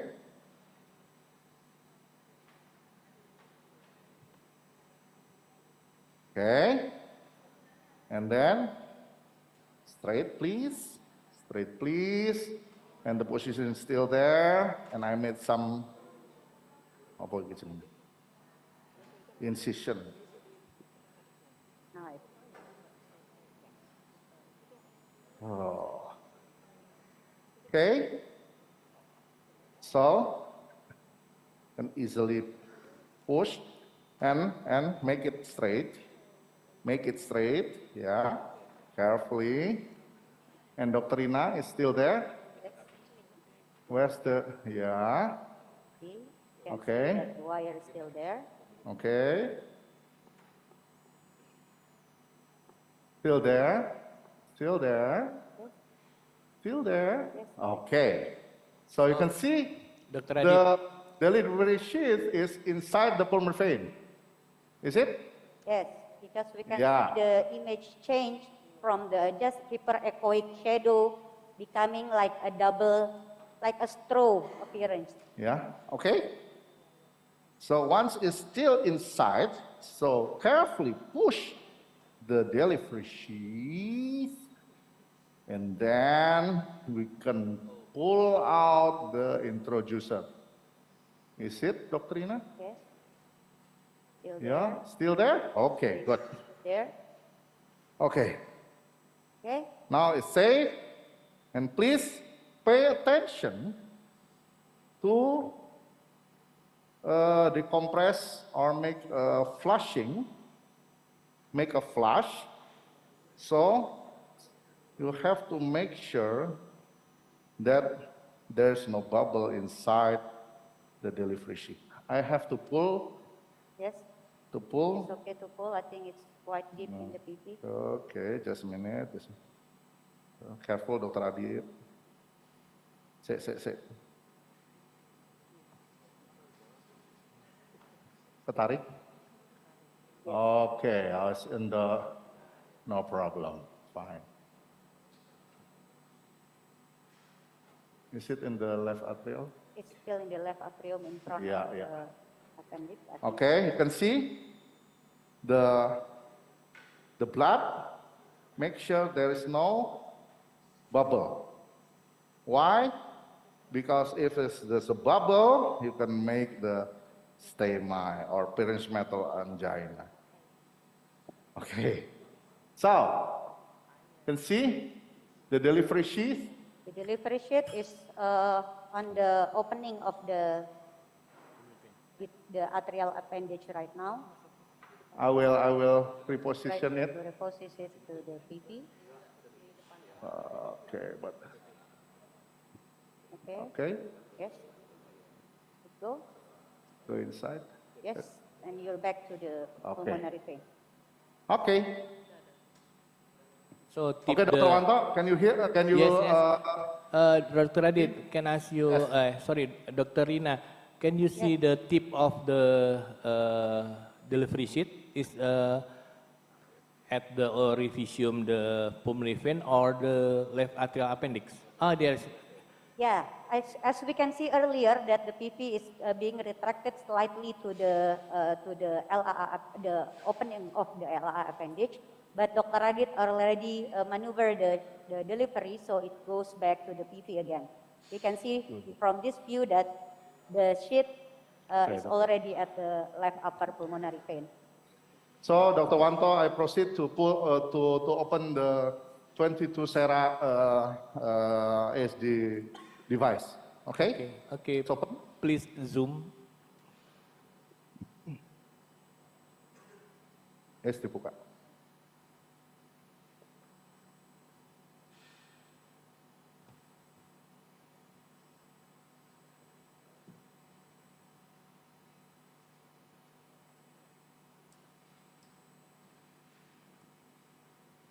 So there's 22 Sera device.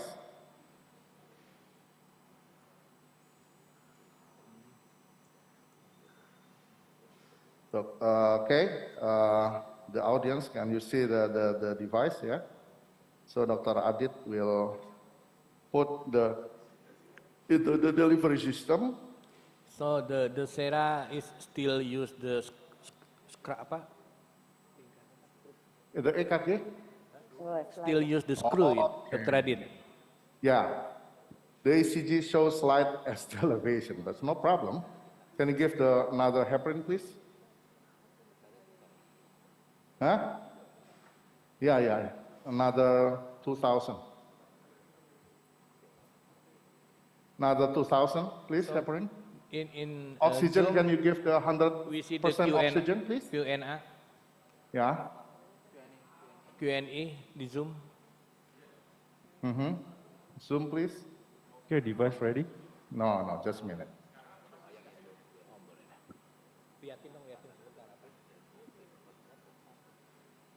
Two 2,000, another 2,000 heparin, and also the oxygen. Yeah. Can you still, sorry, do you still give the antibiotic before the procedure? Yes, doctor. So before the procedure, we give the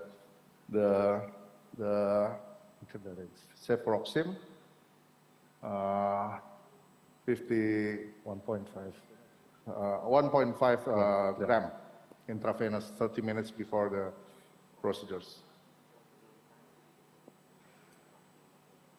Yeah, the oxygen is. Okay, some problems are, can you see the EKG, the ECG? Can you see, Dr. Wanto? Not yet. Please. Oh, Okay. the ECG showed the slight ST elevation.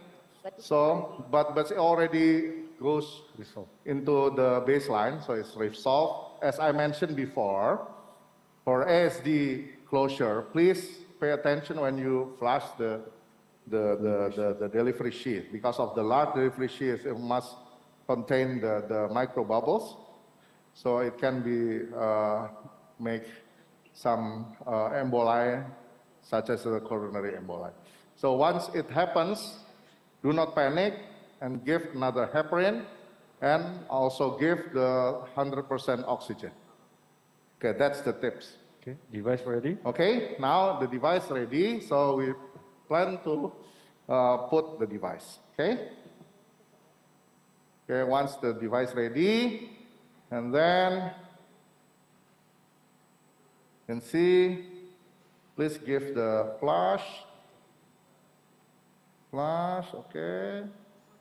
Once it's in, and then we can push the device inside. Okay, so we'll ask Dr. Ina to guide us to put the device. Okay, when the device is coming, we can see there is an image coming from the straw. We can see that. Okay, Dr. Wanto. So the device is end of the catheter, end of the delivery. And we can see that Dr. Radit is already deploy one of the left atrial disc. But it's still the pulmonary vein. Yes. Dr. Ina, can you see? Can you short axis give the image of the interatrial septum? I will move the image to the short axis view. And you can see the interatrial septum is on the left side. So I push so I pull the whole system.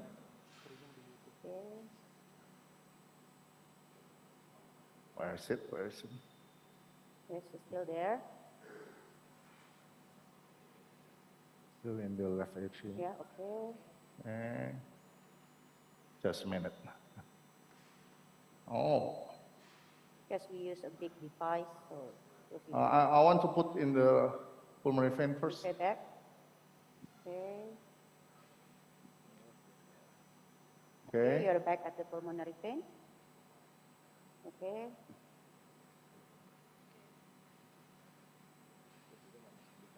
So you already deploying both of the. Deploy the RADs. I think both of the discs is already. Just a minute.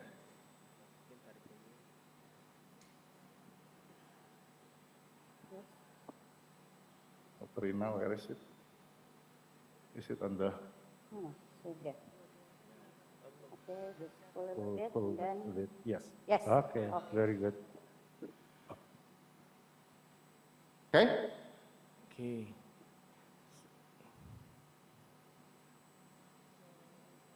Okay, Dr. Wanto? Yeah, we see. Yeah. It's quite difficult to say step by step, but it's there.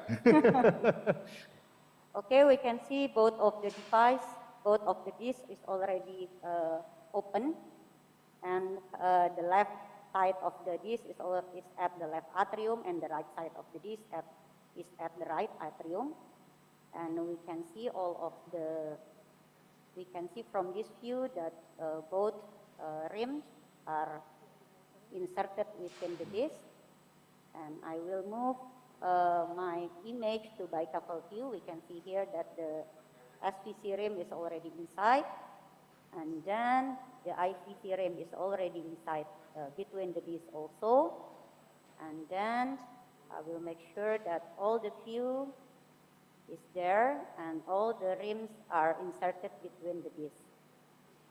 Okay, Radit. So, Yes. Sorry, do you use the wiggle again? Yes.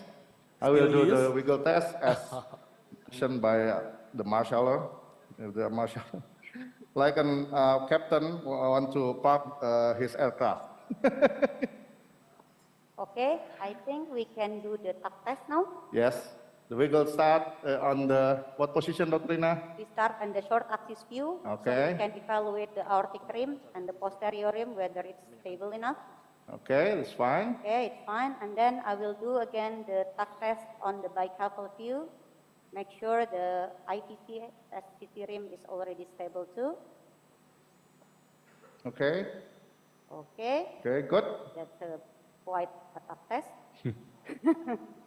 Okay, I think from my point of view, it's already good, in good position. What do you Okay. think, Dr. Adit? Okay. How about Dr. Wanto? Yes. Dr. Aryo, Dr. Ovi, Dr. Isman? How about Dr. Aryo? Okay, the mitral is fine, Dr. Rina? The mitral is good. Okay. Yeah, that's the last piece of this all images that we need to make sure that no adjacent structures is being obstructed with by the device. So I think it's good enough. I think for my opinion, I think it's good to deploy. Okay, Dr. Alfi.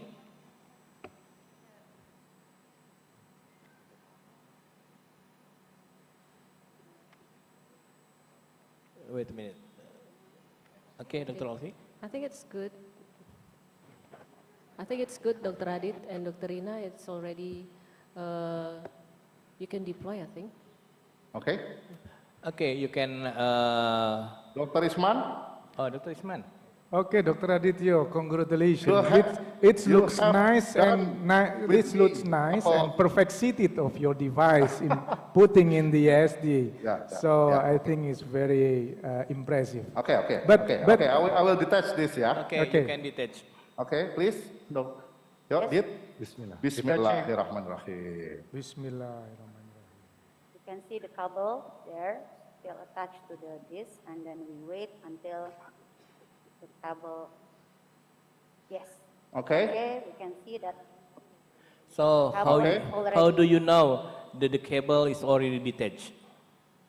The position is slightly changed, Dr. Wanto. Okay. You can see the position is now is like a burger sign. The burger. Thank you. Yeah, Big this is applause for final the Dr. Adit and team. Okay. Congratulations. So Thank you, Dr. Wanto. for this case, we have two questions. Please, please open the question. Dr. Adit, do you have the question? Yes, yes. What the question? Okay. The first question, how is the progress of the procedural time of the zero fluoroscopy technique?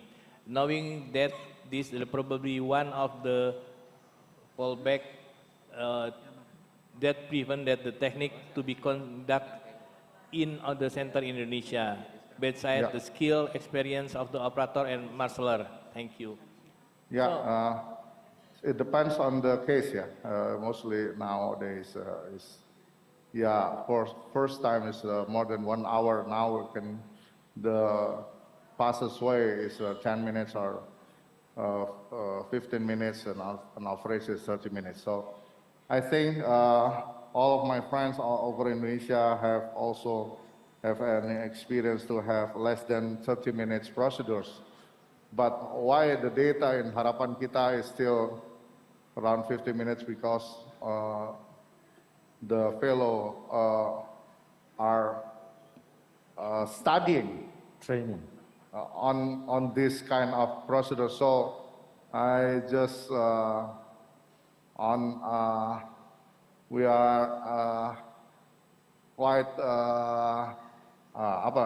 rubbering for the time. So actually, it can be done in the faster way. Okay, thank you.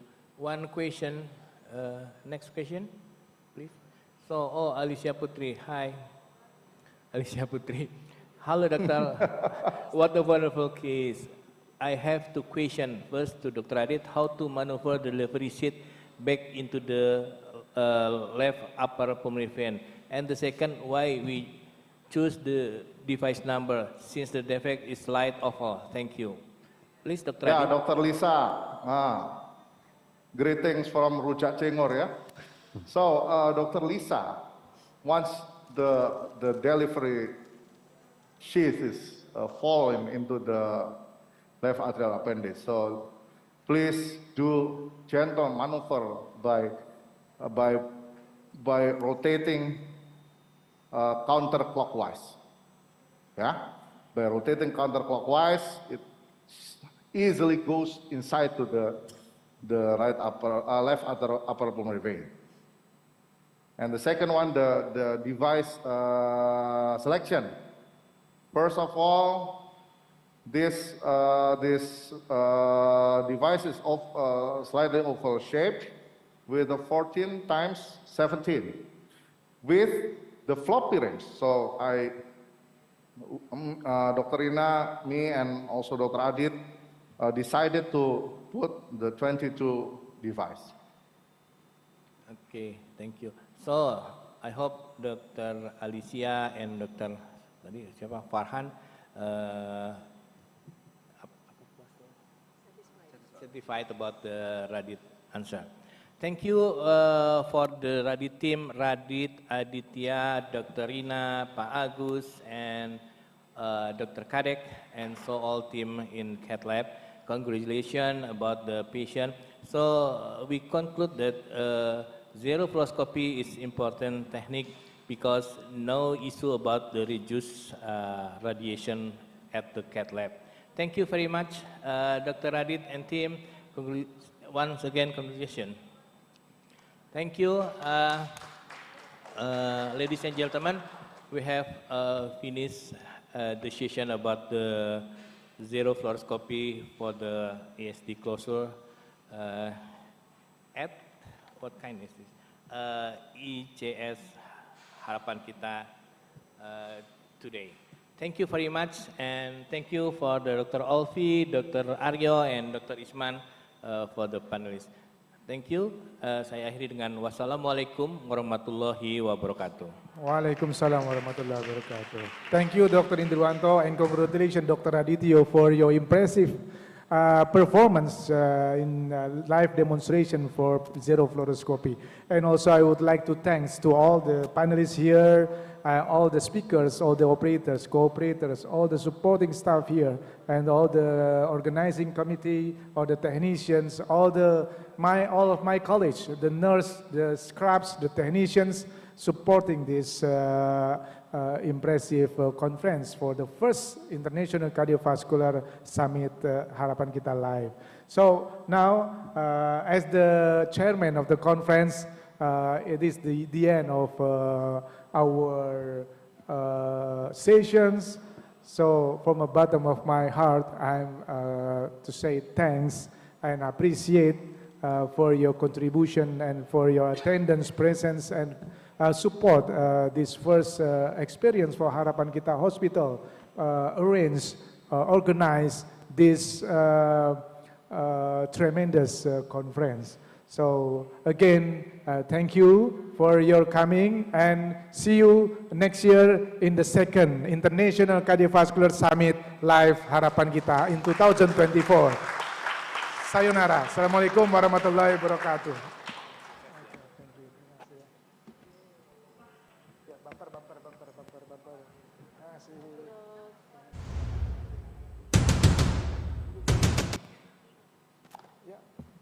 And for all the participants, we would like to say thank you. And after that, please make your attendance in the link or in the link chat box to get all the certificates.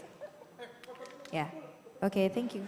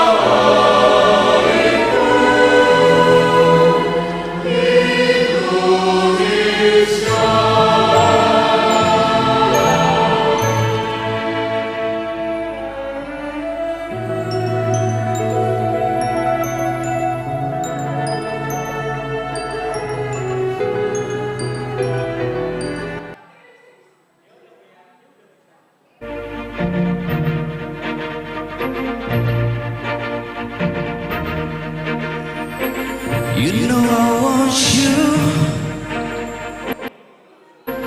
It's not a secret I try to hide. I know you want me, so don't keep saying I fail a time. You claim it's not in the cards, and always pulling your face. This time you always keep from me, but you're here in my heart, and who can stop me if I decide that you're my destiny? What if we